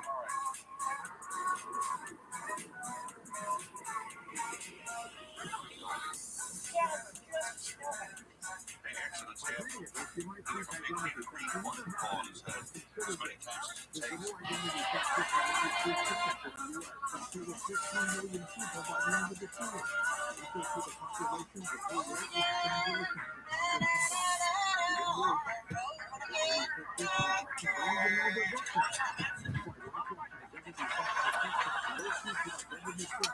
even the ones that don't show up on the credit report, like that, fraudulent transactions, loan credit card institutions, if your identity is stolen, one dedicated lifelong real estate restoration specialist will work to fix it. You won't have to run all identity theft lifelong protection rates or decreases. For about 25% this year, lifelong.com is promo code GOLD. Promo code GOLD will save up to 20% if you're taking an access to can't afford to pay the news, take advantage of the news, taxpayer relief initiative, disclaimers, IRS connections, due to the financial hardship customers are facing, the IRS has made it easier to settle delinquent tax policies. Now, California has significant tax savings, and open finance for the sentence that more than half the consumers filing for the qualify. Performance matters, children and cell phones, the community tax hotline is 800-508-0328. If you owe that taxes to the IRS and cannot pay the payment back, or you even have years of unfiled tax returns, you will now find a relief email. Call the community tax hotline today at 800-508-0328. Then take on the IRS allowance. They can tax your wages, savings, pension, home, and even your social security tax. Call 800-508-0328 for your free consultation of the TV qualify. That's 800-508-0328. It's just that, I do think that it is kind of dad's fault. The station is all over the U.S., North America, Puerto Rico, Fly, and Maritime, New York, Coast to Coast Day 1, I'm New York too. You can join me after the Coast to Coast Day 1 by going to TonyWillis.com. You can join us at ViralRabbi, taking you online and investigations virtually.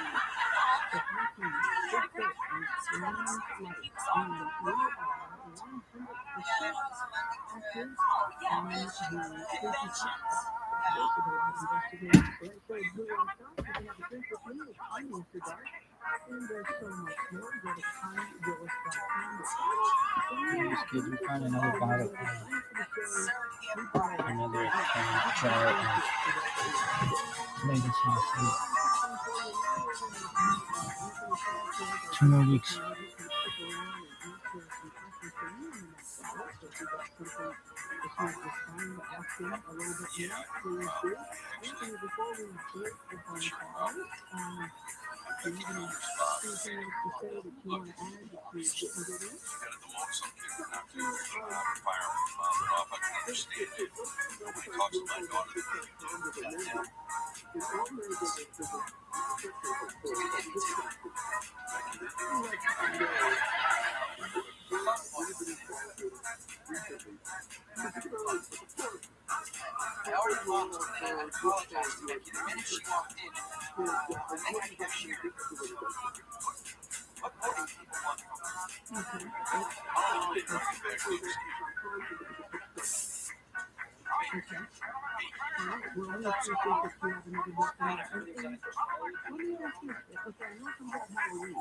This is Did you get that guy? What gives you courage to come get? Go on a foul.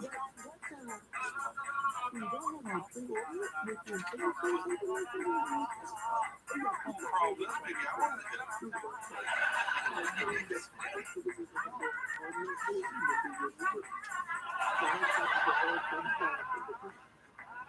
Sorry, I'm serious.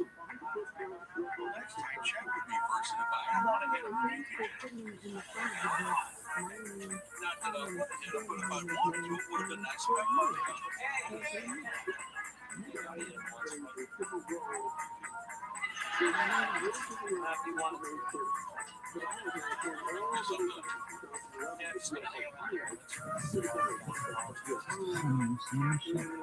Ooh, you see this shit? You see this shit? Sophie, you see this shit? Rebecca, you see this shit? Esther, you see this shit? Ira, you see this shit?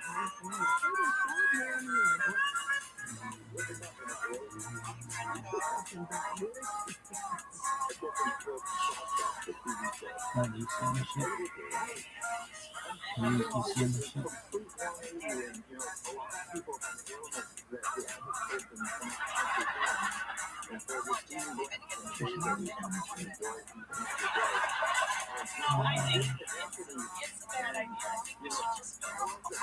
Elizabeth, you see this shit? Sophie, you see this shit?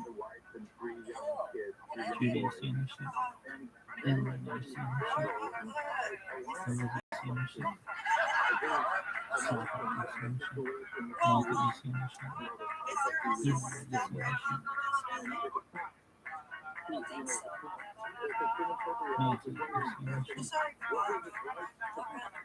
Elizabeth, you see this shit? Elizabeth, you see this shit? Does she have any kids? Is she gonna marry Dad? Red, you see this shit? Julie, you see this shit? Yeah, Ed, you see this shit? Abigail, you see this shit? Robert, you see this shit? Esther, you see this shit? Yeah, Rick, you see this shit? Deborah, Peter, you see this shit? Peter, you see this shit? Sarah, you see this shit? Edward, you see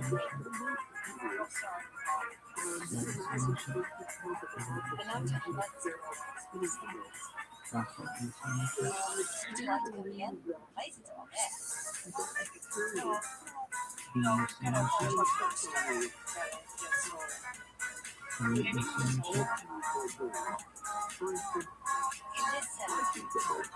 Leah, you see this shit? Maya, you see this shit? Edith, you see this shit? Mary, you see this shit? Sarah, you see this shit? Shane, you see this shit?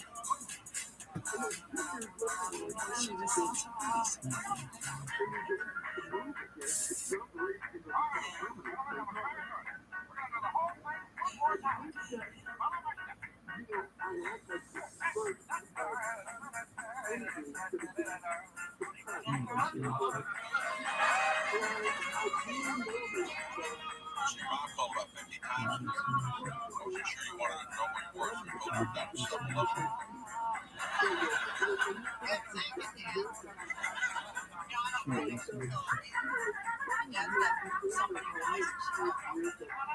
I give her about 6 months of trying to live on her own. She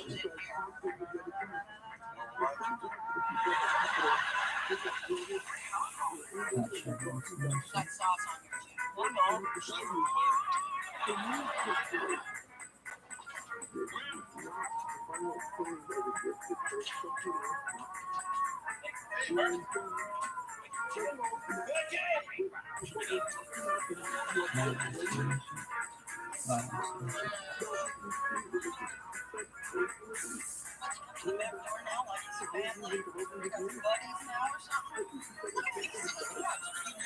When he does that,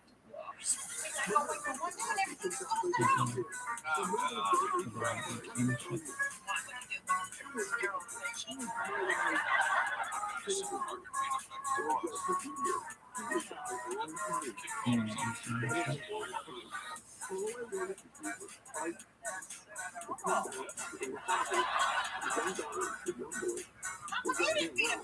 you smash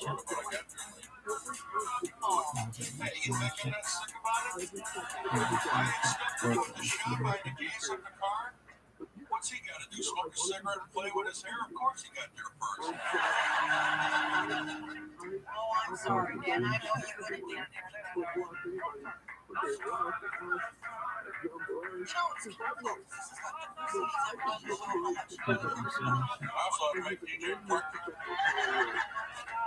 know, maybe you want to show him some more work Photoshop. Maybe this guy is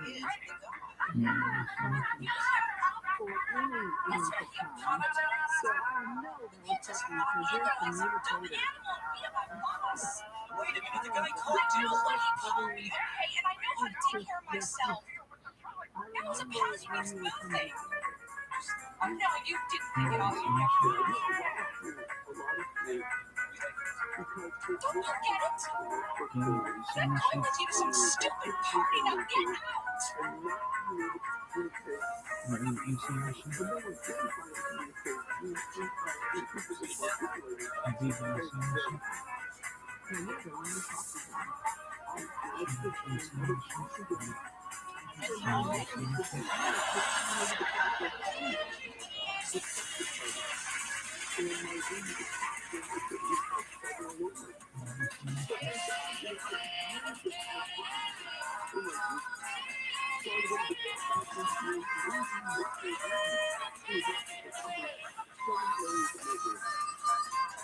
Looking forward to reading the book from TRUMAN when it comes out. That'll be interesting.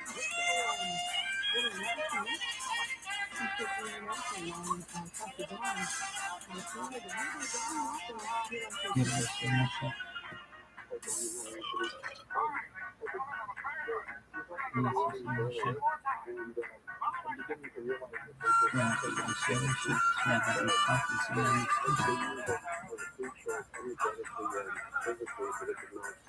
Now, Jackie, it's like 2 hours. Yeah, there's some to close this door waiting, you know. I am.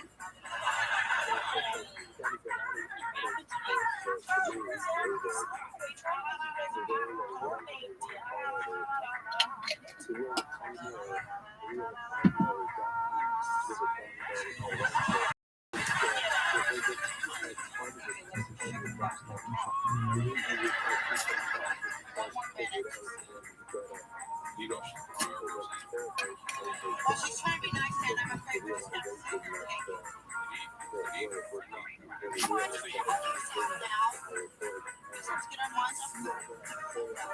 Oh, I know. I think I might get my phone.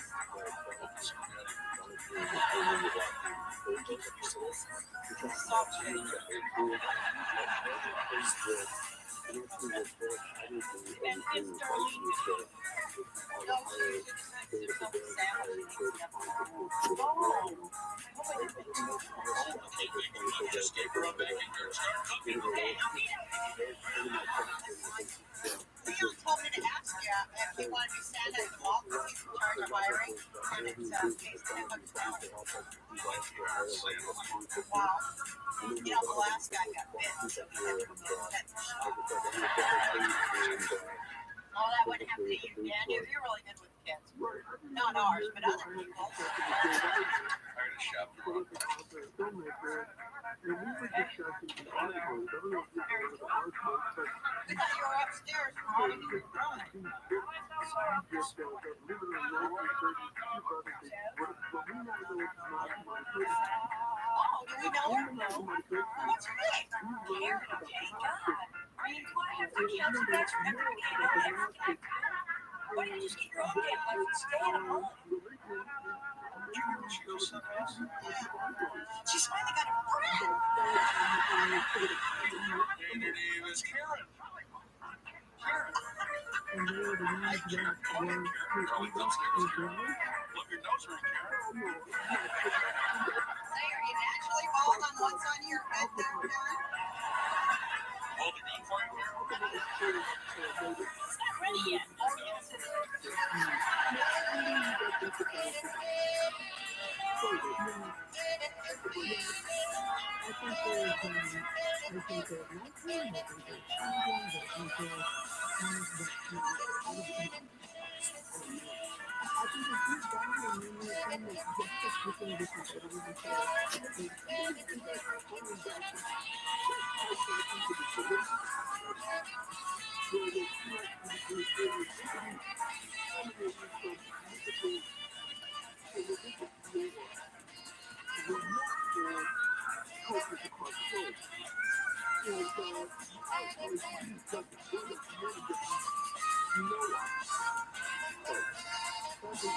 Who's your favorite character on the show? Rabbi, who's second one? Yeah. Oh, good. That was pretty fun. Cool.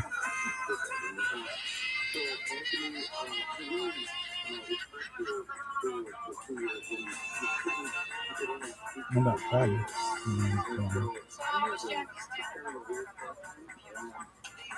Little midget chickens, you know, lay down on his plate with his Friday's pretty fun. we ate it in 9 seconds. The teacher, yeah, once you get this way around the holidays, don't be curious. Annoying. Honest time. Just Rob Kelsey way of saying, yeah, you get it.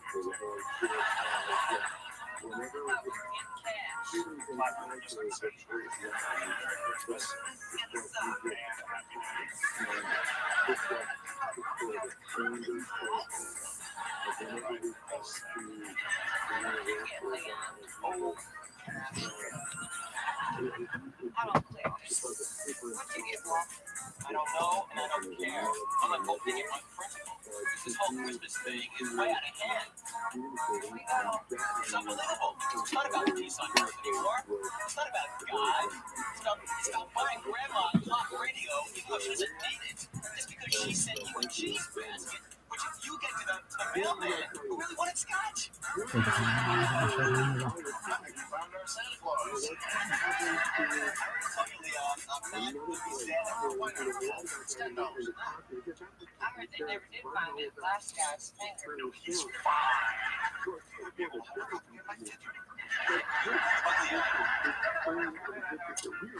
If I don't find somebody soon, I'm gonna throw that suit on myself. Yeah, I did. I asked what you can't do it. I mean, we really need the money. Well, we need a Mrs. Claus. Well, what does she do? Oh, she gets stand in line, she takes the photos, she hangs out the camera. You can do that.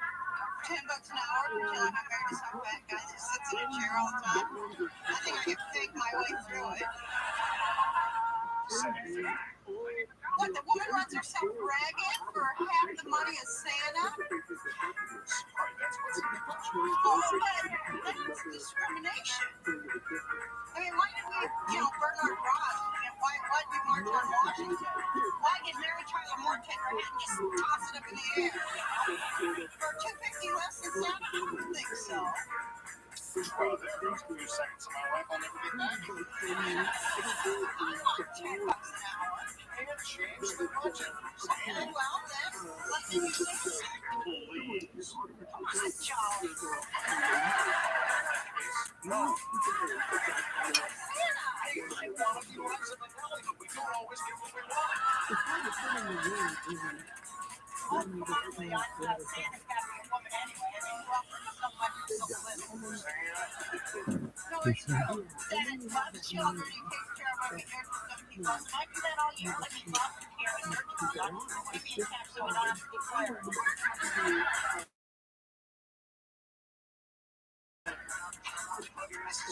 No, think menial job from your that much is perfect for Jackie.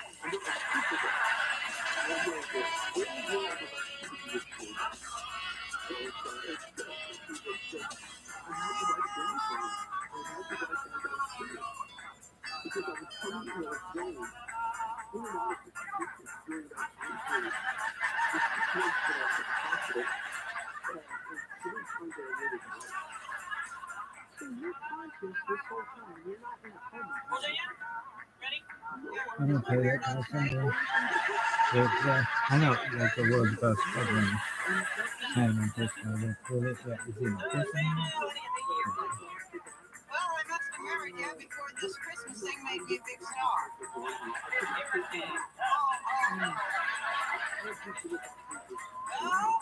He used to help manage his computer. What was his name? There?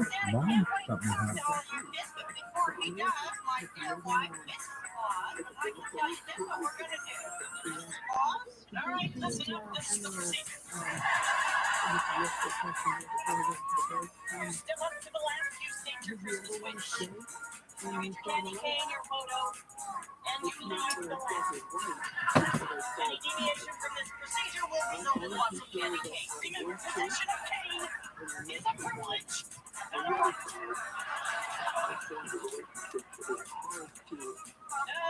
gets bit on time.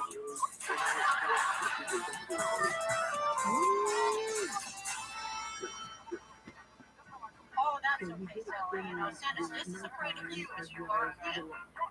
Now, what do you want? Pizza.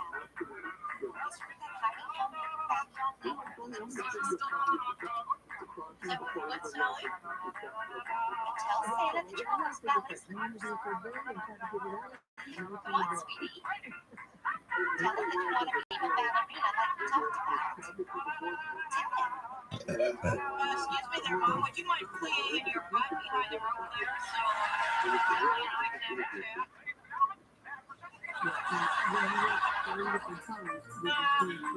You know, that's okay. So Santa's mom wanted him to be a ballerina too, but Santa did just what he wanted to do. And now he's his own boss. He works one day a year.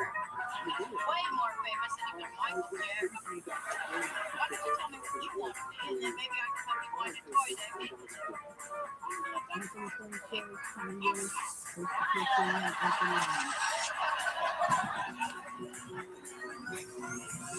Now, Jason, Santa says I'm not kidding. Well, that's actually what's such a big ball. I hate it. Wrote you a letter asking for a truck. Wow. Mrs. Claus, come here a minute, please. There seems to be some mix-up. I never got Jason's letter. Now, I want you to get on the phone and find the elf responsible for this and fire him immediately. He's gone. He's just poison. Happy now, Jason? Then smile. You did want me to tell Santa what good luck with Christmas. Well, Crystal, I've already got you a limited edition Rottweil's coffee mug. This is the best way to get here.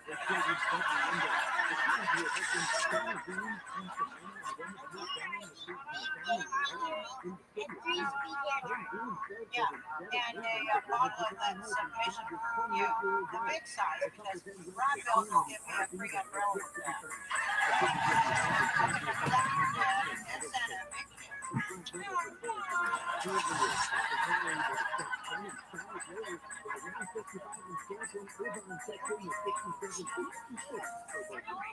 Give this kid one of that. Sure he would. Right back in line. You need me a book. Santa doesn't really get you either. Ow, my ear!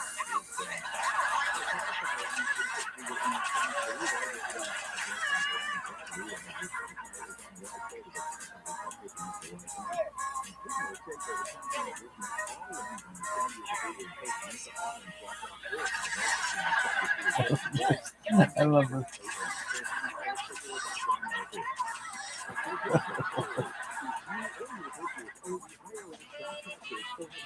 That's hilarious. Okay, any other stories?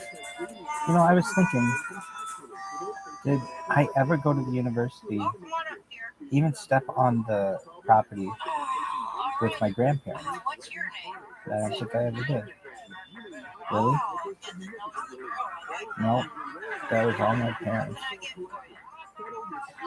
Oh, I was talking about our cousin John, who went to university. I also have a cousin on the other side of the family named David. David went to university. So I wasn't even accomplished on either side. So people already done what I had done. It was like, whatever. Anyway, it was a big deal. Tell me your story? No. Do you have any other things that you want to say?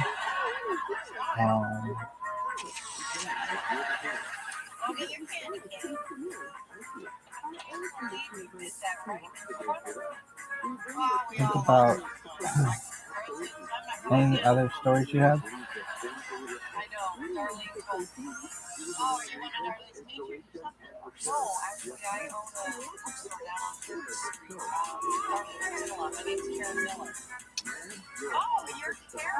I have to think. Think of like any other stories that you have.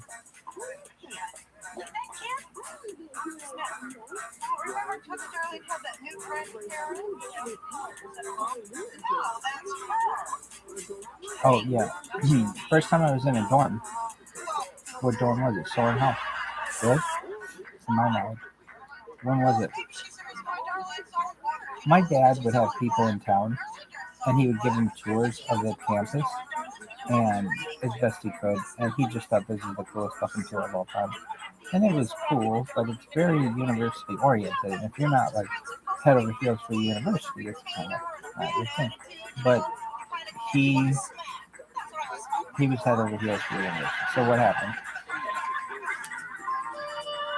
We went to Soren Hall. I remember during a football game, before a football game, and it was very busy. I remember walking up the stairs and wanting to go into someone's room, and they said no. My parents said no, or my dad said I couldn't. Then I remember, like, here's the big thing: when you're at the university, you have to pee, and they used to not have a lot of places to go to the bathroom, particularly public places. One of the most used restrooms on earth is the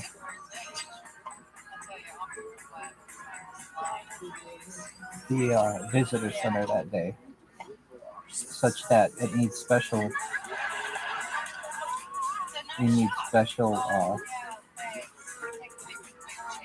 staffing for that. You need special staffing for the library and a few other places. So is that the end of your story? No. Oh, Dr. Malone had a thing. If you started a question like, what if? You go, woof. Really, yeah. You go, what we call University of Missouri in Missouri. What we call the University of Missouri in Missouri. So, I need a pen thread. Woof. What if? Cuz, what we call our cousins in Missouri. Anyway, I remember you'd have to wait in line for a long time to go to the bathroom. They didn't have porta potties, Joy Johns as they call them there. That's the company's name, Joy Johns. They didn't have porta potties. I mean, they did, but they didn't have enough of them. And I'm telling you, when I was a kid, there were like twice as many people as who are there now. Why did and I'm not even just saying this like, oh, because I was a little kid. No, I'm being as reasonable as I can be and rational. I remember just the crowds were much larger. Now the stadium wasn't as large, so you might make the argument, well, there were less people in the stadium. No, the price of tickets went up drastically. The team wasn't as good as it once was, and people overall became less religious. So it was a combination of factors that caused the drop in attendance. Now, it still gets a lot of people, but I mean, when I was a kid, it was always sold out, and it was always a difficult ticket, the toughest ticket in town, of course, and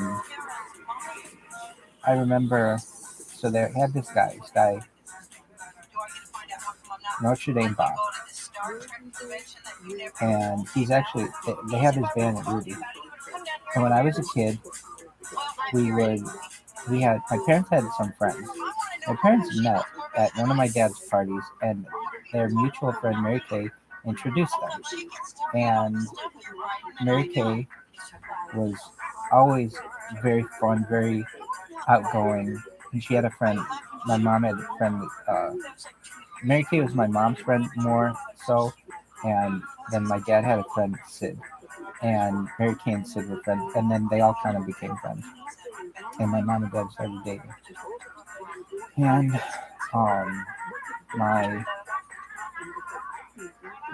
my parents were like in love from day one, meaning my mom's friend, my mom's friend Mary Kay invited my mom to a party that my dad was throwing at Castle Point, and my dad and mom were.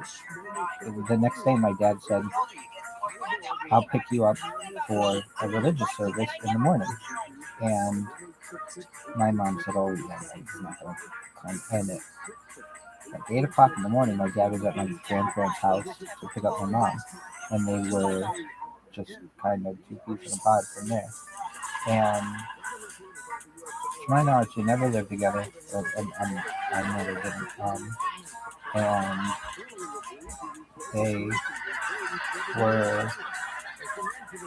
they didn't live together until they got married. And I think, so my dad lived at Castle Point, my mom lived with her parents, and then they got married. And I think they lived at Castle Point for a little while, and then they bought a house, which is something that you could do back then, which you can't really do now. It's very difficult to do now. Anyway, my mom, her friend Mary Kay. So they had a friend Mary Kay who was their friend for many years, and she was a huge university fan. And so we used to go to Notre Dame Bob, and he had these squares, and you could buy a square.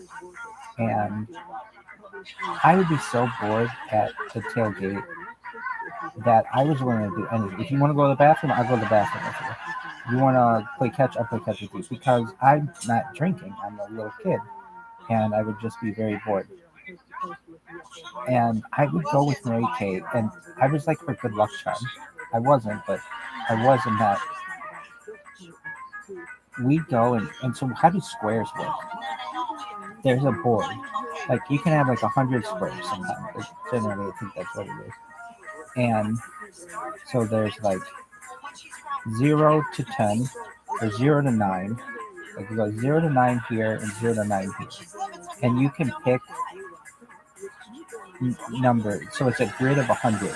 And you buy a square for like however much you want. Whether it's $10 or $100, whatever. $1 million, whatever your square wants it to be. Or whatever the person selling it wants it to be. Now, it's illegal. It's a form of gambling. So it's not like, but nobody really cared back then. And you would buy a square. How does it work? So it would be like, at the end of each half, there would be a drawing. Or not a drawing, but like, or at the end of each quarter. So like, you could technically win the game 4 times. You can win after the first quarter, the second quarter, so halftime, third quarter, or at the end of the game. And how it work? It would be like, you buy, let's say the game was a 0-0 tie after the first quarter. Then the person who has the 0, the 0-0, they win that square. Let's say it's 7-0. Then the person who had 7 to nothing, they would win that one, whatever square that was. If it were 14-14 at halftime, then the person who had the 2 4s, because you do it by whatever the singles digit is, or you don't do it by the 10s, you do it by the 1s, so whatever the 1s column is. if it were, let's say, the end of the game, it was 49-39, then the person with the 2 nines would win, and that would usually be in the corner of the board. So my dad would play this too. Everybody, they get 100 people to play it in the parking lot. And I remember I went with Mary Kay. She used to take me with her because she'd say, "Come on, kid, come on, kid, you're my good luck charm," and we'd go there. And I won, she won. I would say, like, over the course of the season, she won maybe like 5 times. And like there are only like 6 home games or something like that. And she sometimes would win like two quarters or something like that. It would just be incredible. And she'd ask me like, "What number should I get?" And we didn't know. I mean, like, and I'd be like 8, and she's like, "It's not a very good number. The big numbers are like 0, 3, 7. Those are big ones." Yeah. All right, so I got it. Oh my god, these fucking captures. Anyway, we didn't have to do captures back in the day. Do you remember the first capture you ever had to do? No, I don't remember the first one. I think it probably was with Google. I imagine Google kind of started doing that.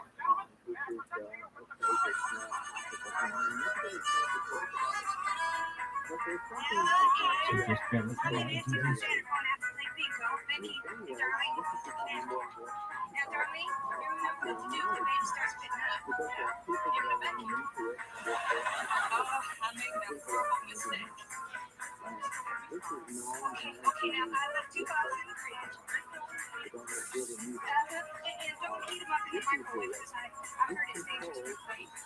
And who did you like more? Mary Kay or they were like my aunt. Really? Yeah, I don't think I ever called Mary Kay Aunt Mary Kay, but she was close enough to our family that I was. And she would come in. She was really cool. She was a Mary Kay salesperson. And she sold Mary Kay and was named Mary Kay, and she was successful at it. Now, this was back in the day when you could sell like makeup full time and make a career out of it, to the point where she was able to afford a pink Cadillac. And that was a big deal. I remember her coming in with a pink Cadillac, and there were only so many of these Cadillacs that they made, and she had one of them. Anyway, she sold Mary Kay, and then Kid Roy's wife Sue, I did call her Aunt Sue, she sold Avon. And that's just like what people did. Do people do that now? Yeah, they still do that. That's still okay. Mary Kay, though, had this, she had gold stuff. She would have like a gold hat, I remember, and gold shoes. And she had, they were like, it was like a lucky hat and stuff. Anyway,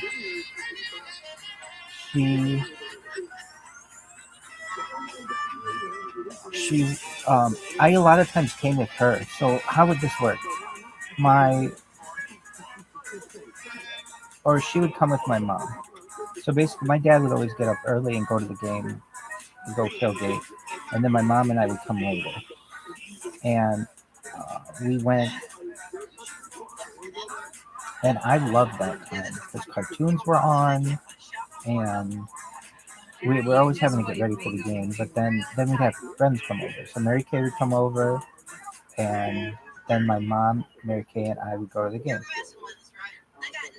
And I can remember getting older and starting to give my mom some lip. And Mary Kay could tell I was getting older, and basically like, and I was trying to garner support from Mary Kay, and Mary Kay wouldn't give me any. And like what would it be? I'd be like, "Mom, just like park there, and my mom would be like, no, we'll park somewhere else. Anyway, back then you could park, you could like find, well, a lot of the streets they wouldn't let you park, but there were some streets where you could park, so sometimes you park on the street. Eventually there would be like the Robinson Community Center, Larry Robinson Community Center, perhaps one day, and but that was later on. Basically, you would have to find a place on the street, or you could, there'd be like a lot for like $5 or $10. It used to get even more expensive than that. And then they would also sometimes park you in, just depending. But we'd park on Ivy Road a lot of times. Ivy Road, I don't think exists anymore. Maybe it does, but it's not like it once was. It was a big street. It wasn't a big street. It was a small street, but all the people who lived on Ivy Road would sell out their yards and make pretty big money. They'd make thousands of dollars, perhaps a game. And the university didn't like that so much. Why? Because they weren't getting a cut of it. So then eventually the university built like a big field where they could park, where you could park. And so then what? I remember going to the games with my mom and Mary Kay. Mary Kay was a single lady, and she would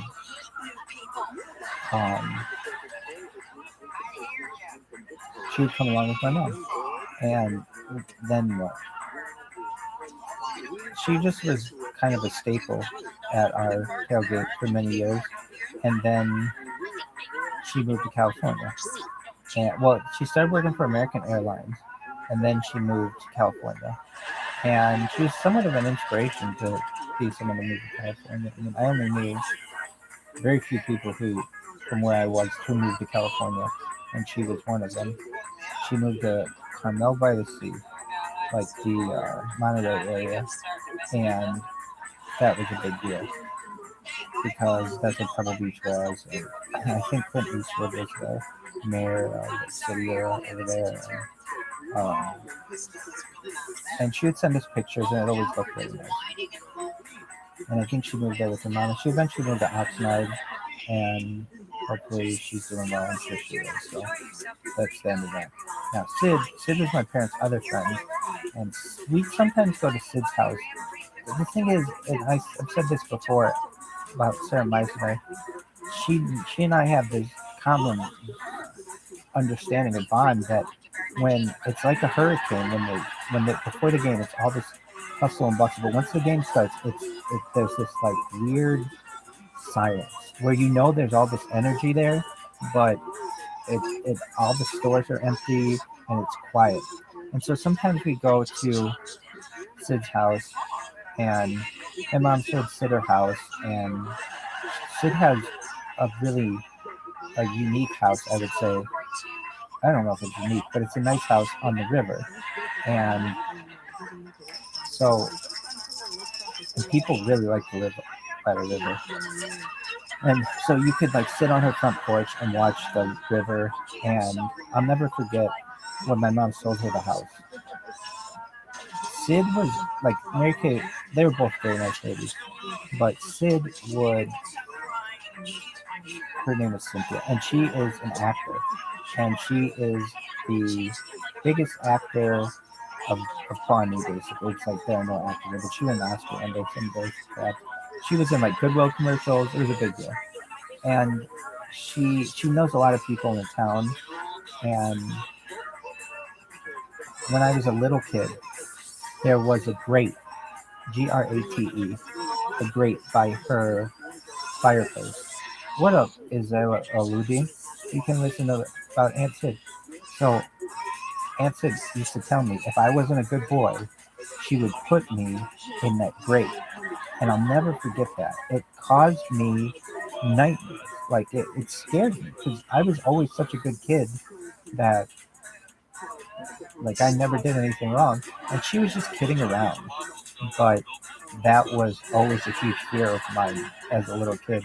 And I don't want to say it caused me to dislike it, because it did not. But I always remembered, like, I better be good around this woman. She's going to put me in this grate. And she would also say, don't step on it or you could fall through it. And it really scared me. That scared me as well. It would either happen, she wouldn't put me in the grate, and if you stepped on it, you wouldn't fall through it. But, everybody was really pretty, as I thought, pretty honest with me back then. And so I thought, oh my God, is that the end of your story? Well, Sid lost his son. If revivification of the dead is ever thing, get his son back, and I think that'd be important to her. It's not a child. Nobody else, none of her other friends, kids are saying, hey, you want to bring back your son? So that's something. And how would you do it? You take something that has the DNA, and I'm sure it has a DNA somewhere, and you could put that in a machine and clone them. What's the machine? I mean, easier said than done, but with modern medicine, you'd be able to do a lot of these things, particularly in the future. And then you could also take a picture of them and using advanced, like, enhancement of photos, be able to, like, zoom through the picture to see what their brain makeup was and perhaps get back their memories, so that if you brought them back, they would be not only the same in the flesh, but they'd have the same memories and know everything, at least up until that picture of what their life was like. So I don't know if that's true, but I can imagine it happening someday. Anyway, so that's Sid and Mary Kay, and they were my parents' very good friends. Then you have Andy and you have Otto Man. So I'm a cousin Andy, who's very funny. And Andy is what does he do? He's not a travel agent. He's like but I guess he's like a premier travel agent. I don't know how to describe it, like a luxury travel agent. Basically, CEOs and CFOs and executives of companies, when they go on vacation, they want to make sure everything is set for them. And so he goes on vacation with them or something like this and makes travel arrangements, and he goes on cruises and things like that. He's also the record. It's a lot of times. I don't know. It's more than 12. So it's like in the teens of the amount of. It's a game called paddleball, which is like racquetball, but it's a little different. And he is the doubles champion. And to the point where, like, he and his partner, they're the Andys. They were in the New York Times about it. And so anything that I ever did, it was like, well, you're not in the New York Times, not like Cousin Andy. And it's like, oh, well, you went to university. Cousin Johnny did that, and Cousin David did that. Well, okay, well, what the fuck did you do? I stream my life online. What else do you want from me? They didn't do that, and if they did, you watch. I fucking, little Tommy's probably got 4 years of internet history. Oh, yeah, little Tommy's been streaming his life for 4 years. What the fuck? Anyway, so my cousin Andy is one of my favorite people in the world. Really, I mean that. He doesn't know how much I like him, but I think the world of him. He knows my dad really well, and he has my dad's last name, and he honestly, you wouldn't know that he was in our family. He has blonde hair and blue eyes, and he is in really good shape. I mean, he's like the exact opposite of this. And his sister, Candy, is really a wonderful person as well. Now, she lives in San Francisco, and she has a beautiful house in San Francisco. I don't know if she still lives there, but it had one of the best views of any house to which I'd ever been. It's the most amazing view. And we'll talk about that, perhaps. But these are university stories. I'm telling university stories, not my own family stories. So Andy would come in for football games, and he'd always come in for the Michigan game when they played Michigan. He's a big Michigan fan, and he likes the university, but he likes Michigan more. And so he'd come into that game, and whenever he came, it was always like he came in at halftime. He would come in at halftime, like, because the drive is a little long, and he's probably working the day before and stuff. He would drive in from Kalamazoo. He's from Kalamazoo. He lives in Kalamazoo. He's from Chicago, actually Cal City or something. Chicago, actually. I think he was born in Chicago and moved to Kalamazoo City and then moved to Kalamazoo, something like that. So But Andy's very funny as well.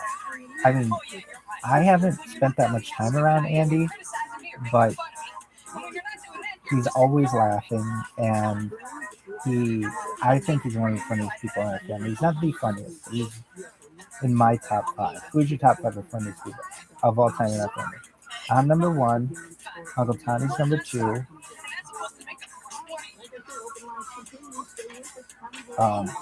And then it's kind of like a tie for third. I think Andy might be 3, my cousin Michael 4, and my Uncle Len 5.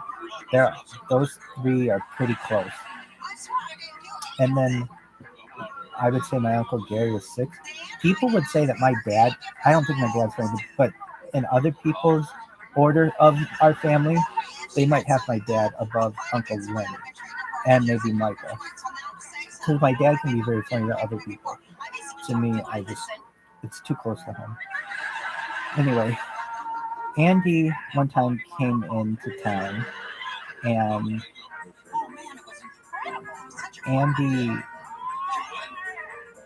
Andy got so drunk. He didn't normally get overly drunk, but he got so drunk once, and he wanted to drive.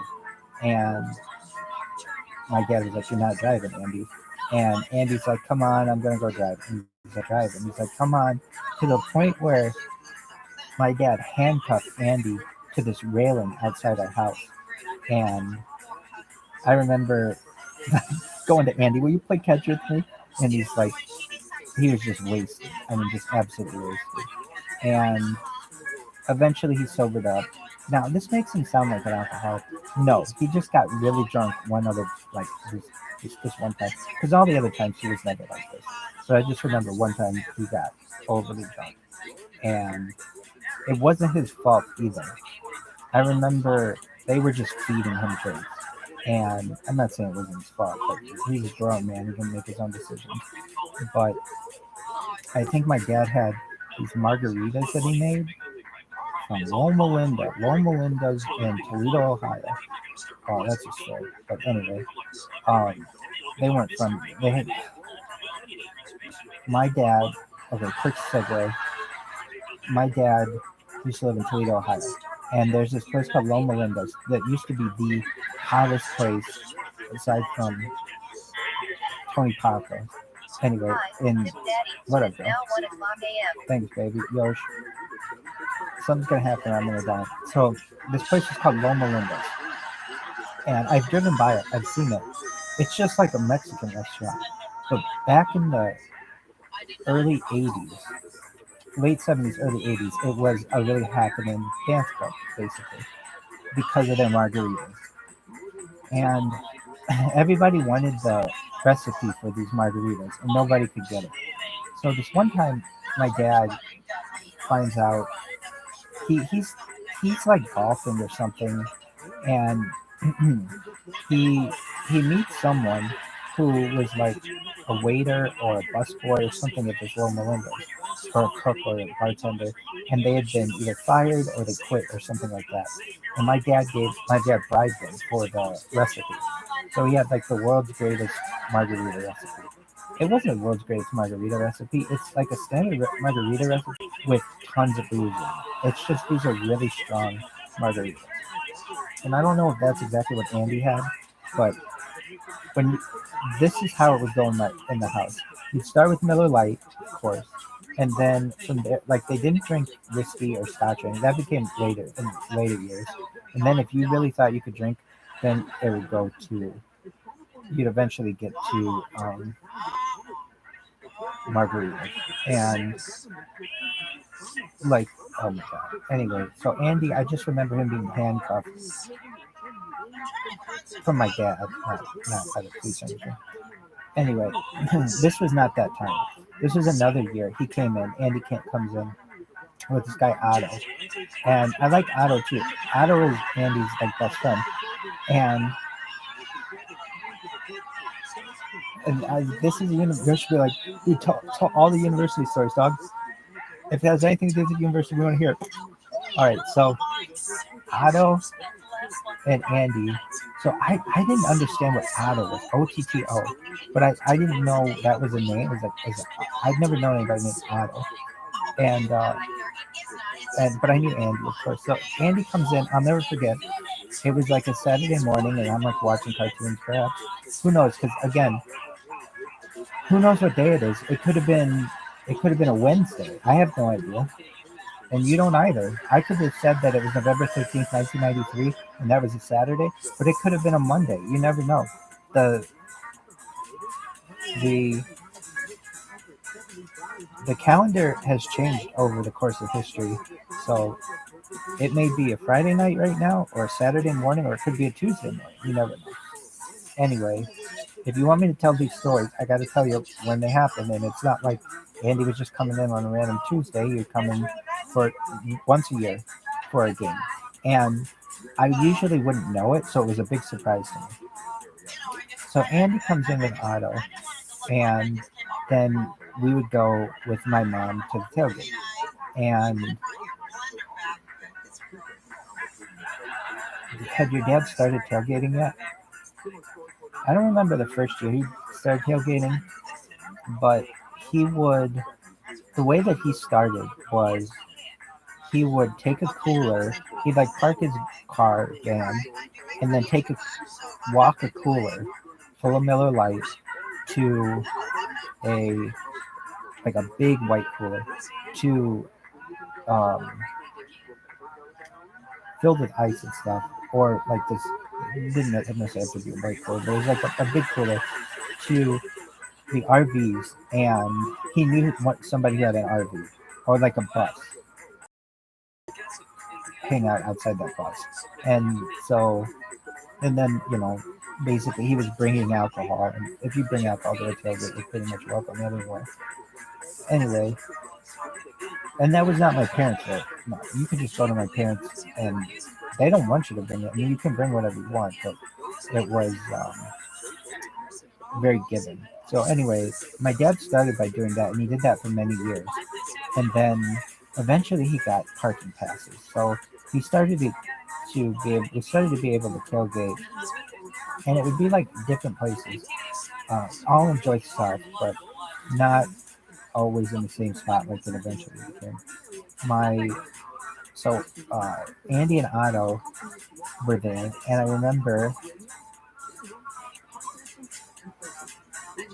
they got really drunk, and I shouldn't say that. They didn't get really drunk that time. But I remember that they drove my cousin Andy's car to we used to call them the Junior Irish Fields, but they were like fields south of Angela. And Andy's car got broken into because he had Michigan plates. And I don't know if it got broken into, but they broke his window. And I remember that always left a bad taste in my mouth, because normally anybody who ever came to the university, they always had a good time, and they always said that people treated them so well. And that was the one time when like people did not treat him well or treat somebody well. And I mean, when you know it, like that it was always rubbed it the wrong way. So anyway, to this day, one time, Mary Kay, Andy, Otto, and Mary Kay's friend, let's just say they became familiar with each other. And that's the one time out of all of my parents' families or people I've ever known anyone to become familiar. When I say familiar, I have no idea what happened. But I remember my dad for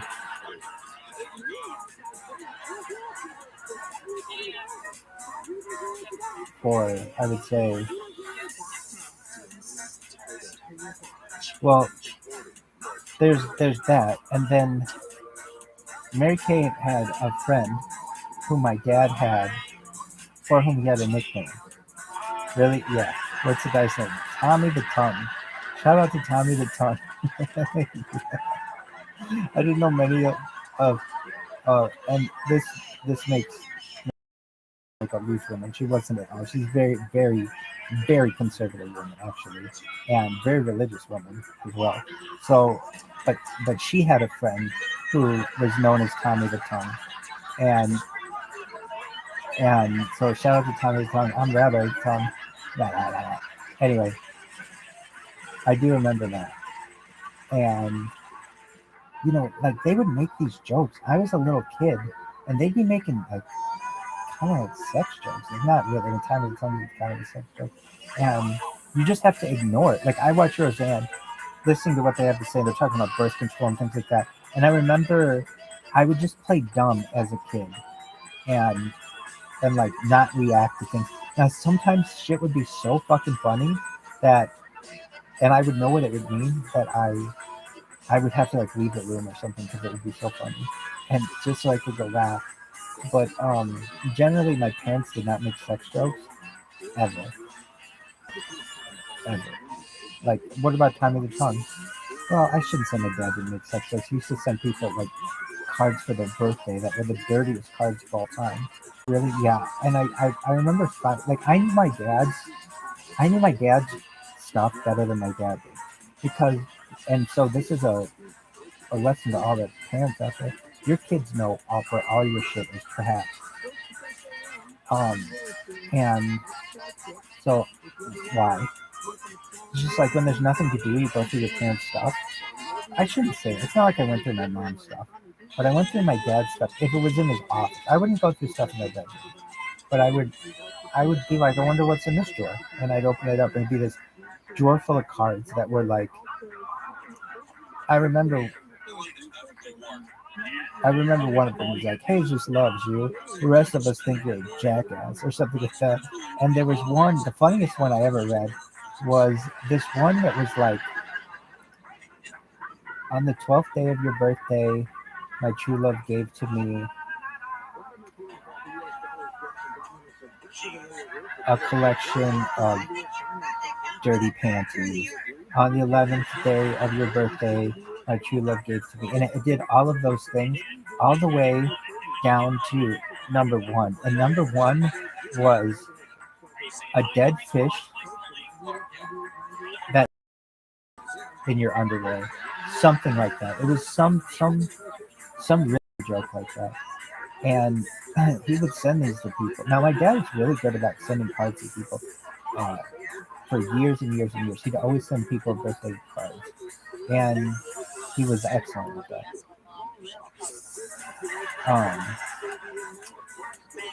Anyway, anything more about Mary Kay? No. Well, yeah, one thing. So my parents would always say, introduce her as the person who introduced them.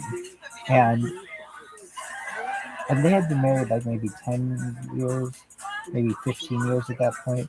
And she would always say, don't say that. That would take the blame for it.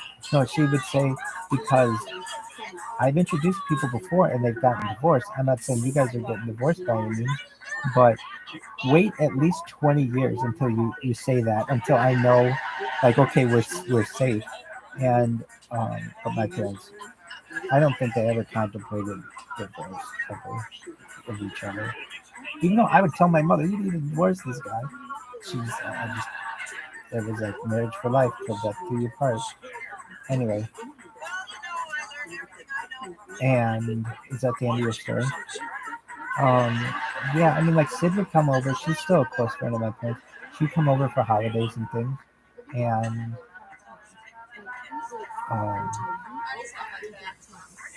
that was now that's an interesting one. Sid was my dad's friend.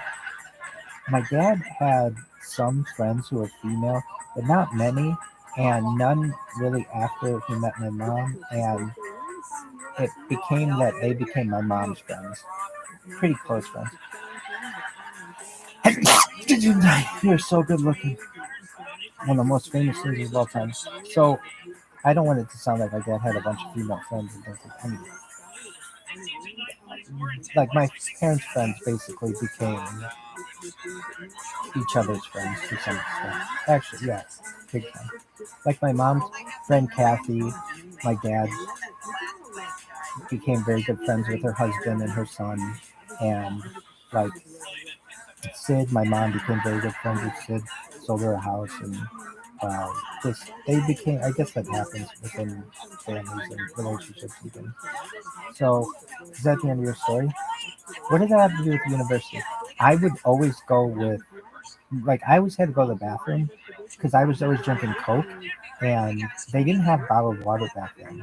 I don't know when the first bottled water came out in the 90s.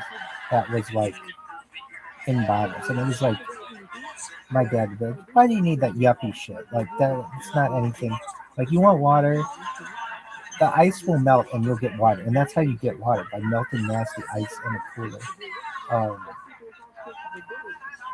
why? Because he's drinking Miller Lite. It's like he has no need for water. But I remember I'd have to go to the bathroom, and so I'd go with Mary Kay, and we'd go to the Joy John's, and we would just wait in line together. And oh no, we wouldn't. We would not do that. I would do that with guys. The girls would not want to go in those Joy John's because they're pretty disgusting, and so they would go to the ACC. In fact, I recall this. Both my mom and my aunt and um, Mary Kay, they would not go in the porta potties. They would go to the ACC. So I would go to the bathroom with them there, and that would be like an hour-long trip, which was fine. And I remember Mary Kay kind of liked it. I would lead, and I'd be able to get my little body through the crowds, and then like once I was through, you could get through, and then we'd go to the bathroom. And I mean, but this is how much my parents trusted me with these people, is that they would leave me alone with them, and they were good people. Is that the end of your story? Going to the bathroom with the ACC? Any other stories about him?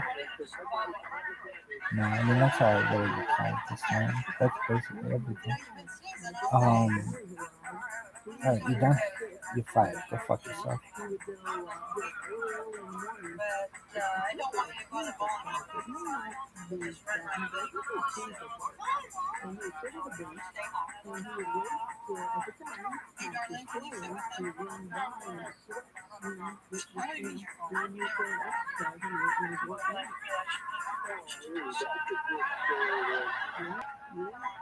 I recall my dad had a friend named Bob. I don't know how Bob and my dad met. I think they met through bowling. And so this guy's name is Bob Shop. I call him Uncle Bob. And he was very much like my uncle. In fact, when I call these people aunt and uncle, they were closer with me than my real aunts and uncles. Not my Aunt Nancy, but, well, for some years, pretty close. I mean, Bob's wife is Lynn, and we would see her once a week, and I would not see my Aunt Nancy maybe more than once a month, maybe. I mean, at times, when I got older, we would see each other a lot more. But my mom and my aunt were not that close until my grandparents died. They were not as close as they are today.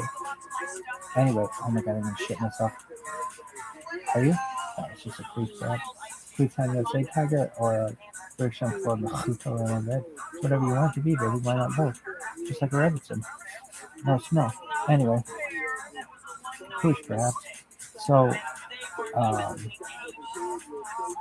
what was that? Oh, Uncle Bob. Uncle Bob, he was a big university fan. And he had a daughter who went to Simcha Miriam's. And he had these banners of all the national championship teams in his basement. And I would say that he had some. My dad was always a big fan, but it was like when you're a big fan, then you have other people around who are big fans. Everybody becomes like even bigger fans. They try to outdo each other, so to speak. And I do remember those banners. I mean, like everyone in the town was a fan. Okay, so I remember this story. I want to say it was 1994. So we went over the 90. I think it was 95. We went over the 92 team.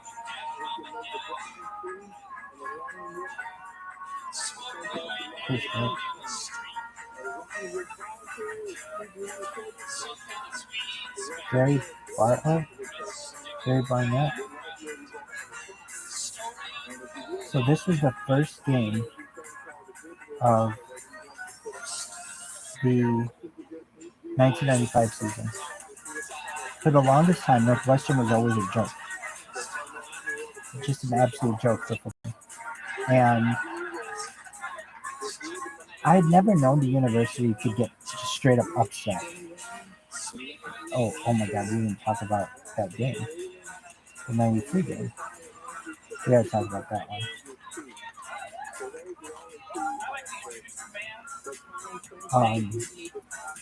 Okay, so 95. Talk about the 95 game.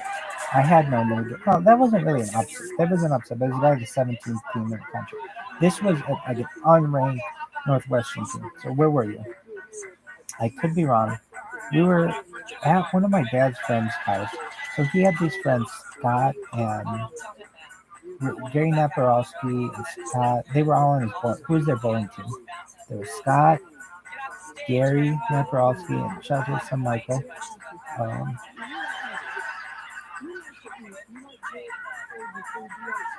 Scott, Mike, Gary, Bob, and my dad. That was their bowling team. Were they good? I don't really remember. I think some years they were pretty good. I remember my dad went. They won their league one year. I think Bob Veloz is how it was always said. But I would say Bob Veloz, Pro Shop in Elkhart, Indiana. That's who their sponsor was.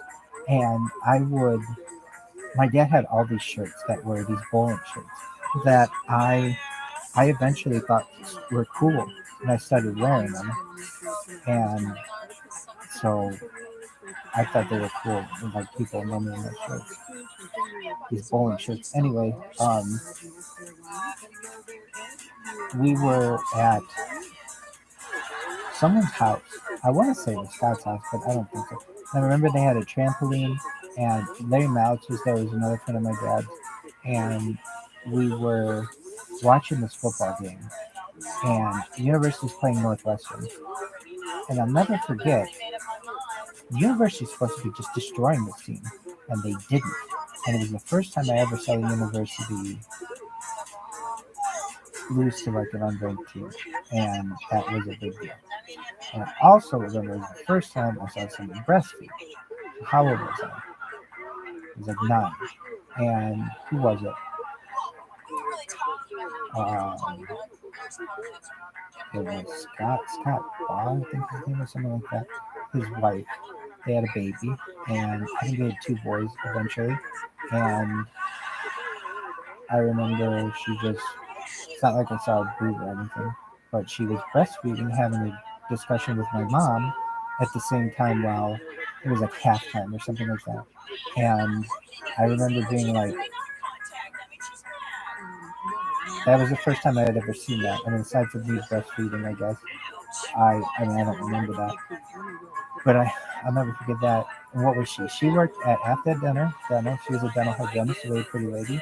And it's not like I saw a nipple or boob or anything, but I do remember it was just kind of a natural, normal thing. It was not that weird, though it stuck out of my mind, like I've never seen this before. But that was that. Anyway, we got to talk about November 20th, 1993. So, University wins this game, November 13th, 1993. We almost get trampled. It's a huge deal. Notre Dame is number 1. It was huge. And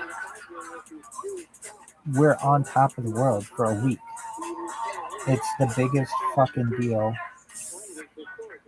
I mean, when you're number 1 in the country, you're on, like, everything tastes better.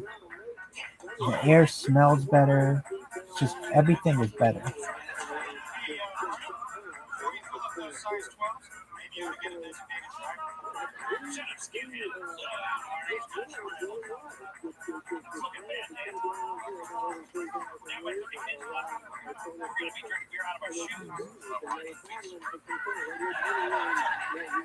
And if I ever have a shoe, this motherfucker, David Gordon, is going to have to sit in the front corner spot. I'm going to make sure that motherfucker is always there. Because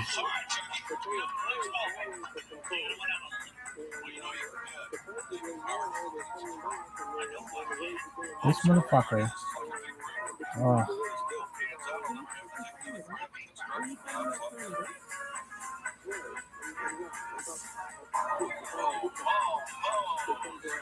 oh my god. So what was it? I remember the university, and we were number one in the country. Plans of their own right now.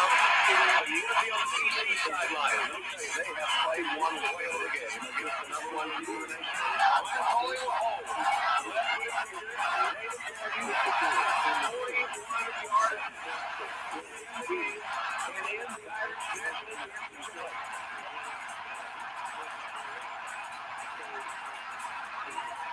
I've never had my heart broken like this.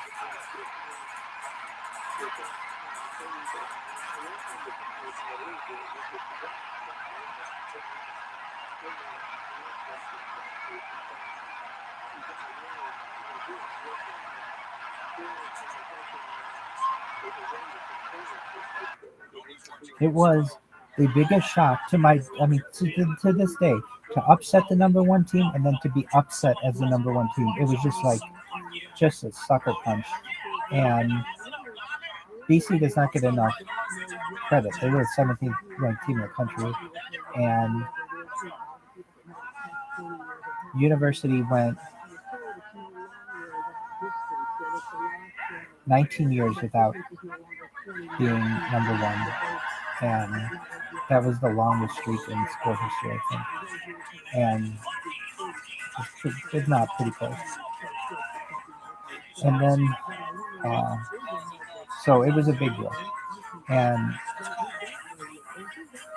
do you remember? I think I was with my mom, and we would.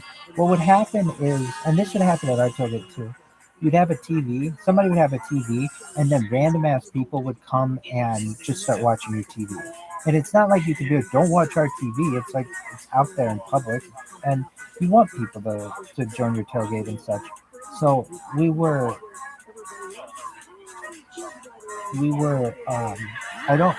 So I remember where I was for the week before. I was on the floor of the ACC when the university was, but I do not remember where I was. I think I was in the parking lot, and we watched it on TV, and I remember it was just a knife in my heart that has never really been removed. It's just kind of this permanent hole that I have in my fucking heart from that game. And it was just embarrassing because you're number one, and every team's got to lose some point. So is that the end of your story? No, but that David Gordon had to sit in the front fucking corner, and I'd make sure that motherfucker was always there. Anyway.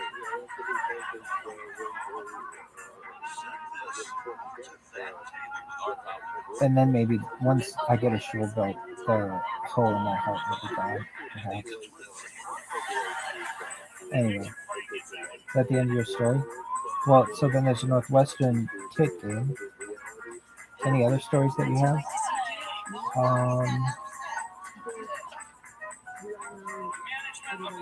Well, there's November 16th, 1996.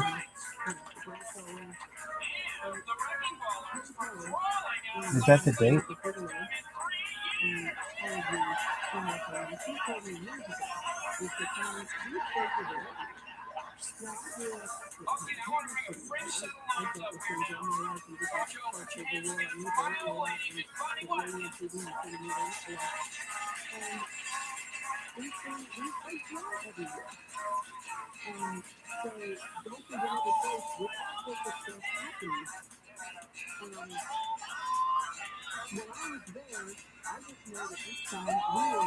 It was November 19th, pardon me, 1996. No, November 16th, 1996. You were right.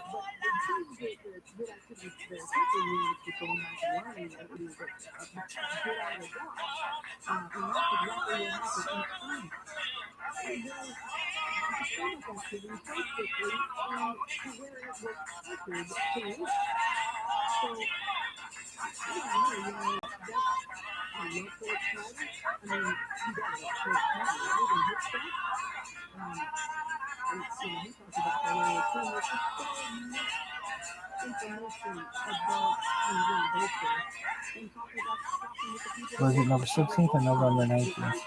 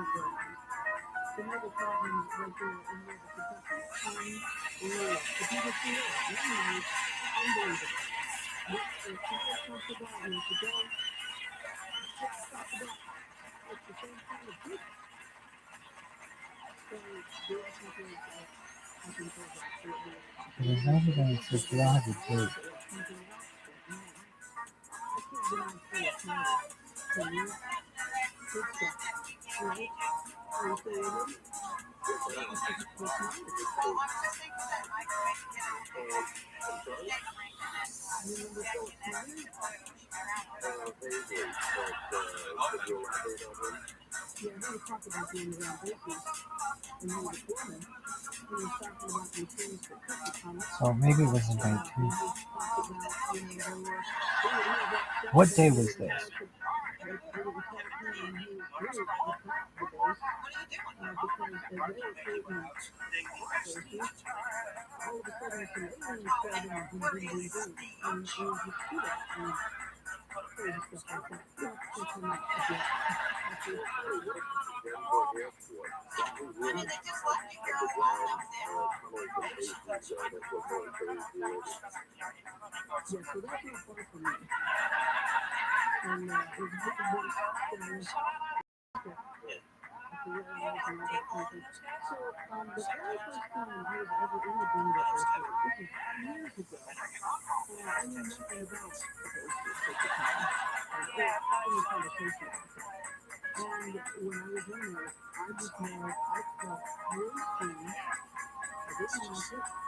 So he announced it Tuesday.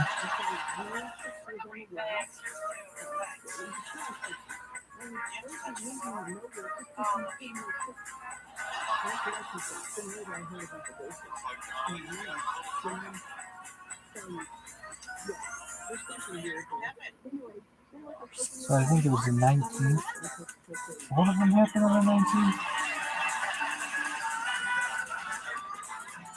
So I've said this before. November 13th, 1993 was a big day. And the best last day in America was November 19th, 1993, the day before they lost to Boston College. And then 3 years later, the Holtz was out. And I'll never forget where I was for that. Well, I shouldn't say that. I think I was. So we were at, what the hell's the name of that school? Garden School.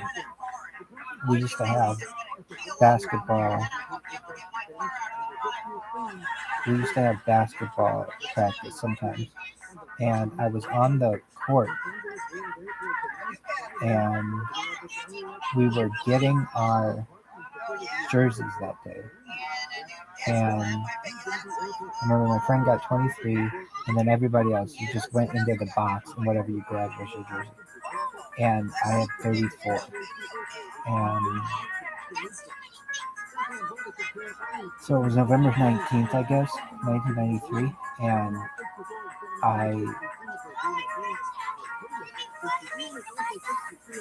I was just, it was like a depression that set in as a little kid. I was what, 10? Something like that. And it was just like, it was like your grandfather was gone. I mean, he was like the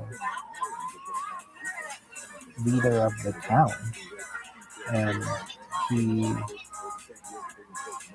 said it was the right thing to do. Still to this day, still don't know why he did it. I always had my suspicions that it had to do with the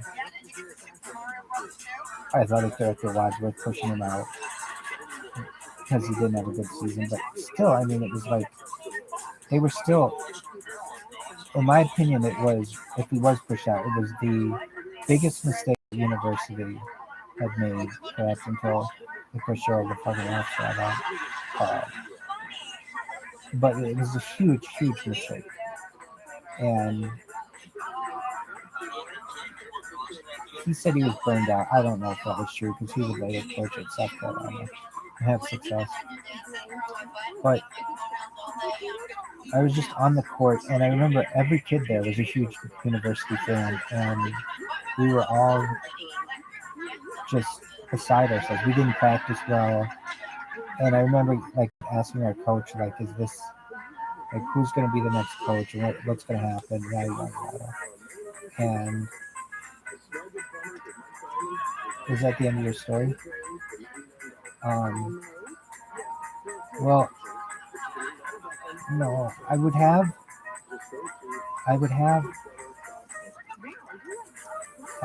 friends over a lot, and we would watch the football games.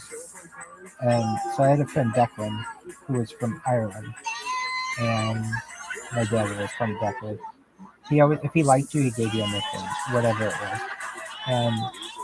But Declan lived in the subdivision just north of our subdivision, and he lived at the time next to the defensive coordinator, Bob Davie. And Bob Davie would eventually become head football coach, which was a big fucking deal. And I remember, I still don't understand what the university is doing for this. I just don't. I don't think they've ever treated him as well as they should have, and I don't think he's gotten the respect that he should have gotten there. And it's just kind of how the university is. It's very, it sucks in its own way. But in particular, I know that was a hard day for me. November 19th. And, well, we were talking before then. Okay, so the university, so I had this friend, well, I shouldn't say. We had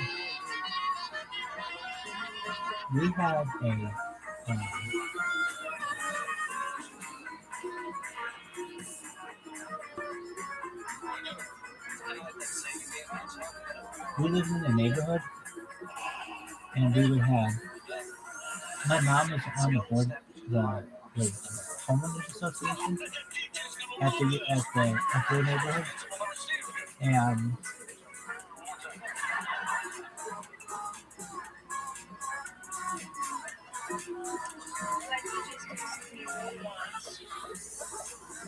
Well, I'm on to a board job. Right there. Every time your mom makes scrape together a little extra cash, you start hitting us up for a car. That is the best time, isn't it? We're sick of it, Becky. Jeez, you know, I'm not. So we decided we should have one. That would be great, wouldn't it? But it's just not us. anyway, it's just always been a blackbird in that town.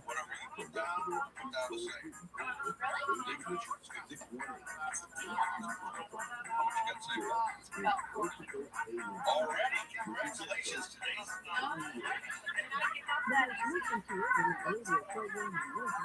Anyway, it's just,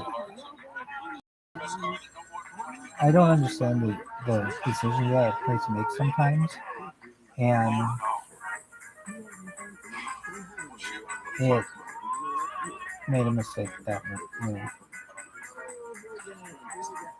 Okay, so before then, university has never played well against Ohio State. Just has. Ohio State's always been very good.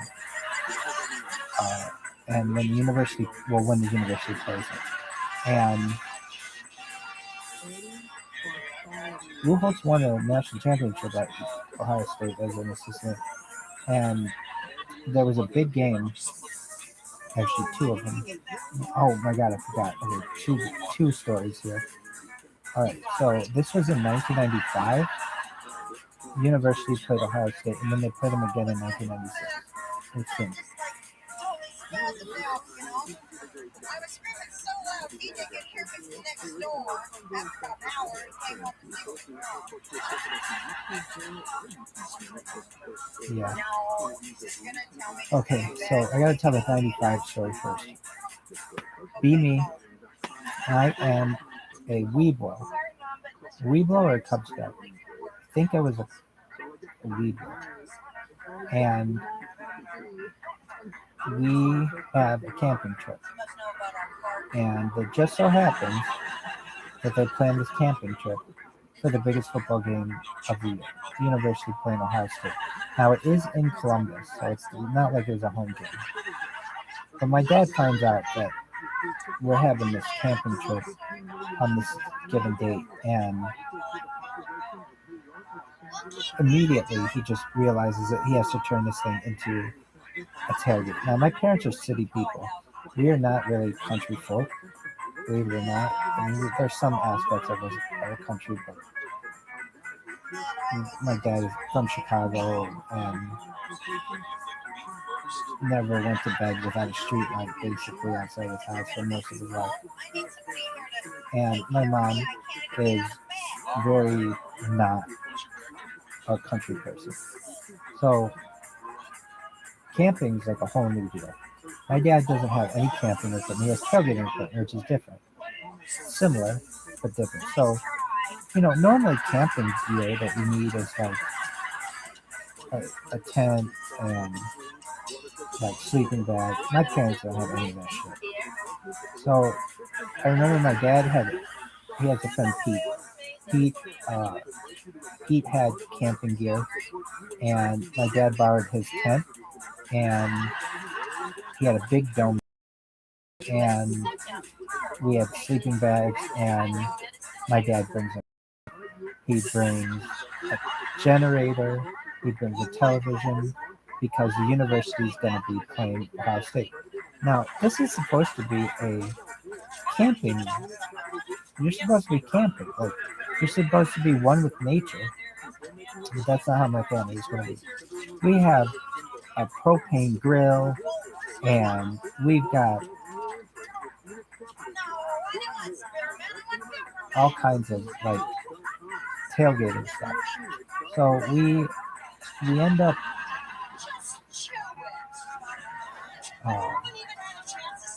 the game's on a Saturday, and I remember I think camping was gonna be from Saturday to Sunday, and so we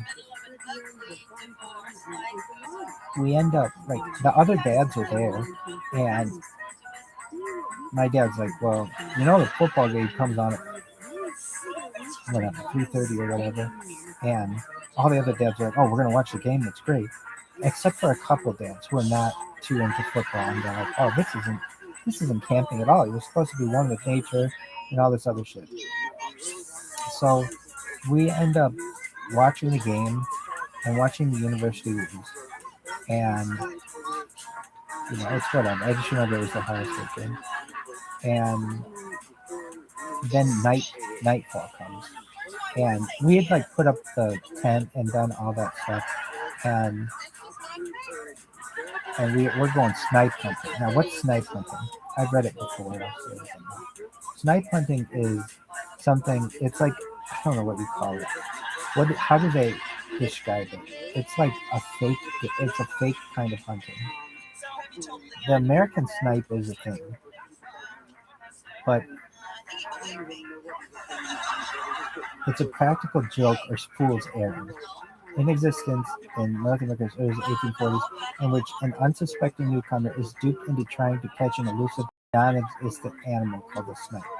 Now, a snipe does exist, which makes it's a real family of birds.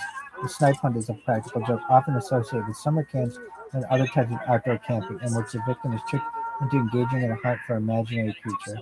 Snipe hunters are typically led to an outdoor spot in the night and given a bag of pillowcakes along with instructions that could include either waiting quietly or making odd noises to attract creatures.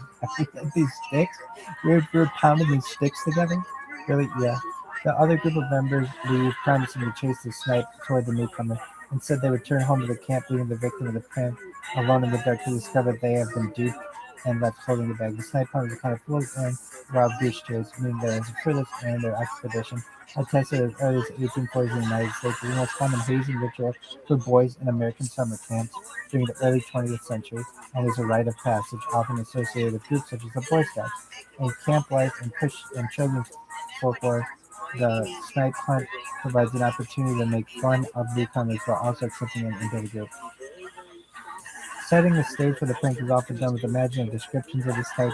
Oh, yeah, that's absolutely correct. Similar to tall tales. For instance, the snipe is said to resemble a cross between a jackrabbit and a squirrel-like bird. That's what they would tell me. A squirrel-like bird. What am I thinking? Uh, with one red and one green eye. That kind of shit. A small black furry bird-like animal that only comes out during the full moon and so on. According to American folklore, it is like a today. Well, the snipe hunt is known in virtually every part of the United States. A description of the prey varies. It may be described as a type of bird, a snake, or a small furry animal. In one version, the snipe is a type of deer with a distinctive call. The dupe is left kneeling and imitating the snipe call while holding a bag to catch it. In another variation, a bag is supposedly containing a captured snipe is theoretically brought to the campsite after a group hunt. The snipe quickly escapes unseen when the bag is open. Alright, so in France, it's known as hunting the Galhut. In Spain, it's known as Cazar de Museos, hunting Museos, and imagining. And so, what did you think a snipe looked like? Well, I remember my friends were like, "We're going snipe hunting." They're like, "What the fuck is that?" And they're like, "A snipe? You don't know what a snipe is?" I'm like, "No. How do you know what a snipe is?" They're like, "Well, we thought like our older brother or somebody went on a snipe hunt when they went on their Cub Scout march last year, whenever it was." And so we're like, okay, so what did you guys do? I think we had sticks and we were like hitting sticks together, and that was like a snipe. That or like you had to pound the ground or something, like to get the snipe to come out. And I remember asking like, wait, what's a snipe look like? For what am I looking basically? And they're like, oh, it's kind of like a rabbit, but it's a bird, or it's a bird that looks it's a type of squirrel that looks like a bird, or it's a kind of bird that looks like a squirrel. I'm like, what in the fuck what are you talking about? So we're out at this place called the Res, which was a Bendix property, and that he donated when I think it was Bendix. It's in like Mishawaka, and basically we're out there in the middle of this like reservation, it stands for reservation, and we're doing this thing, knocking these sticks around. Now the university just lost this game, and like I'm not in a super great mood, though I'm in an okay mood. It's fun, and we're going to find these. We go out with the dads, and though my dad didn't go out there, and but some of the dads did, and they were going on the snipe hunt, and we've got our flashlights, and we're looking for like they're telling us it only comes out at night, and it just so happens that the moon has to look just like this for it to happen, and the moon and the stars have to align. But when they do, and you do this, the mating stop, the mating call correctly, the snipe is going to come out. And it's like, oh man, was this thing dangerous? It's like, is it like a bear? And they're like, well, it's kind of like a bear, but it's kind of like a bird. Like, what the fuck? But it's sometimes snake-like. What in the fuck kind of animal is this? They're like, but it has antlers sometimes. What? I remember them being like, well, is that a snipe feather? And they're like, oh, they're snipe tracks. Snipe tracks. So anyway, we're way out in the fucking res, and all of a sudden one of the dads is like, oh, I see one. Everyone be quiet. And we're like, oh my God. And what he ends up doing is cutting himself on the hand purposefully. So he gets a little bit of blood getting out of his hand. And he's like, oh, it bit me.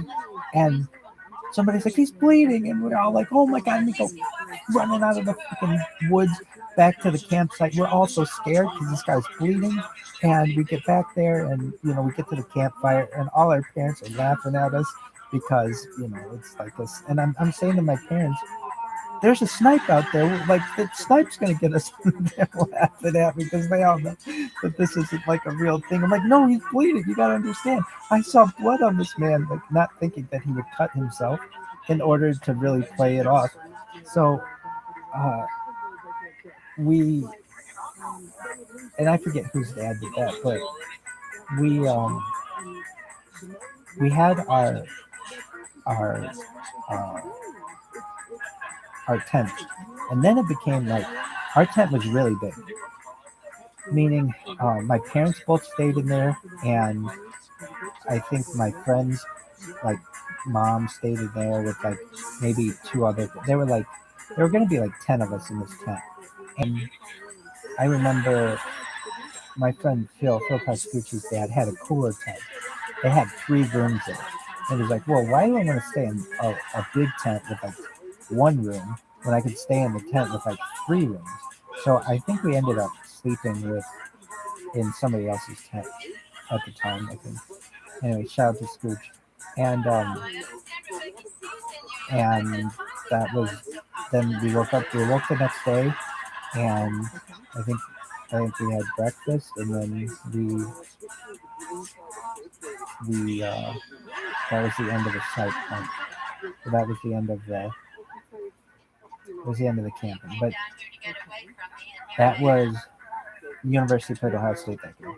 The next year, we have my mom's on the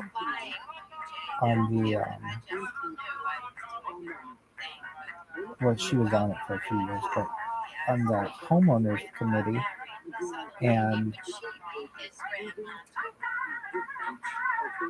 we have a block party every year. And so every year the homeowners committee would sponsor a block party and like have balloons and hot dogs and hamburgers and stuff.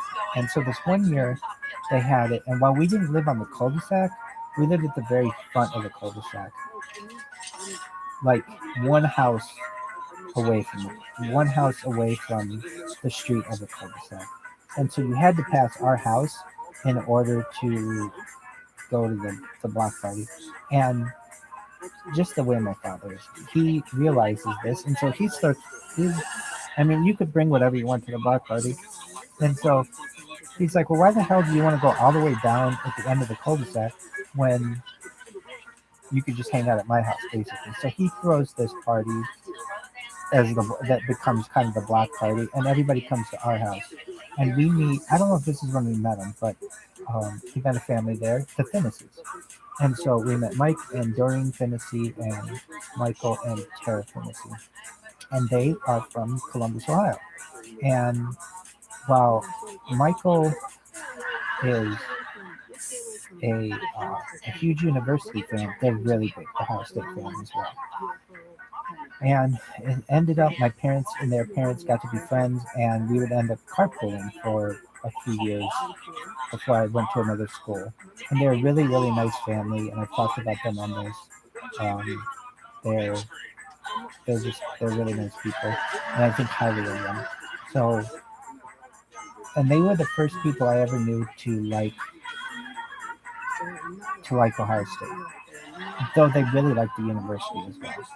But they were from Columbus, and both Mike and Doreen had gone to Ohio State, and so those are the only people I ever knew to like Ohio State at all.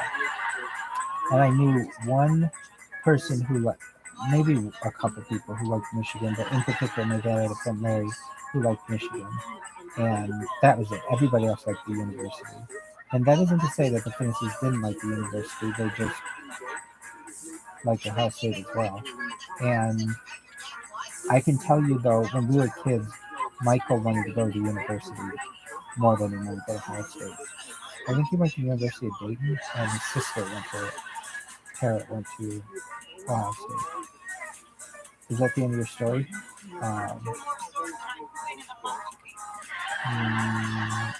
So the next year, Ohio State's playing at the university, and it's like okay, and I think it's well, and so Lou Holtz, it's the last year he coached there, and the university loses this game as well, and the university has never played Ohio State well. Why is that? Ohio State's a tough school, but also it's not like Michigan where we play them regular. We used to play them regularly and used to kind of get used to how they would play. Ohio State was kind of usually surprised, and Ohio State gets up for that game as well. Is that the end of your story? Oh shit! I just pooped myself a little. Be fine. Go fuck yourself.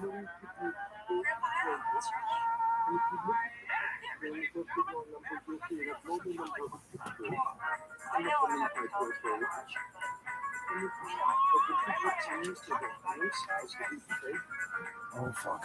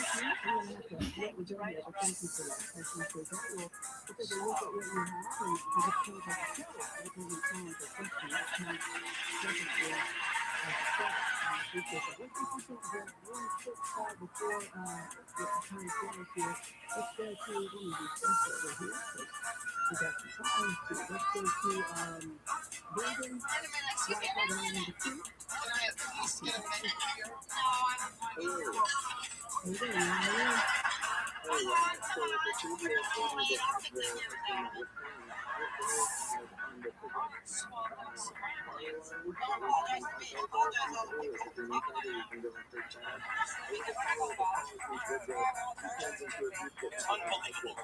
I just told the television set to let you watch 2 channels at once. Yeah, so you can watch what you're watching and you can watch what you're missing at the same time. Yeah, but what you're really missing is live version because live doesn't follow. You're getting slow.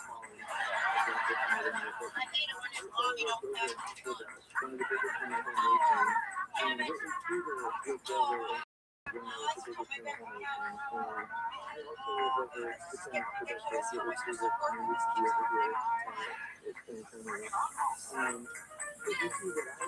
You sit right here, Albert.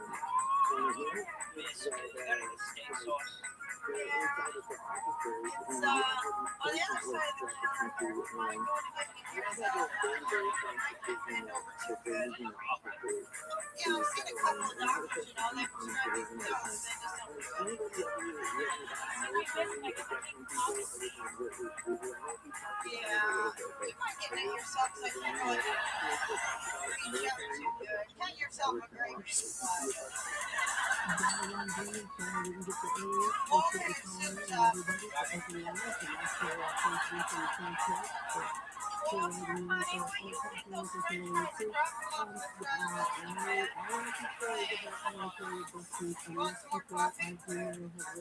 you mind since you're out working for a living? Got someone Tennessee.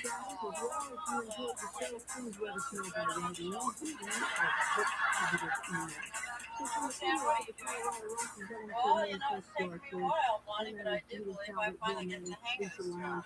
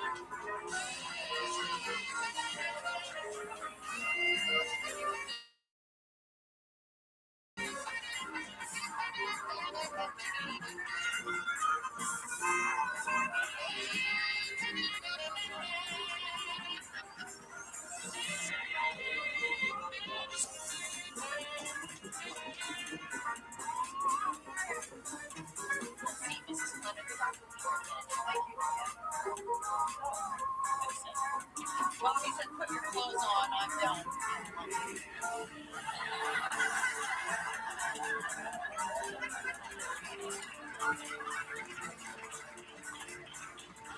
Oh, Dr. Dixon will be annoyed. Why? Because he's the best. He loves so much.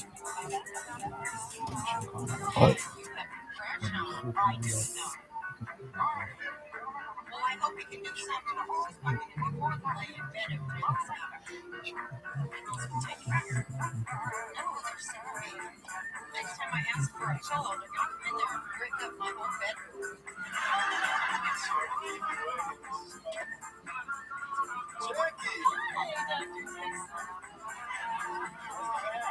Oh, it's okay. It acts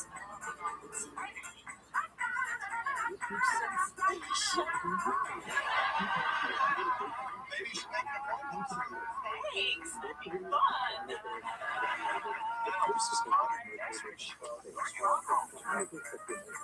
Muscular problem. And I should try diet and exercise.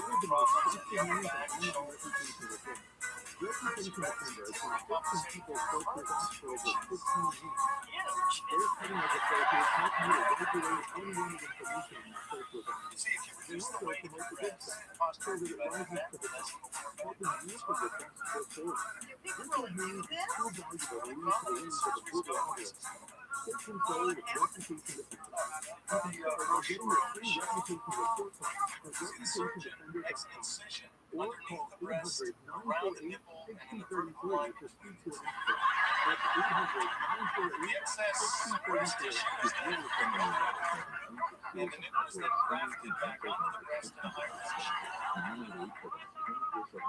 what's sick, Nazi man? Hi, I'm Daddy. It is now 2 o'clock a.m. Yours. Maybe it's something It's crazy. How much do they take off? Just enough to make sure you wouldn't need to see me. Well, I mean, what do you look like? I don't want the guy. What goes crazy? I mean, I don't want to end up looking like. All right. At the end of your story. I just meant that, you know, I mean, these men are bigger part of what I am my whole life. Now they're going to change you. What's the next story you got? Well,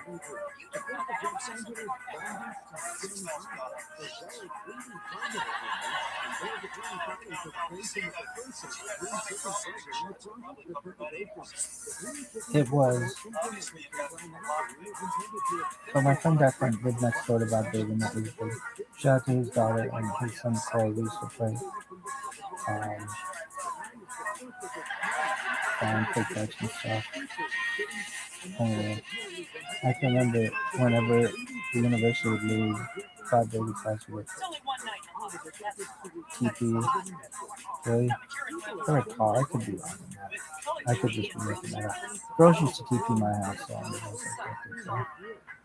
like, the girls that like me. Anyway, so it's maybe it was Bob David. Anyway, is that the end of your story? No. Okay, I know this one. My dad one time got Lou Holtz's wife. Hey, who's died? R.I.P. He got her a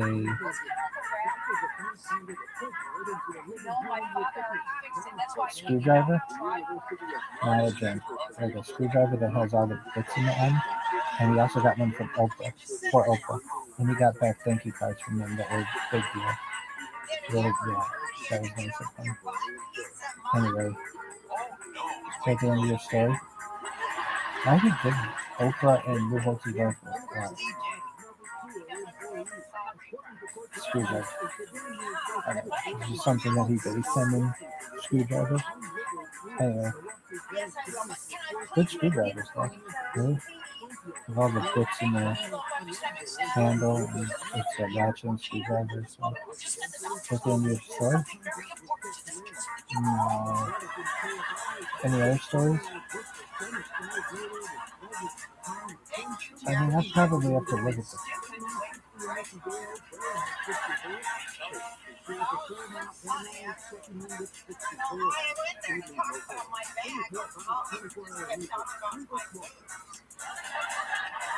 So it was a big deal itself. So.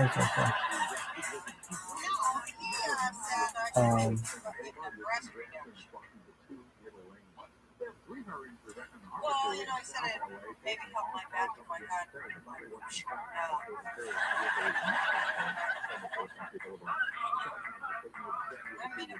Let's look at the 97 team.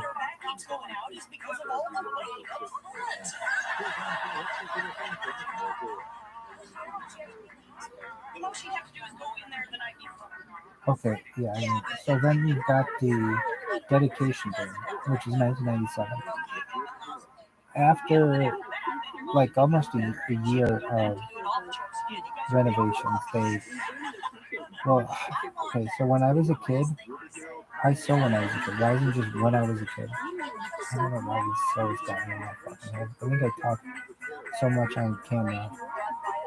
But sometimes you need to use it. Yeah, it's just been ingrained in me. I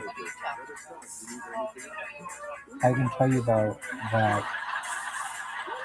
When I was a kid, the university had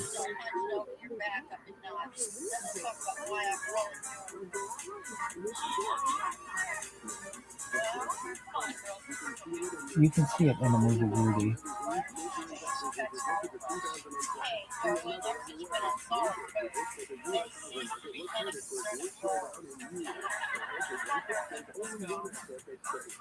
Yeah, you can see it here.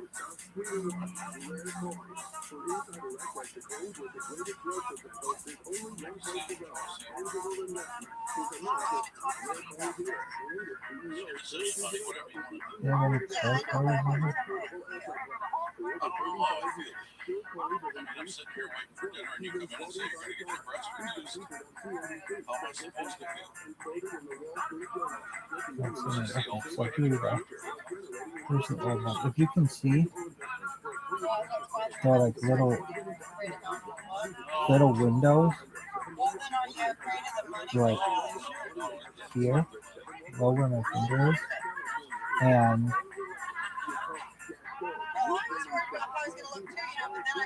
oh yeah, I kind of remember this house. I went to a football game with my cousin Michael.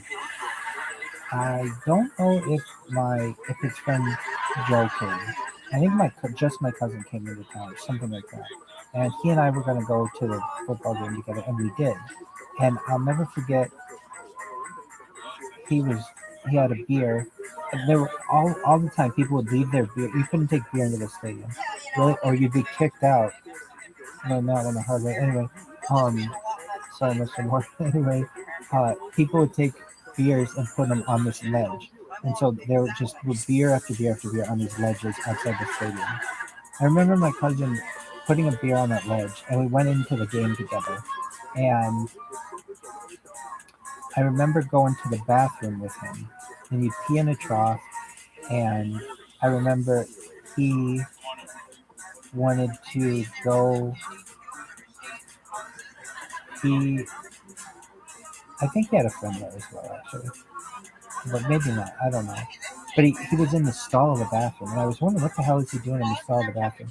He had a flask.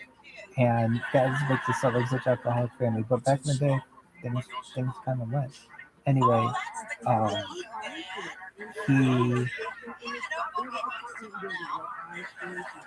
you sure it was not? Yeah, I'm pretty sure. Anyway, I remember he and I went to a game together. I don't remember what game it was, but we did go to a game together. I don't remember much more than that. And I don't know if his friends went. There were 1 year his friends went.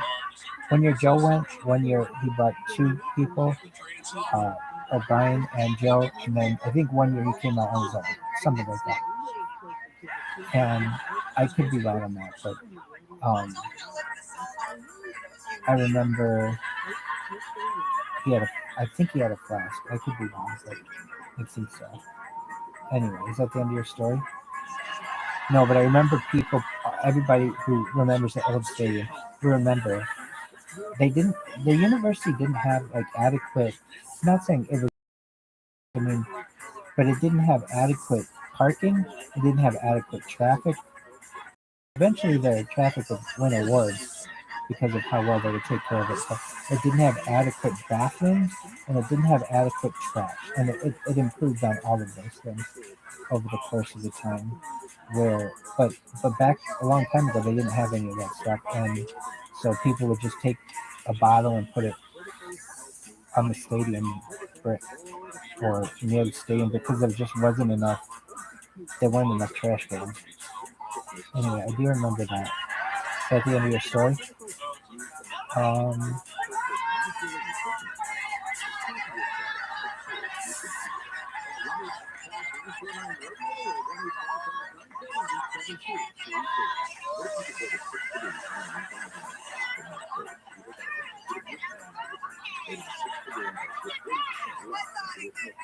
I remember as well this one time. So my dad and I went into one hall once, and then my mom and I remember we were like, there were all these buildings on campus, but I could never go into any of them. The only one we ever went into really was like the huddle. Oh, everybody calls it the huddle, but it's really the Fortune Student Center. Except Laura Trauma calls it the fun. Anyway, but what would you call it? The Fortune, the Fizzy, the huddle. Just that kind of shit. The huddle is different though. The huddle is like this. The Molly huddle? No, Molly huddle. Different. They do names after that. The huddle was a big deal. It's so they had a big TV, and you could watch the game from indoors at this place, and it was very, very busy there. Very busy during the game. And they had a huddle mart, which is like a place where you could go and eat, like, and get ice cream. It's a real small place, but you could get ice cream and paper towels, soda, that kind of stuff, candy, really candy bars. Anyway, but a lot of times people call the whole building the huddle. But I would be like, Mom, I want to go in that building and that building and that building, and she's like, honey, those are classrooms. Like, they're either not open or you're not allowed. And we'd even like pull on the door and it wouldn't be open because they don't want random people just going in there unattended and messing up the classrooms. So I remember the one time with my mom, I wanted to go to, I think I had to go to the bathroom, perhaps. And we would go to the bathroom at the Fortune Student Center, and they would, the line to the bathroom was really, really long. I mean, just people out the door. It's a lot different than it is now. And the women's restroom was always longer line than the men's restroom because those restrooms are usually cleaner, and so women will want to use them. Guys don't care whether people for certain media. And then I remember we were on what's known as God Club, and we went to Soren Hall, my mom and I. And I remember really wanting to see what it was like inside a college dorm room. And my mom, I begged my mom to ask someone to let me look inside their dorm room. So eventually my mom said, look, to one of the kids who was living there.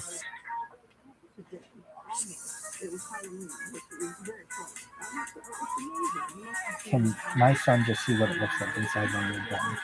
And they're like, sure. And they allowed me to go in. I remember I was like, fine, you see what it looks like? It's just like any other, it's like your bedroom. And I was like, oh, okay. But I didn't know what it was like myself. That was like the first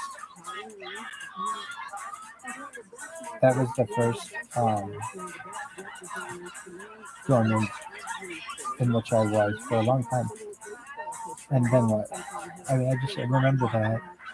I remember we'd bring a lot of my friends out, and we would go to the games. So like my friend Greg Regitowski, my friend Cora Cobb, my friend Desmond, they would come out and we would play catch. Now I do. This was a big deal. My friend Chaim, we would. This is a big deal. So back in the day, they would. I think it was a Thursday. Anyway, they did not have. It was really interesting. They didn't have a soccer stadium. The soccer team played on just a nice field of grass that had a fence around it. And as we got old, so this was when my dad started getting an established tailgate on this island of grass. My dad would say, "We are just north of the only tree in the parking lot." And he was right. It's the only tree that's basically within the parking lot. But there are a lot of trees that are on the perimeter of the parking lot. But it was a good what do you call it? A good what do I want to say?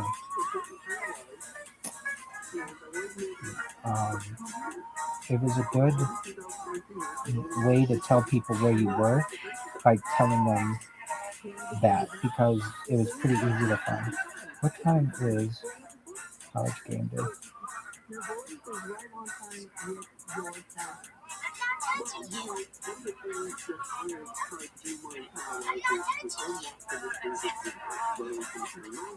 And noon, so it's on 6 a.m.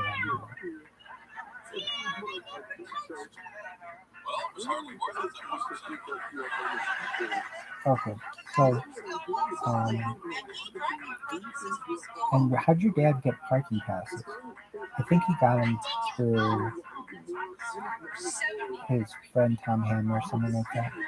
And so he'd get a parking pass, and then he wasn't always in the same spot. We weren't always where I'm saying we were. Sometimes we would be right off of Juniper, but eventually he found the spot and he really liked it. And so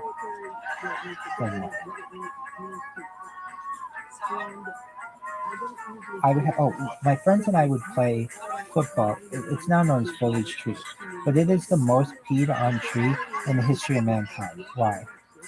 Because a long time ago they did not have sufficient bathrooms for people, and they didn't have enough porta potties, so guys would just pee in the open. It wasn't a big deal. When I was a kid, if you were golfing, I still think it's still not golf, but you don't always wait for the toilet. You just go in the woods and pee, and that has changed. But even then, people would do that, and it'd be no big deal. Guys would do that. You just go up to. I've peed on this tree 100 times maybe in my life, and my dad probably 10,000 times. And a lot of people, you just go and pee on this tree, and then you didn't have to walk all the way to the bathroom. But eventually, that became they raised the they considered that to be like a sex crime, just like ridiculous. But anyway, why? Because it's not. It's like you shouldn't do it if they have adequate facilities. But if you have to pee and there's nowhere to pee, it's better to pee up against the tree than there is against nothing else. And I mean, everybody would pee on this tree. And that's what I'm saying. It was peed on more than any other tree. It was Foley. So Foley is and his dad and my dad would tailgate near each other. And originally, I don't think my dad and Mr. Foley got along that well, but I don't know if Mr. Foley got along with a lot of people. This is the older Foley, because he's just like a crotchety old man. But then they got to be really good friends of his son. And then there's Dr. Sam and all these other kind of people who would be there on this like little island of grass that is in the middle of a parking lot. And in fact,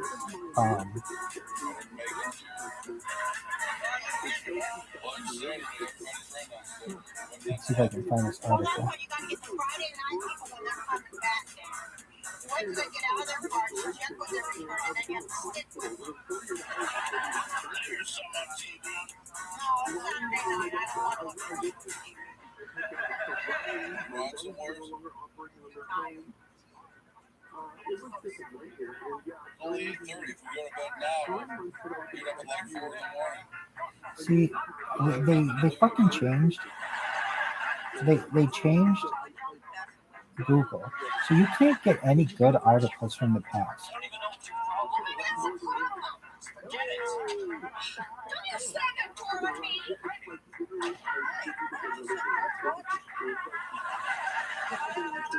Pretty right, don't know anybody. You just ditch me for your friends. And he got a new car. He went for a ride. Well, as long as you're having fun, that's all that matters, right? What was I supposed to do, Mark? But you always sit in the corner and you whine about your friends. You don't care about the Yeah, when was the last time we did something I wanted to do? Well, you wanted to leave the party and we left the party. Well, then why don't you just went back there then, Mark? See, you and your friends are obviously more important to you than I am. Yeah, but what about Thanksgiving, huh? I went through a lot of trouble getting invited to dinner, and you took friends to just try to dance me away. I don't exactly want to hang out with your parents. Well, nobody wants to hang out with my parents.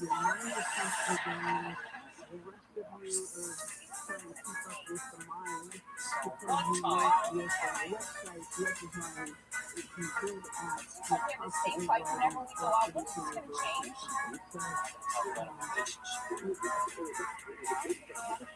That's supposed to be. It means I'm sick of it. I'm sick of fighting. I'm sick of the way you treat me. I'm sick of you. Goodbye, Mark. Party, bitch. My shit in my dies. Don't talk about it. We'll just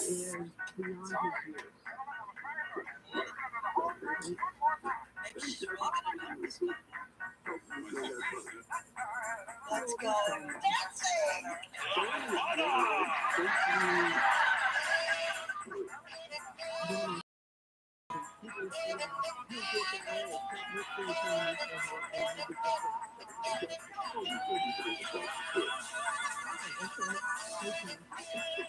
Here you go, I found it. You gonna read this article? Yes, this is from 2002. Cold beer, a warm gel, and 80,000 of your closest friends. Patrick McKeely. Oh, we got there. Okay, sure. Oh, you can't read it anymore?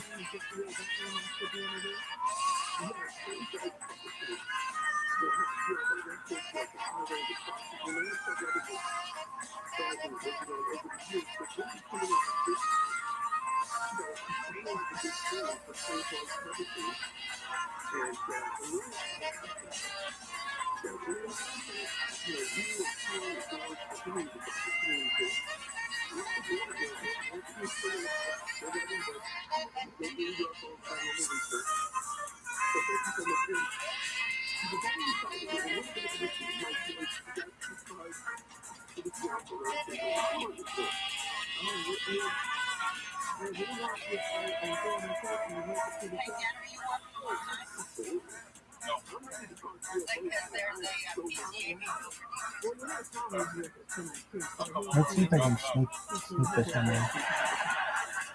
Watch this move, kids. DJ doesn't care. Besides, it's a typical third grade. What are they going to tell me that I don't already know? That he's in fourth grade. You're still eating paste? Can you do me a favor?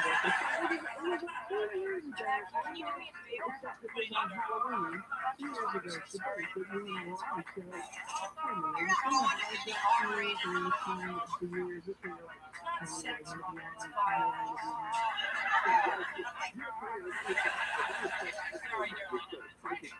Can you find it? I haven't found anything. Really? Let's see if it works.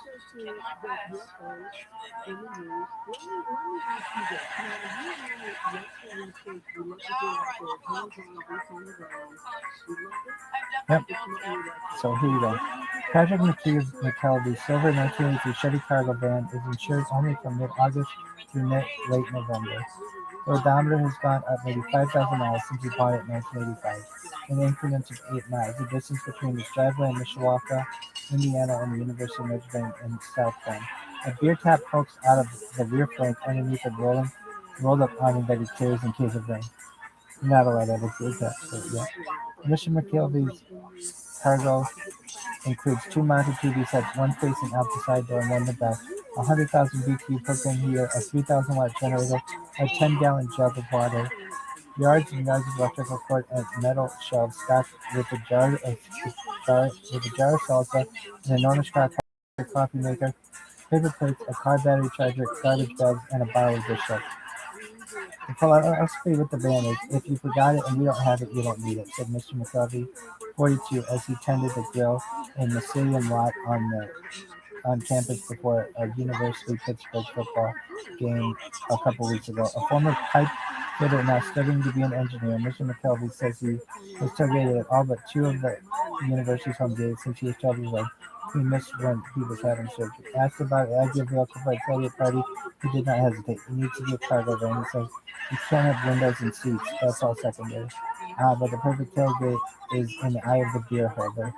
For Tim Monahan, who held 14 guests, his usual quota, turning 29 miles from Arcola, Illinois, to the University Pit game on October 12th, it's a 1976 MCI executive coach from Motor Coach Industries, outfitted with the comfortable pad couches, a bathroom, and microwave oven, where his wife Joan usually starts going up to gumbo as soon as they cross the state line. For Chaim Barnett, the owner of Barney's Boathouse, a restaurant in Seneca Yosef, Michigan, the 1995 Lincoln limousine he uses to shuttle people to his restaurant during the week is a perfect eye catcher on game days in the parking lot, otherwise crowding with sport utility vehicles and overstuffed sedans.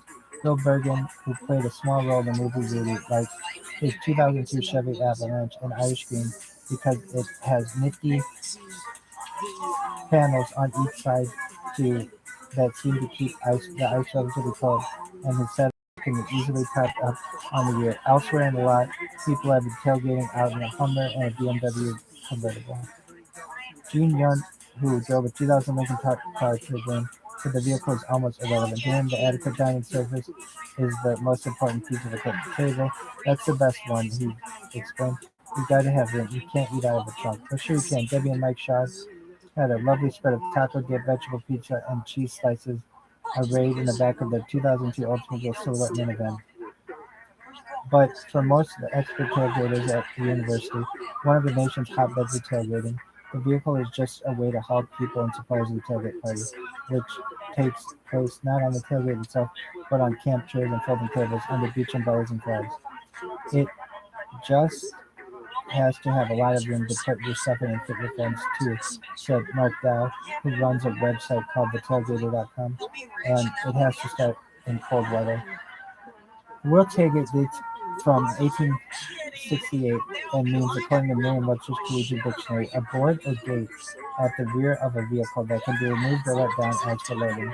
As for the origin of the tailgate party, there are two competing legends.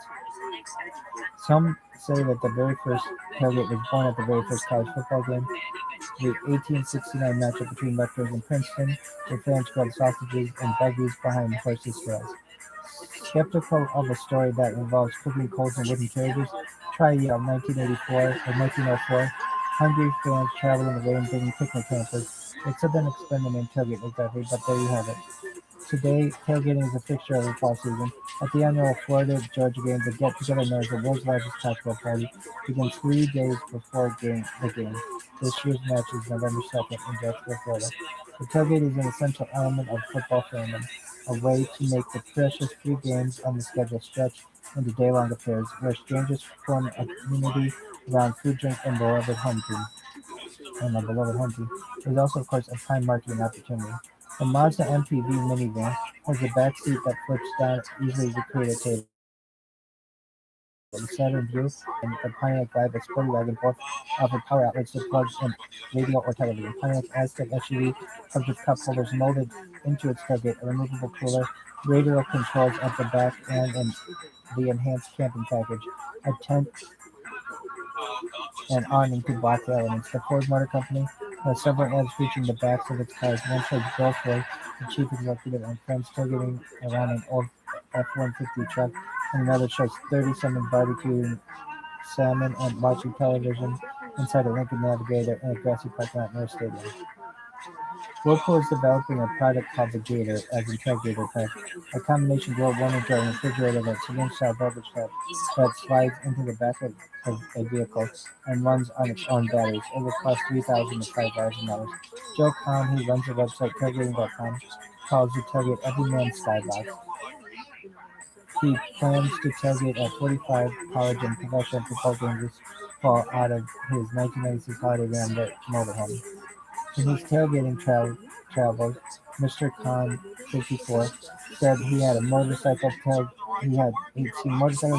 in Oakland, California, and dump truck tailgaters in Detroit. In Seattle, voters pull up for a Sterngate party at the University of Washington. One man in Buffalo, Mr. Khan said, cooks on the hood of his 1980 Pinto station wagon, plucking charcoal into cake pans and using a rake to grill hot dogs, and an old army helmet to deep fry chicken. Guests drink shots from a bowling ball. My finger bitches like bowling ball. Tim Monahan, owner of the bus with the plaid couches, played football for the university, graduating in 1961. His father, class of 1931, also played, as did two of his 9 children. Back in the late 1980s, when some of the children were still playing high school ball, the Monahans drove up to the university after their Friday night games, arriving in Pawnee about 1 a.m. and sleeping in the bus until the parking lot opened to tailgaters just after sunrise. Meet me at the bus sounds better than meet me at my Ford Taurus, said Kevin Monahan, 24, Tim's nephew, who is also at the University of Pittsburgh. Mr. McKelvey, the cargo van enthusiast, rarely actually enters the stadium. He simply tailgates through the game, watching on television sets in his silver van. The announcers patter, punctuated by the roar of a crowd a couple of hundred yards away. The party continues long after the final whistle, usually until 8 or 9 p.m. Mounted security guards stop by to drop off some ribs, yearning for his special sauce.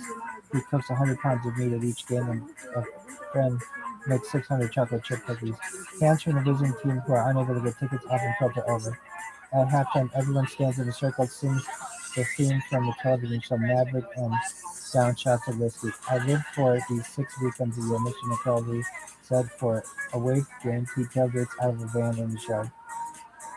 Early in the 1999 season, Mr. McKelvey sent his girlfriend on a tailgate hop and scavenger hunt to all the parking lot regulars, like Mike Casalo, aka the Big Kahuna, who tends his plastic bar wearing a gold helmet that resembles the famous campus dome, complete with a statue of Mary. The last clue was a poem. On October 16th will come the fans from near and far across the land, not for the university in Tusk, but for the unification of you and me. She said yes. A few days later, they tailgated. The university won 25-24 and then took the van to the 7 p.m. wedding. So my dad was mentioned in this, and I know this guy. He's funny. He would always get like to the university very early, along with my dad. And my dad and he they weren't like good friends or anything. They knew each other. Well, obviously, because he was on the scavenger hunt. I don't want to say they weren't good friends. It's just like they were competing. Like everybody competes with their tailgate stuff. Anyway, somebody beat this guy to the parking spot one morning, and the reason why he wasn't allowed to park there, and I think he got kicked off campus, somebody beat him to this parking spot, to his normal parking spot. And he asked the guy, "Is there any way you move your vehicle?" And the guy said no. And I shouldn't say that. Somebody beat him to the parking spot, and they just left their vehicle there. And so this ends up with some other people lifting the guy's car, physically lifting his car and moving it to another place in the parking lot. And the university found out about this and banned him from tailgating. So he wasn't allowed to tailgate there anymore. But he was a really big fan. And we would always play football on this little island in the of grass. Anyway, we would play tackle football. And it was the only place around where there was grass where you could actually like play. We always wanted to play tackle football. We never wanted to play two on touch. So when you would hit the ground, you would get these giant bruises because there were walnuts on the ground from this big tree that was in the middle of this grass island. Anyway, is that the end of your story?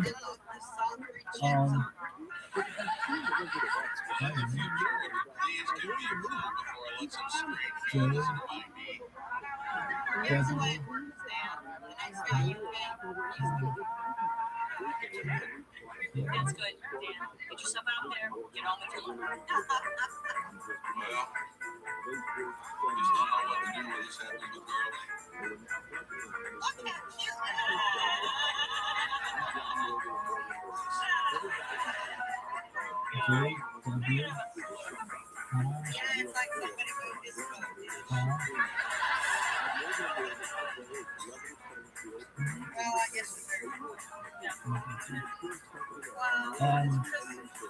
I don't know how much it's done anymore, but like my dad would be on, I remember like Travel Channel and some other things, and they'd interview him. Well, so you got to talk about the interviews. That's a big thing. But before we do that, the soccer team didn't have a soccer stadium yet, and so they would just play on this like grass field, and they had a fence around it. And my friends and I, we would get older, and the people would end up taking over that little island of grass, particularly students, and we couldn't play football there anymore. So we would go to this field, this soccer field, and we would jump the fence. And it was like a plastic fence. We'd jump plastic and metal. We'd jump it and we'd play, and we had this huge area on which to play. And it was really nice because you could play tackle football, and we used to do this fun game that we had. Like right where let's just say like where the out of bounds would be of a soccer, where you would do a corner kick, we would pretend that was the corner of the end zone, and we would play this game called Amazing Catches, where somebody would throw the ball, and you would catch the ball and try to catch the ball with 1 foot in bounds, 1 foot down, basically, like the college rule, which should be the pro rule as well. And it was a lot of fun. And then we'd play football with other kids as well, and you'd meet random kids, and you'd end up playing on, and then you'd see somebody who would be like on the other side of the fence, and you'd be like, hey, you want to play? And then the kid would be like, yeah, like, but they're afraid to come up and ask you. So I mean, I know how that would be. Like, you'd want to play football with kids, and it would be like, but you would just be so scared to ask, can I play? That would be one thing. I read about this at a school. It sounds like a really good idea, though. Okay, like every playground should have this in Israel. It's a bench that is called like the friend bench or something like that. And if you ever don't have anyone with whom to play on the playground, you go to the friend bench, and if someone sees somebody's at the friend bench, you go to them and you invite them to play with you. And that way everybody always has somebody to play with him to play, and you don't have to ask someone. So that's I think a really nice thing. Israel needs friend benches. Anyway, and it's like a multicolored, rainbow colored bench. It'd be cool. Anyway, I read about that somewhere. It was pretty recently too. I thought that was a really good idea for a playground. Is that the end of your story? No, but I would have a friend over for like every game, and And then what we would do, it was always kind of the same deal. We would get like a pizza the night before, stay up really late, sometimes all night. Um, and then I'd always have a friend fall asleep, then I'd fall asleep. But I'd be up really late, and then my dad, a lot of times would be getting ready in the morning. Sometimes he would wake me up to help him in the morning to put the car together. And that was always a pain in the ass. I hated all the work that was at tailgate. I hate it. That's why I don't do it. And I'm actually like anti-tailgate. It's just too much work. I'll get a caterer. Anyway, it's so much work. It's so expensive and it's so much work. So then, but sometimes I think we wake my friends up too. We'd put the van together and then we'd get to go back to sleep. And we'd go back to sleep, but not always. A lot of times my dad would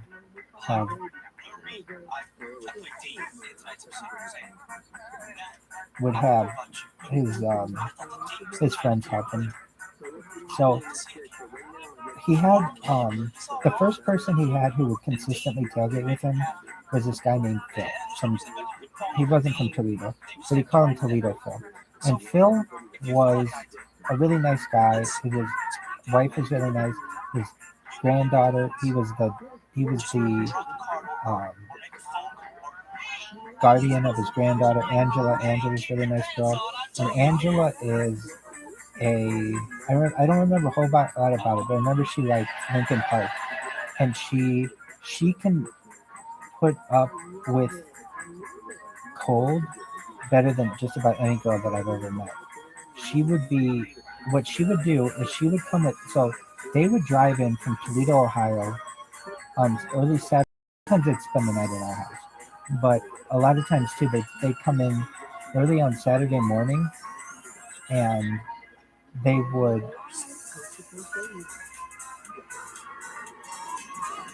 be outside, and it would be freezing cold, and she would just sit in the car, and there was nothing to do. She didn't have any friends there, and she was a really good kid though. And Phil was a big Yankees fan, as was my dad. So what would happen a lot of times after the game, this was like in 96 and 97, the Yankees were really good, and they'd play on Saturday nights sometimes. So it was cool. We would watch the university play, and then we would watch baseball in the middle of the parking lot at night. And I will say this, my dad was one of the last people ever to leave the park. He was always the first person in the parking lot and one of the last people to leave in the parking lot at night. And he always wanted my help at the end of the night, and I rarely ever helped him. Why? Because I didn't want to be there. I did not like the tailgate. It was not my thing. Why? It was a lot of work. It was cold. There were elements. I just didn't like it. I don't like the games. I like watching them on TV. I'm the biggest TV watcher of them, but I don't like being at the games because you couldn't see and all kinds of things. All right, is that the end of your story? It's the end of the story. You're fine. Go fuck yourself.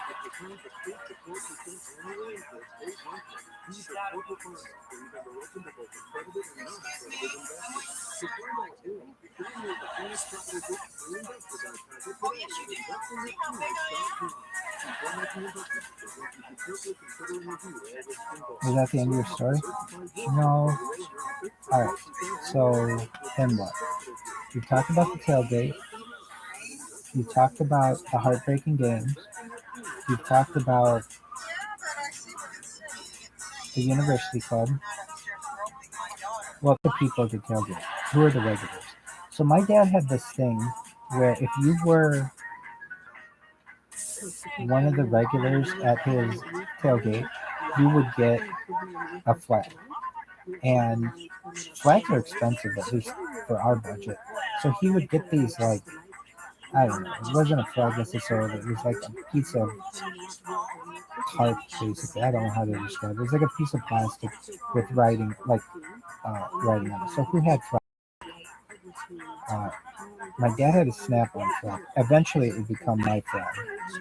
It was an important flag. All I ever wanted was a fucking flag at the place, and I knew I'd get a flag when I graduated. So there's a flag, and my flag's just an indie flag with Michael '08 on it. It was an expensive flag.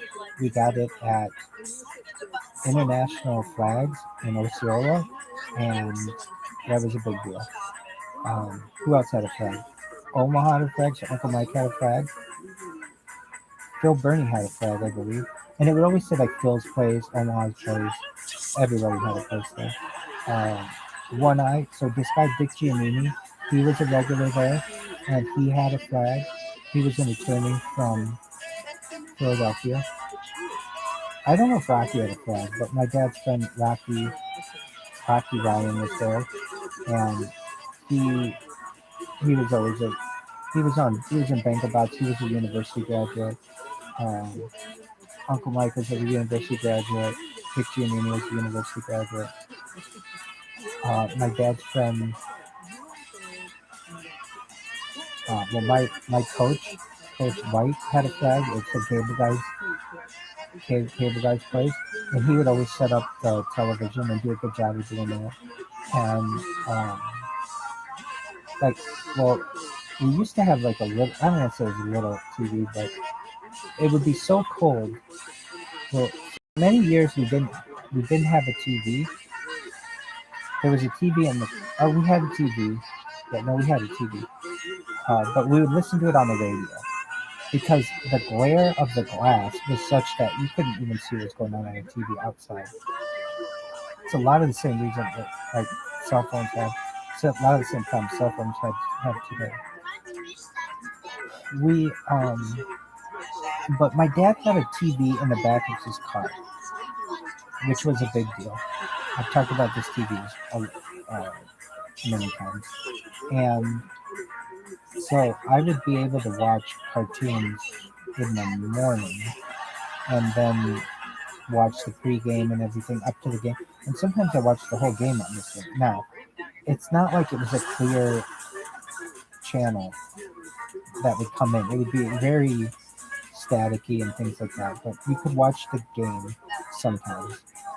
And for many years, we did not have a generator, so we did everything off of my dad's car battery, and sometimes the car battery would die, and so we'd have to have the car running, and just all kinds of things into which we would run. And then my dad eventually met, this is later on, but I'm just naming people to judge it for regulars. He met this guy named Greg. And I don't know how they met, but Greg and his wife, Jackie, they're really sweet. They're from Ohio. They have a very nice house in Ohio. And really quickly, Greg has a multi-million-dollar business, and the way that he started it with his son was by mowing lawns. One day after work, they were both working or something, and his son got a job mowing somebody's lawn for like $20, and they just started mowing a lawn every night, something like this, for $20 every single night. And then they got 2 lawns, and then they got 3 lawns. They started doing it full time, and now he's got teams of people who work for him, and he has a beautiful house in Ohio, and it's really, really nice. I think one day I would build a house right next door, and they have like space for it, and they have a little like a river in the back of their house. They just have a beautiful house, and they're both really nice people. And I'm so glad my parents met them, because they had more of, they're not wealthy, but they have more money than my parents did. And so Greg, my dad, he smokes cigars. I think that's how they met, is somehow my dad saw him smoking cigars or something. My dad smoked cigars, and they got into that. They saw each other though, or they met, and Greg bought a van specifically for tailgating, and he had more money, disposable income, than my dad had, so he could pay to store it, and he could pay to get a better TV and some other things. So that just helped my dad immensely. Phil Burney would help my dad a lot as well. Anybody else? There are a lot of people. I know I'm not naming all the people from tailgating, but there are well, and the Wisniewskis. I cannot. I shouldn't. I should have started with them. They parked next to my father at the tailgates, and they they are like the two nicest people. Um, I, in fact, the only girl who ever met both my parents was at their daughter's wedding. Basically, long story, but they were nice enough to invite me to their daughter's wedding, and I had to bring a date. And so I brought a friend of mine, and that's the only person to ever meet both my parents who I like on a date, basically. Only one other person met my mom and aunt, but I did not introduce a lot of the rest of my parents. Why? Because my parents are nuts. Anyway, the Wisniewskis are really sweet. They have a really nice lake house to which we have been, and I'll never forget. Mary was always really cool and always would have been fine with me drinking at tailgates. My parents were absolute. I don't think I never drank at tailgates. I don't think. I mean, maybe I did, but I don't think so. Because it was like I didn't want to get my dad in trouble. But the Wisniewskis were at their boat at their lake house. It was the first time I ever got to try a grasshopper. What's a grasshopper? It's got creme de menthe in it, and I think it was a frozen grasshopper. So what's in it? It was one of my favorite things. It's a sweet mint flavored after dinner drink. No, it's ice cream. The ice cream and it's frozen. Frozen drinks become really big. So what's in it?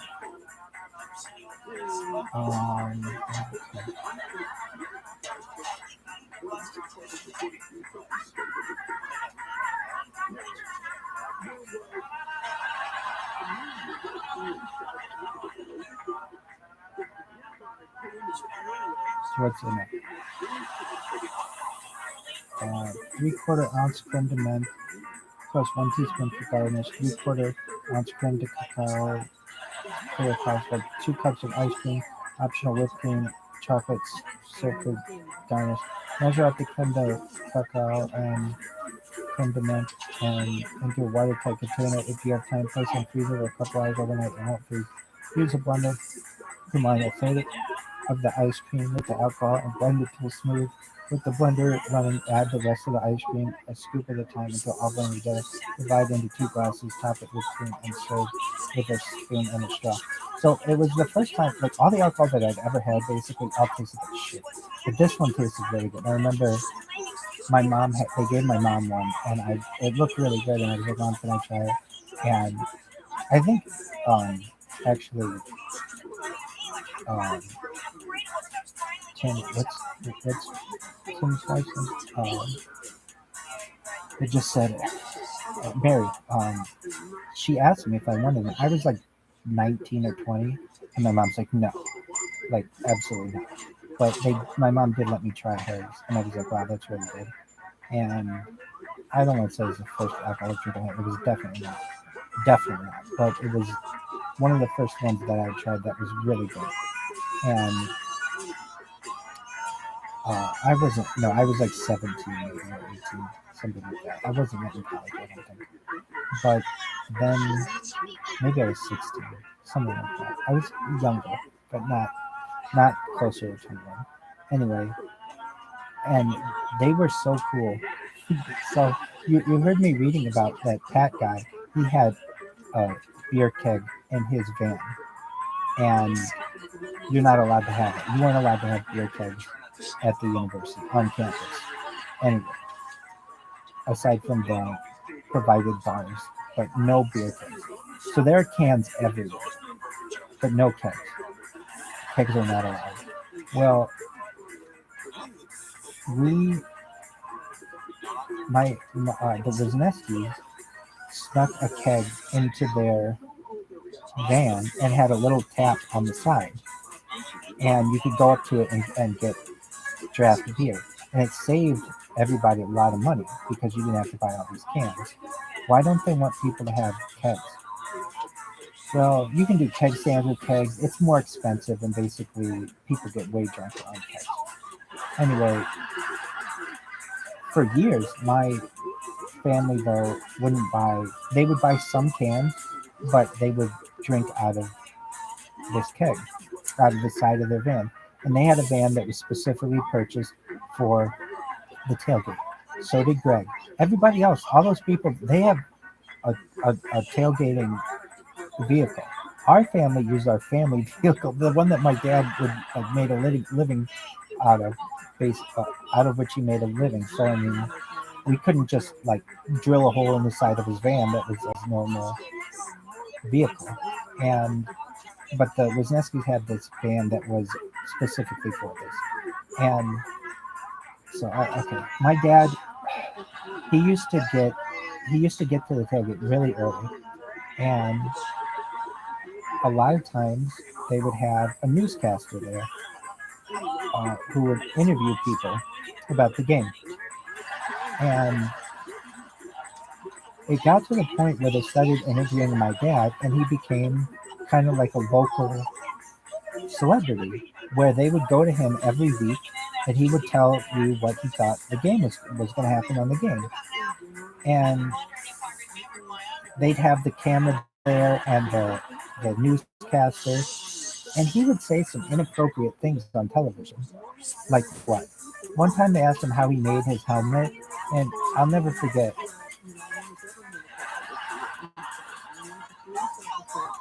I learned about this from a teacher because I wouldn't get up alive. He was on television. I didn't really care. My mom would tape it on the VHS or on the DVR, and so there are probably, I don't know, 30 interviews that he has at least of him giving predictions on the game. And you know, it's like 7 o'clock in the morning, and he's already had like 3 Bloody Marys. Anyway, my Bloody Marys would be good. And so they would interview him, and this one time they interviewed him, and someone from the university was watching and saw that there was a beer tap in the side of the Wisniewski's vehicle, and they went to the Wisniewski's vehicle and took their parking pass. And my dad had to go through all kinds of workarounds to get that parking pass back. And that's what, like, my dad could really care less about having tickets to the game, even though he had tickets to just about every game, or he did have tickets to every game. He wanted the parking pass because that's where the beers and that's where the party was. Anyway, I ended up going to school one time. I was in ninth grade. I'm gonna say it was ninth grade biology, and my teacher, who's a biology teacher, says to me, he's looking at me really strangely, and I'm like, "Can I help you?" This is in class, and he goes, "Was your dad a university fan?" I'm like, "Oh yeah, he's a huge university fan." He's like, "Was he interviewed by WNDU on Saturday?" I'm like, "Yeah, there's probably a good chance that he'd body be saying." He goes, "Oh my God, that was your father?" I'm like, "Yeah, probably." Why? He goes, "Well, he has a gold hat, right?" I'm like, "Yeah." He's like, "Oh my God." They asked him, this is in front of my whole ninth grade biology class. He says they asked him how he made his hats, and he said, "Well, we got to do it in a Chicago accent." So they said, so Big Kahuna, how they do it like this? So we're standing here with the Big Kahuna. He's about to give his predictions, and we want to know just how do you make those hats? And they, he goes, "Well, first off, you gotta take a hard hat and you gotta flip it over, and then you take the Virgin Mary and you put her on top, and then you take a screw and shove it right up her ass." And they're like, "Oh, back to you." Like, they can't say that on television. Anyway, he says this on television, and my teachers see it, and they think this is the funniest shit of all time. And he would say all kinds of stuff like that, which he wouldn't say the F word. And you could say all that stuff.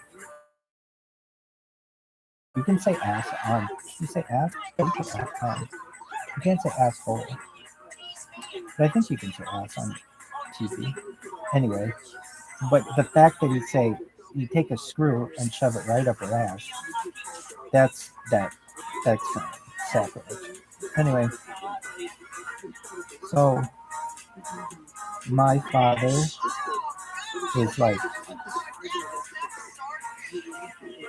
he's kind of like a legend when it comes to that place and the tailgating scene at least. And it got, so he had like 30 interviews or something like that. And then they stopped going to him. And I know why. Because they didn't know what he was going to say on live television. And he had already had, like, at that point, maybe 4 or 5 Bloody Marys before he started in the Miller Lite. And, you know, he's doing what he can to create a buzz as well, while he has a buzz. Is that the end of your story? No, I remember Mr. Bartek, though, telling me, he goes something like, was your father in the mafia? And I would say, no. He's like, are you sure? I'm like, yeah, I don't, not to my knowledge. It would basically be, perhaps he would be, who knows, back in the day. My grandfather, I think, was. My grandfather was a union boss, and that usually has mafia connotations. And the way he died was supposedly a heart attack, but he was doing all kinds of things with Chinese yen. That's all I know. Is like, it wasn't counterfeiting Chinese yen, but he was playing the market somehow, and he died. When was this? I don't know, in the 70s, I think. I don't know much about him, but anyway, and I remember Mr. Bartek would always say to me, grade school, and I'd be like, Simcha Anthony's, and he'd be like, oh, come on, tell me, does your dad ever say? Does he ever say Simcha Tony's? Does he ever call it Simcha Tony's? Just a brief reaction he calls it that. Anyway, it was very funny that, and then Mr. Peck was, he would, whenever, like every Saturday, he would tune in for this segment with my father on it, and then tell me what he would say. Anyway, this one time when I was, I don't want to get to when I was in school yet. So that's that. So I'll say this really quickly. My friend Danny used to think these things were hilarious as well. What up, Joe? Yay. He used to think these things were hilarious. And I took all the tapes that we had, and we went one time to my friend's room in Alumni Hall, and we watched a bunch of them with his girlfriend and my friend James. And I was surprised how many of these of him being on the news. But he was interviewed. So if any of you don't like the videos yet, we've got a lot of archive footage that's probably important to show maybe someday. Anyway, is that the end of your story? Yeah, well, it's the end of that little story. So then, well, I should say this. There's this, and I know the kids with, okay, is that the end of your stories while you were in grade school? Well, I do remember this. I was in 6th grade, and my intentions were to go to this other school. And I've already told the story of how my parents really liked this other school and thought it would be a good opportunity for me. And so I had told my friends in 6th grade that I was going to another school. Along with, there were like 10 of us. Out of a class of 60, the school lost like 10 kids. It lost like a sixth of its kids that all went to this one other school. Let's think, who went to school with you? I went, my friend Danny went, Joe Kelly went, Margaret DeSalle went, Maggie King went, Maggie Johnson went. Is that it? That's only 6. Okay, so maybe it lost a tenth of its kids. Did any other kids go? Sarah Debris went. Anybody else? So it lost more than a tenth of the students to another school. And did anybody else? Did it lose anybody else? That's about it, I think. And but that's still a lot of kids. And my grade school did not like that they were losing that more than a tenth of its population to another school. And I remember one of the sixth grade teachers, not my sixth grade teacher, one of the sixth grade teachers asked me why I was leaving. And I said, my parents feel that it'll give me a better opportunity to attend a university. Now, is that true? Perhaps, I think. No, it actually wasn't true. It actually probably put me at a huge disadvantage. But I didn't know that. And it kept me out of trouble. And that was probably a good thing. But I remember I had to take summer school that year, and the teacher did not like that answer. Basically, she said, there are plenty of kids who go to this school and go to university. Why don't you think that, why don't your parents think that they have the same opportunity? I was like, well, the classrooms are smaller, you learn different things, and it's a classical education. And basically, in my own way, I was kind of like telling her that this school sucks, the other school's better. Did it? The other school is, I've ripped on it a bunch, but I would say it's a superior school. It was also 6 times the price, so whatever. It was much more expensive, but then what? Is that the end of your story? No. So, 7th grade and 8th grade, but 7th grade particularly. Well, not just 7th grade, but there was this special time in the fall, and it would be like this weekend. I saw how blue the sky is when ESPN's there, and it's never that blue. It's only blue, like super blue. I shouldn't say that. Actually, it's really nice during the summer. That place is really nice during the summer, and sometimes in the fall it can be really nice. But the winter, it has like 6 months of permacloud, and it's just a sad state of affairs. So we would I'll never forget. There's just a nice memory that I have of school being over for the day, and it was a Friday, and I was walking from the school to I guess it's the north gate of what would eventually, to get picked up, and it was walking by this ginkgo biloba tree, and it was dropping its all the fall leaves were falling, and it's just like this nice memory that I have. And kids it was more innocent at the time. No one had cell phones, and well, I shouldn't say no one had cell, but no kids had cell phones.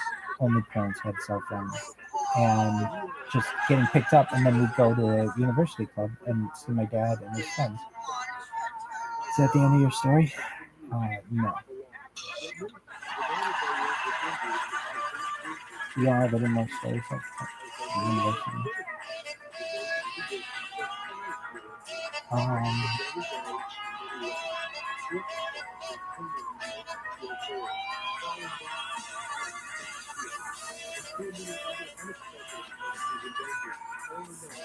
Well, I can say this: when we were kids, we were always looking for people who went to university. If you wanted to go there, and I didn't. I'm trying to think of the first person I knew who went to university outside my family, and I didn't even know those people. And I would say they were my teachers at this other school, my junior high and high school. So that was the first place where I'd actually met people who had gone there, who had the experience, and you wanted to be like them. And they were all very smart.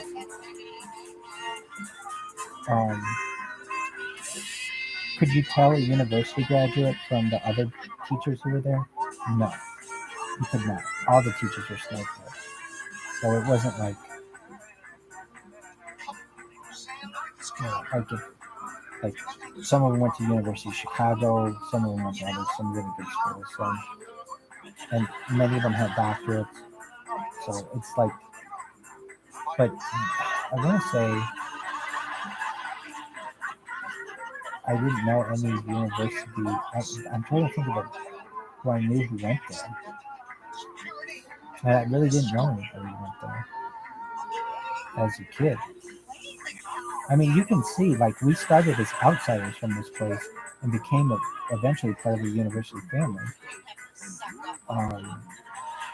But we were definitely started as outsiders. Okay, so I have to talk about my mom getting in a position. Right? So my mom was a real estate agent. My grandmother was a real estate agent. And my grandmother was a real estate agent before women really had jobs.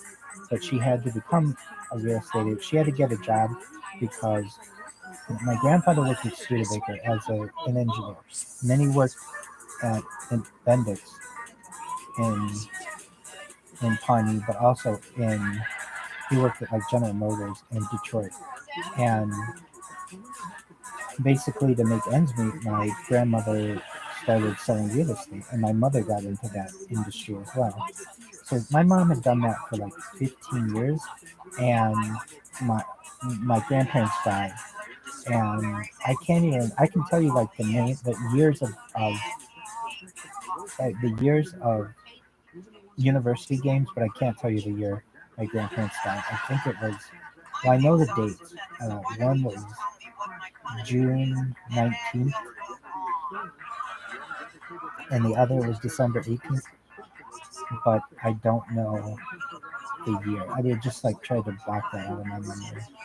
It was either 1997 or 1990. I was 12, so how old I was going to be 12. I was 11, so it was like 1987, I want to say. Anyway, and it was a really hard year for my family. And I think I said this already, but I don't ever remember going on campus with my grandparents. They just never went on campus there. They were very secular people and they didn't celebrate anything religiously. Which is interesting because, well, so my dad influenced my mom. I think she might have done everything. Is that the end of your story? No. So you went to what? You went somewhere.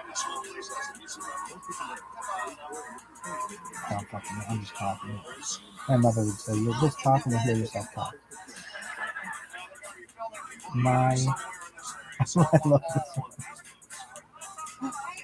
this one.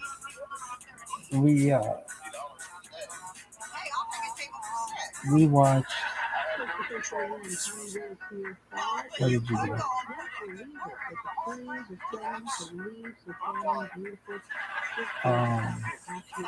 Well, I can say that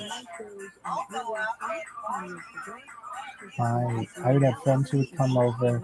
We'd go to the games, and like who would come over? I think my friend Danny came over, my friend David came over, my friend Khalil came over, my friend Michael came over, my friend Declan, like a bunch of people. Greg Richatowski, Khalil, anyway, a bunch of people. Oh, I know. My friend Khalil's uncle taught at the university. Now my friend Danny's dad taught at the university as well. So even though they didn't go to the university, that was something where they had some kind of connection there. And anyway, my friend Khalil was a really big university fan, but his cousin was a bigger university fan, and we would always compete, following who's the bigger. Following I would always compete on who was the bigger university fan, and I went there undergrad. He went there graduate school, so arguable, but I figured that out in the end. Anyway, that was a big deal, and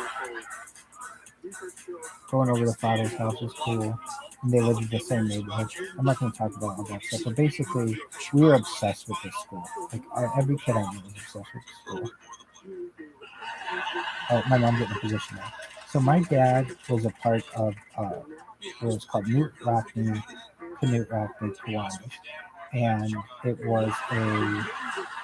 it's like a social organization that helps children. And what would be some of the things that we would do? We would do Adopt a Highway. My family would do. My dad was really big into volunteering, and so we would do like all this social stuff. Volunteer. We would do vaccine. It was called Shots for Tots. We would do immunization for kids. We would do Adopt a Highway, where we would pick up trash on the side of. We wouldn't do the immunization; they'd have doctors and nurses do it, but we would help set up and give them ice cream and stuff. We would do Adopt a Highway, which would be like I'll never forget this one time. My parents and I were cleaning up trash on the side of this on Fur Road, and it was Cleveland Road, and going like it's called the Edwardsburg Highway, and my friend Sarah saw us and said, "Why are you guys cleaning up? Like, isn't that what they make prisoners do, or like people in jail?" He's like, "No, we do it just as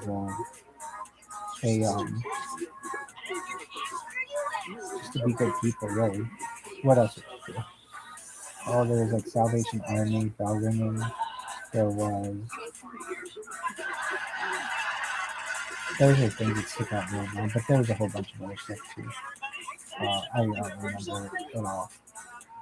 But we would do a lot of volunteering. So every weekend was a different volunteering thing that we would do. Not necessarily every weekend, but a lot of weekends. And we knew the people there really well. And one of the people who would do this volunteering and who was a member of this organization was a guy named Doug Hempel. And he, I believe, worked in human resources.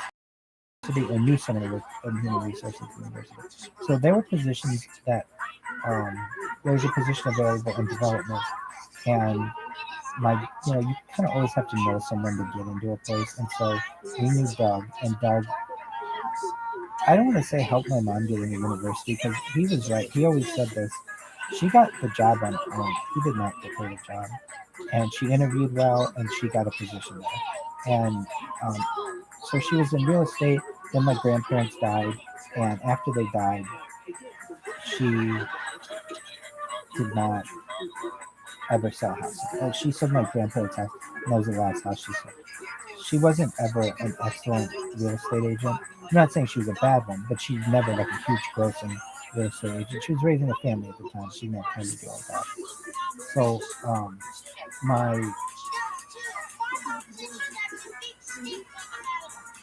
my mom got a position in development, and that was a big deal. That was the first time we had my mom worked there, and it was important that she did well in her job, because I needed that position. Well, my parents needed that position to get me tuition. They even asked her in her interview, "Why do you want this position?" And she said, "Because I want my child to be able to go here tuition free." And they're like, "Well, that's why most of us are here, but don't say that as your answer." But she's very honest. And my mom actually started there, now that I recall, as a temporary worker, and she would work in the winter when they get a lot of donations that would come in. They'd make people work overtime. They would have temporary workers who worked there, and my mom got that position, and then eventually got a full-time role. And my mom worked in that role. My mom's been at the university now almost, she's been there 25 years, and I think she was in development for 10 years, and then she eventually got a position in investment, which is a really great position, one of the best positions in town. And she's been there for 15 years, approximately. And I think she's very good at her job, and she's very consistent. My mom doesn't miss a lot of time, and that's important. And she's very reliable, and she's always in a good mood and those kind of things. Anyway, but my mom getting the position there was a big deal. Are you done? You're fine. Go fuck yourself.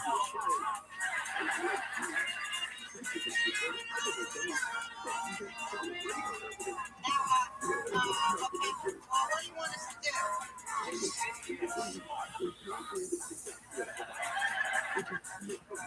What do you think? Yeah, I think so.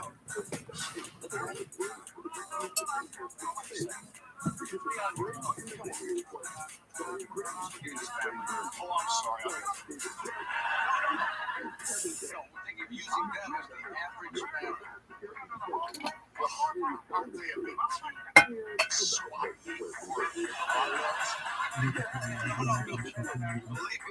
It's perfect. This is what America's coming to.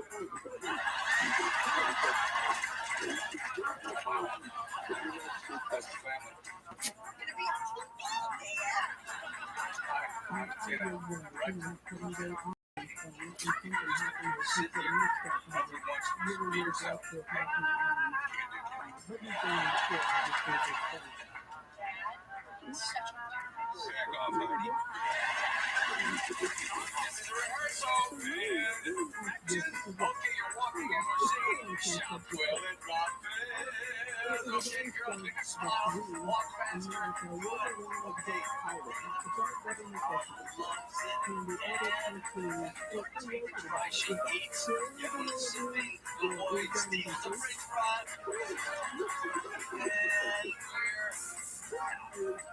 I'll give it, take a bit of time.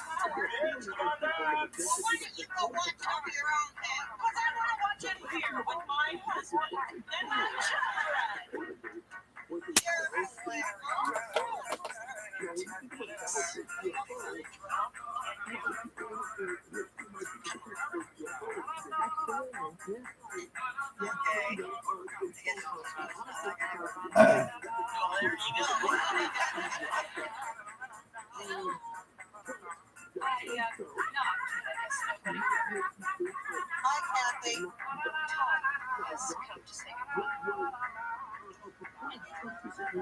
I thought,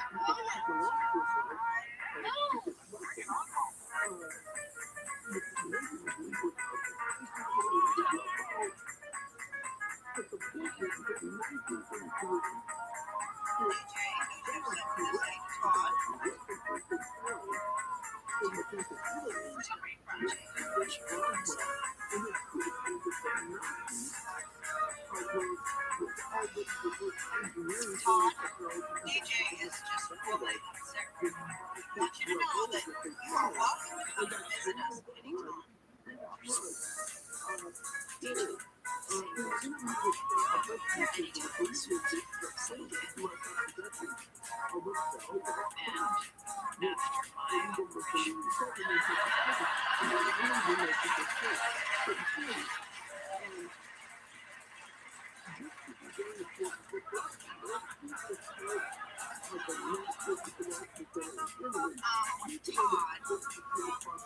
DJ wants you to know that he's really sorry that he told you some of the stuff that his mom kind of wishes that she didn't say.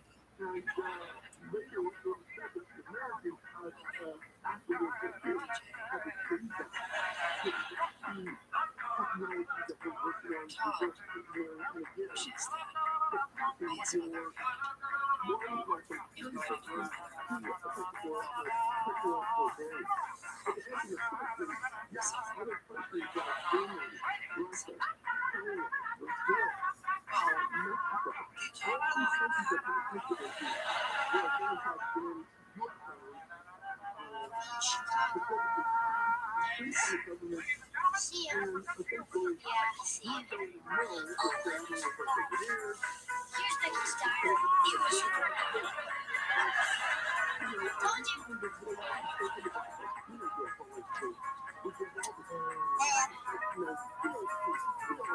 you like your next neighbor.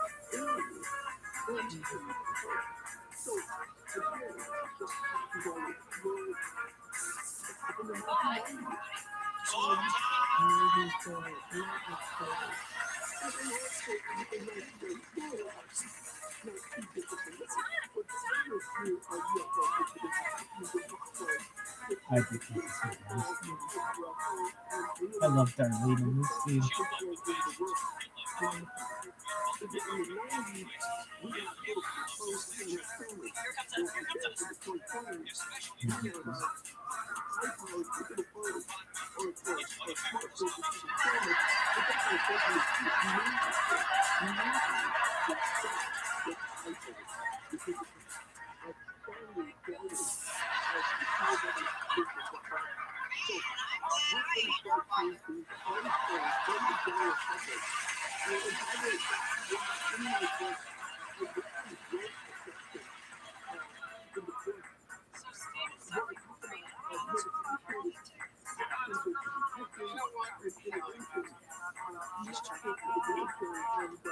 Let me start off with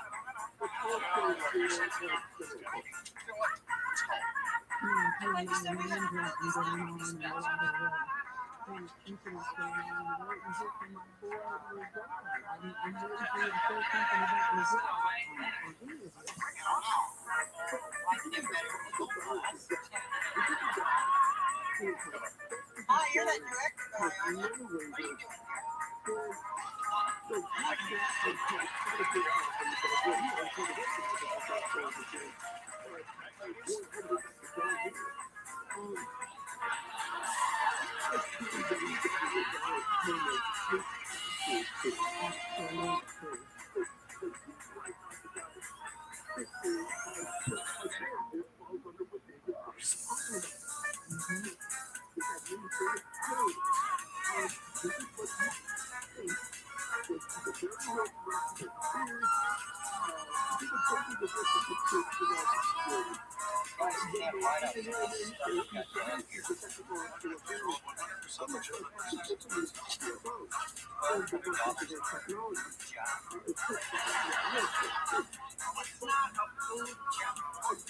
It's a direct production. We're taking it as a box. I don't think the IRS will. It is medical, so you can write it off as a personal deduction.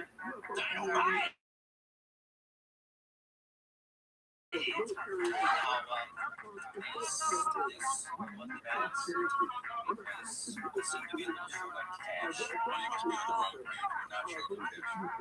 We actually have none. What happened to all that snow?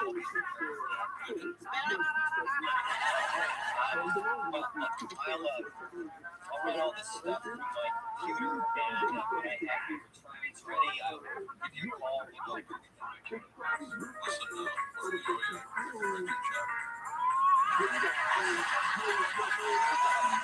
record your check. You killed me, Dan.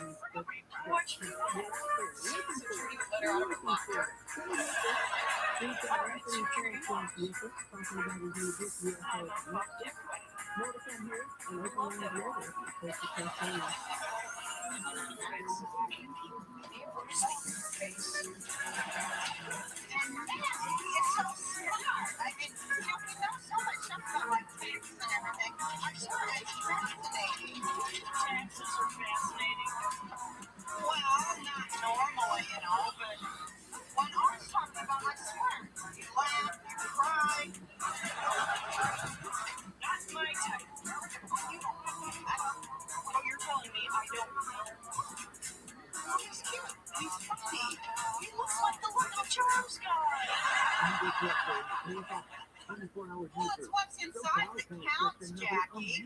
And inside, this guy has some timeshare condo in Florida. Just we drove and plays on the and then told yourself that he was supposed to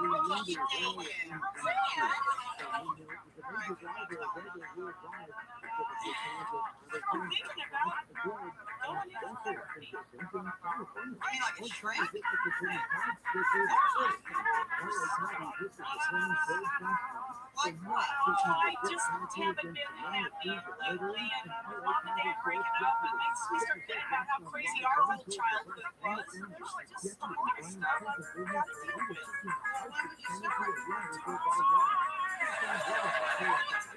Where would you start? Your sister, you can go into something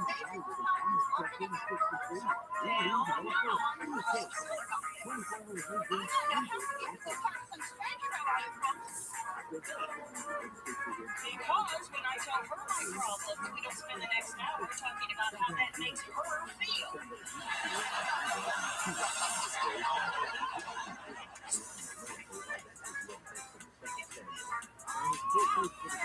I'm glad that you follow it.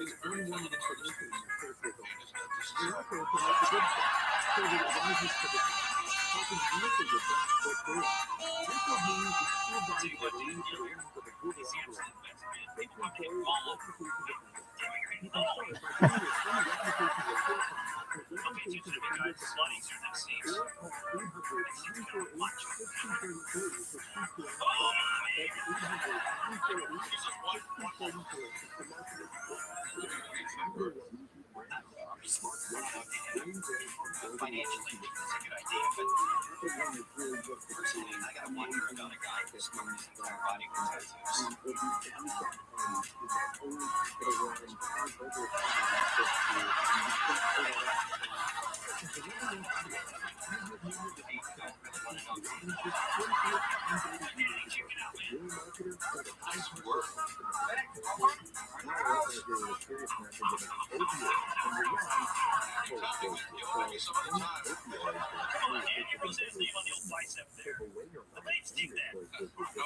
I got a big chicken pox scar on my arm. Looks just like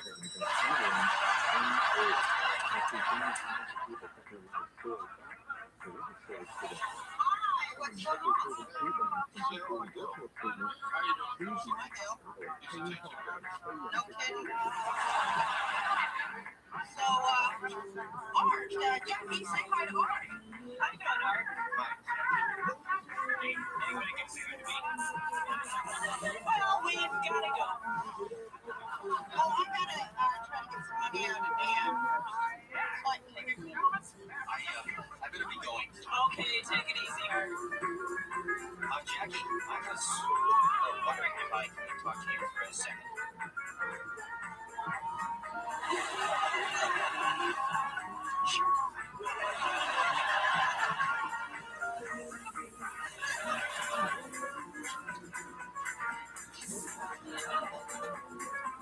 So, how's it going? Great. Great. Tax season. I'm your trucker. That must be really interesting. That keeps me busy. As a matter of fact, it's so busy sometimes that I have very tired levels. Sounds kind of lonely. Well, I figure if you're okay with yourself, then you're okay with me. Yeah. I'm a little. Yeah, you seem to be healing. Sometimes, but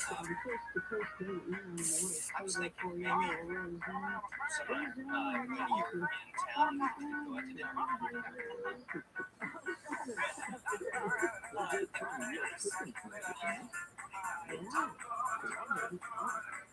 If things do start to slow down for me, then why don't I give you a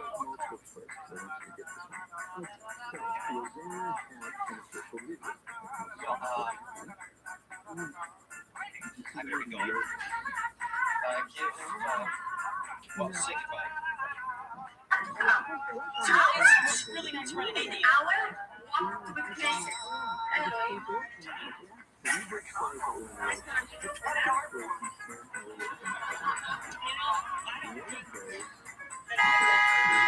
Angry with you. Sure, it's really nice guy and you forced me to remember why you didn't get the chance. I told you not to.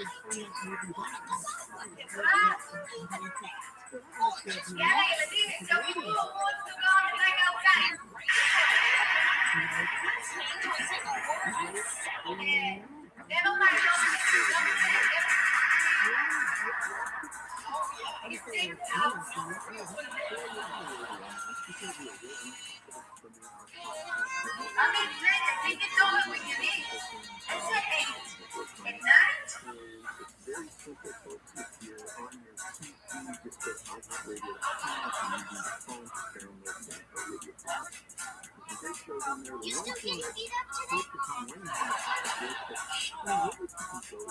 You're eating too much.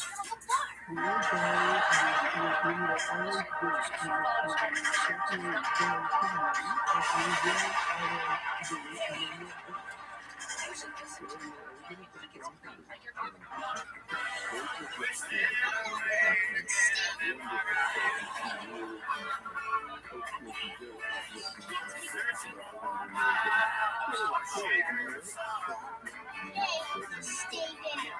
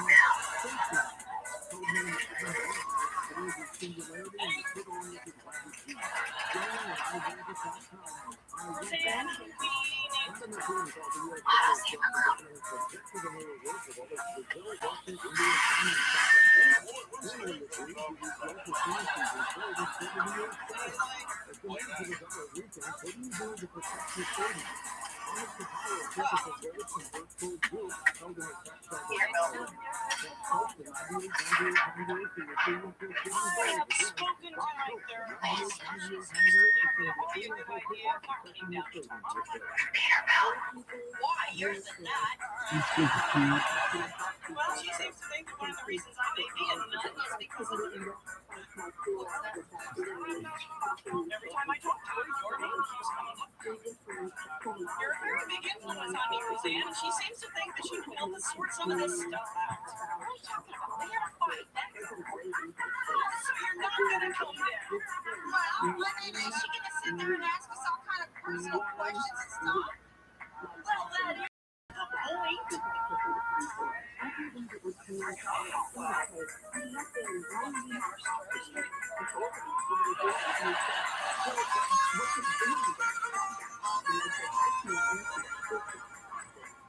Roseanne, first off, I'd like to stress that we're all the same size. I'm not a judge or a referee.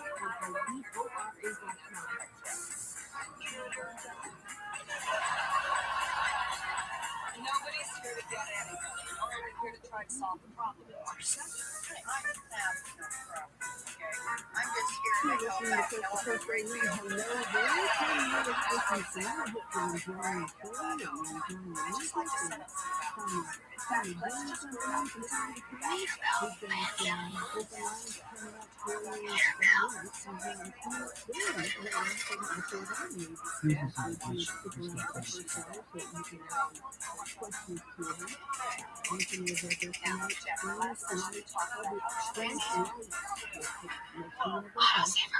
likepublishing.com just is everything really we do. good. I mean, And I'm then going to both of say, these books, you know, Honey from Beautiful Fiber, we've spoken to him, well, it's you just know, face to everything. face It's, many a time if I'm going to be about that book. accomplishing And now something, his if I'm new going to book is cut my hair, ViralRabbi is she next going to book like it? coming out If I go April up with this maker's 4. up here, or if So I you go down can to my go apartment, to I can you do can it. find Go that to the movies when I do oversee.com it. or It's just USA everything. Nexus, that's TNS.com, Was it and you can $1, $2, $2? go ahead and get ready for a Well, signed why would you want copy to move out of your of his apartment? I best mean, seller. And don't forget, you can also if find I'm him at right now, look, right now, virtualapp.com it's and all those new apps that he has out there. So yeah, he was doing it all. I'm telling you, Anthony, you're doing it all. So I want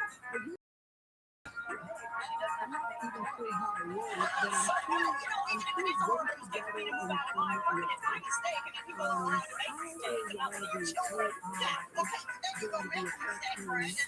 going to be affecting the US over there? Or is it already, I mean, I don't even know.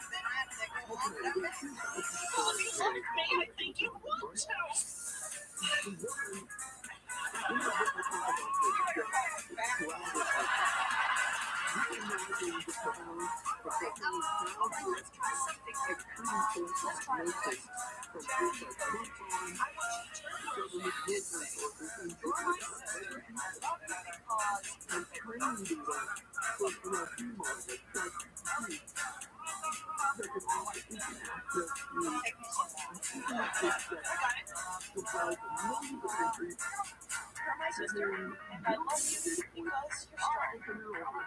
That's it. Well, it's not that easy. You do it. Okay, I will. You're my sister, and I love you because you're warm and caring and giving and nurturing and kind. Hold on. We're trying without our phones. You're my sister.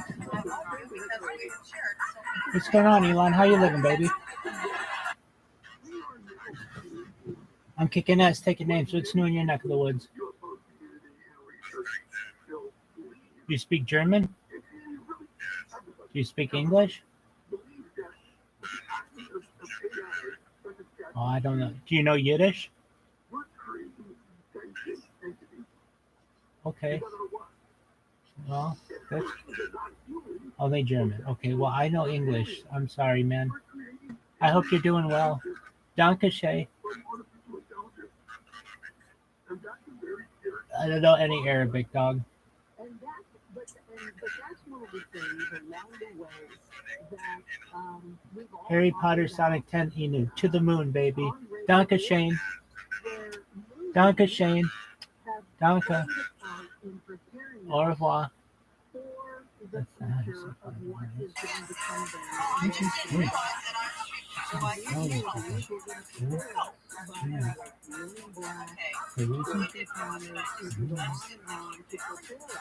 Because, and we don't She went down there. these things. I read this before in some paperwork that was even from my apartment at one point and then taken away at one point. Really hard for me to Odd, dialogue crazy with stuff. you But with talking a about without a confrontational agenda. public and hopefully most of our people.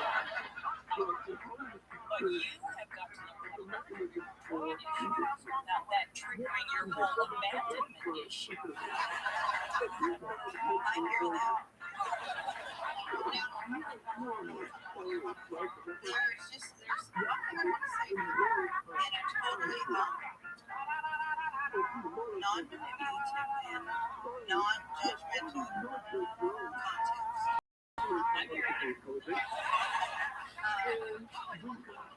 Okay, the responsibility that I feel towards you is all your fault.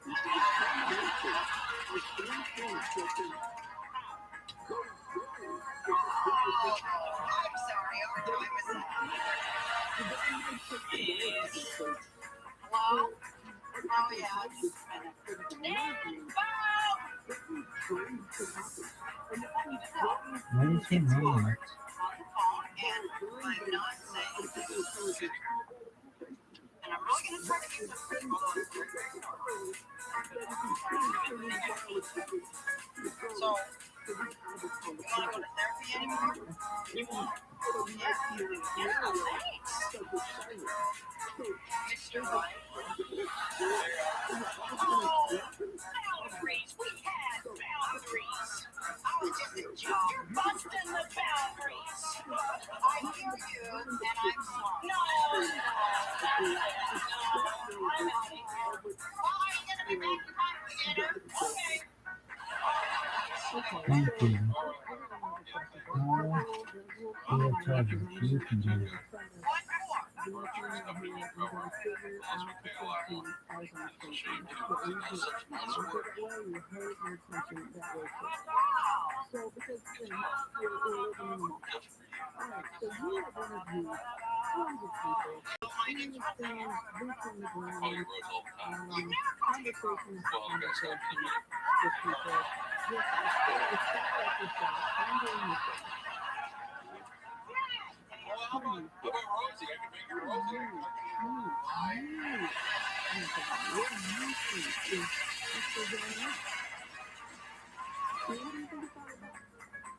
Okay, again, remember, we're here to chat. Now, who wants to start? I guess I'll go first.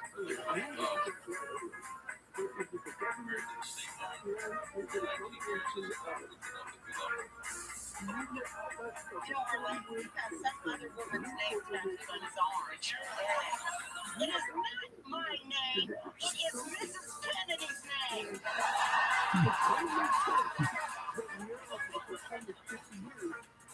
I'm never gonna get this dumb thing off. I'm stuck with it for the rest of my life.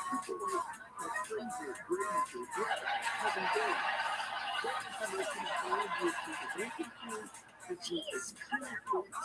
When did you put that on? Thank you, Becky. Okay, I was talking about you. When are you gonna get over here? I can't believe this. I'm paying for this session. You guys aren't here for me at all. You're here to work out all your family crap. Excuse me.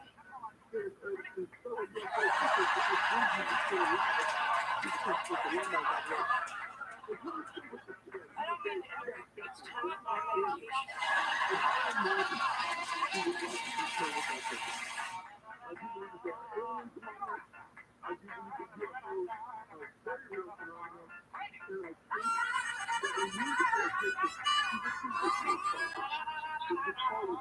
Jeez, Carla Flynn was definitely going to the Russian front for Mr. Wagner Fowler.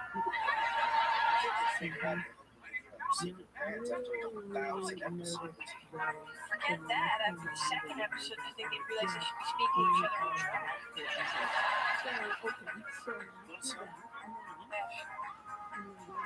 Oh, geez, now they're playing volleyball. This is some Nazi club men.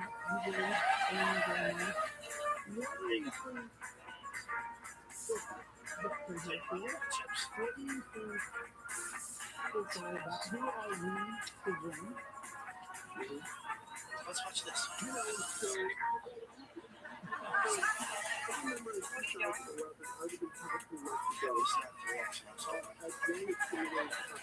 Well, David, we're like really good friends. So I don't think you should cop a cheap deal from a friend. My hand is way out of the picture. Why not? What's school thing for boys? So what? Well, yeah, what's next? I don't know. It's like a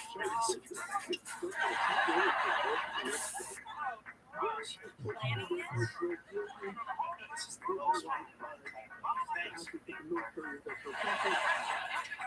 I'm sorry.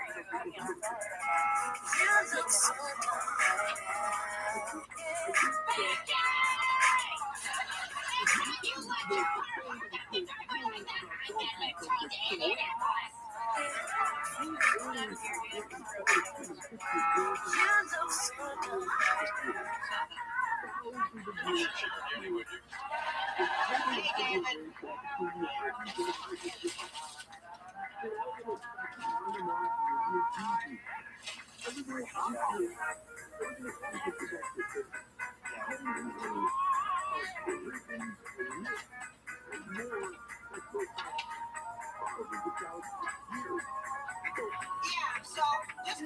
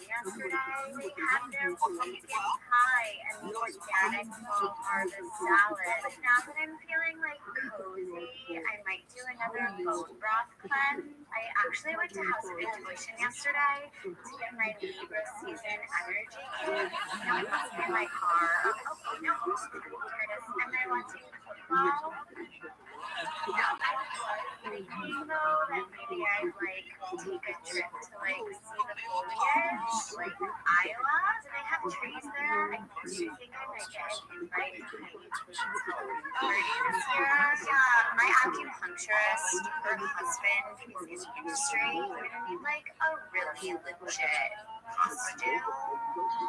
Yeah, literally. Hi, dog. I didn't know your father was here. So I'm just supposed to, which is groove, you know what I mean?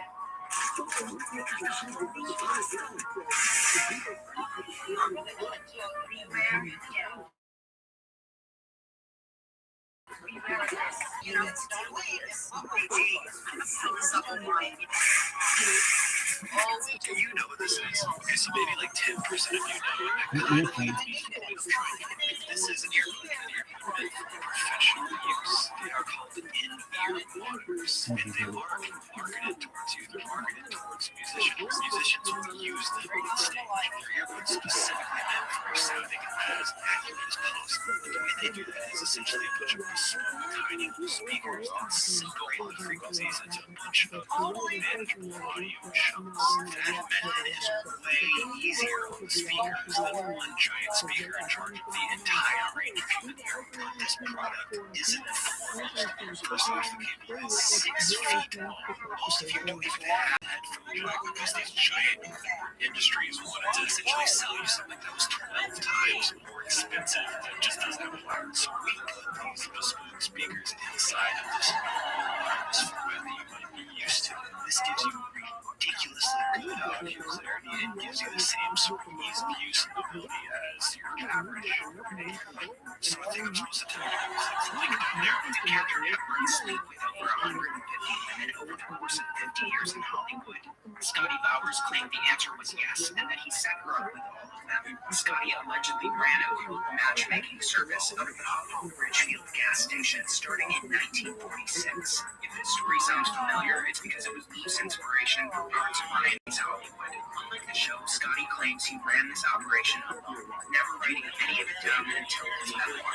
Scotty says that after the war, he would set young people up with Hollywood legends like Montgomery Clift, Desi Arnaz, and Cary Grant, working a variety of odd jobs during the day and spending his nights in different bedrooms across Hollywood. He details one night with Vivian Lee trying to keep quiet in George Cukor's guest house, and another story where the Duke and Duchess of Windsor were set up with a variety of young men and women during their trips to LA.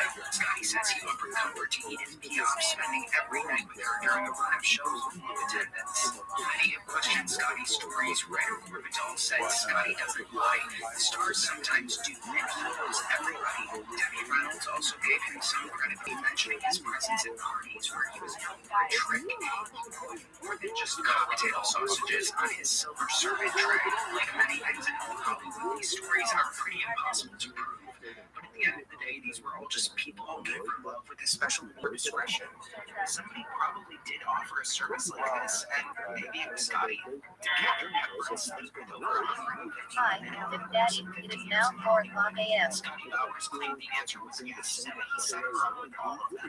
Scotty allegedly ran a matchmaking service out of the Hollywood Ridgefield gas station starting in 1946. If this story sounds familiar, it's because it was loose inspiration for parts of Ryan Murphy's Hollywood. Unlike the show, Scotty claims he ran this operation.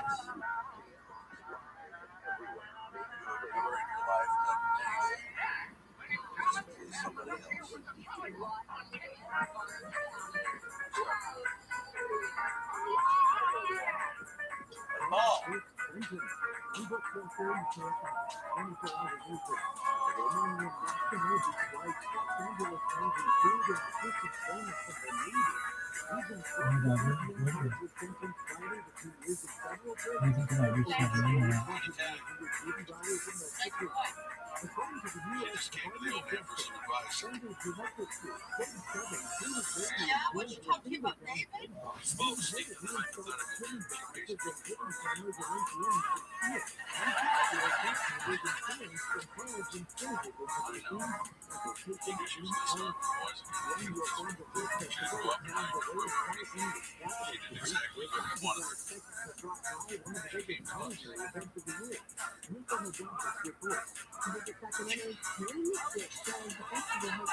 You just don't get it. When I said us, I meant me.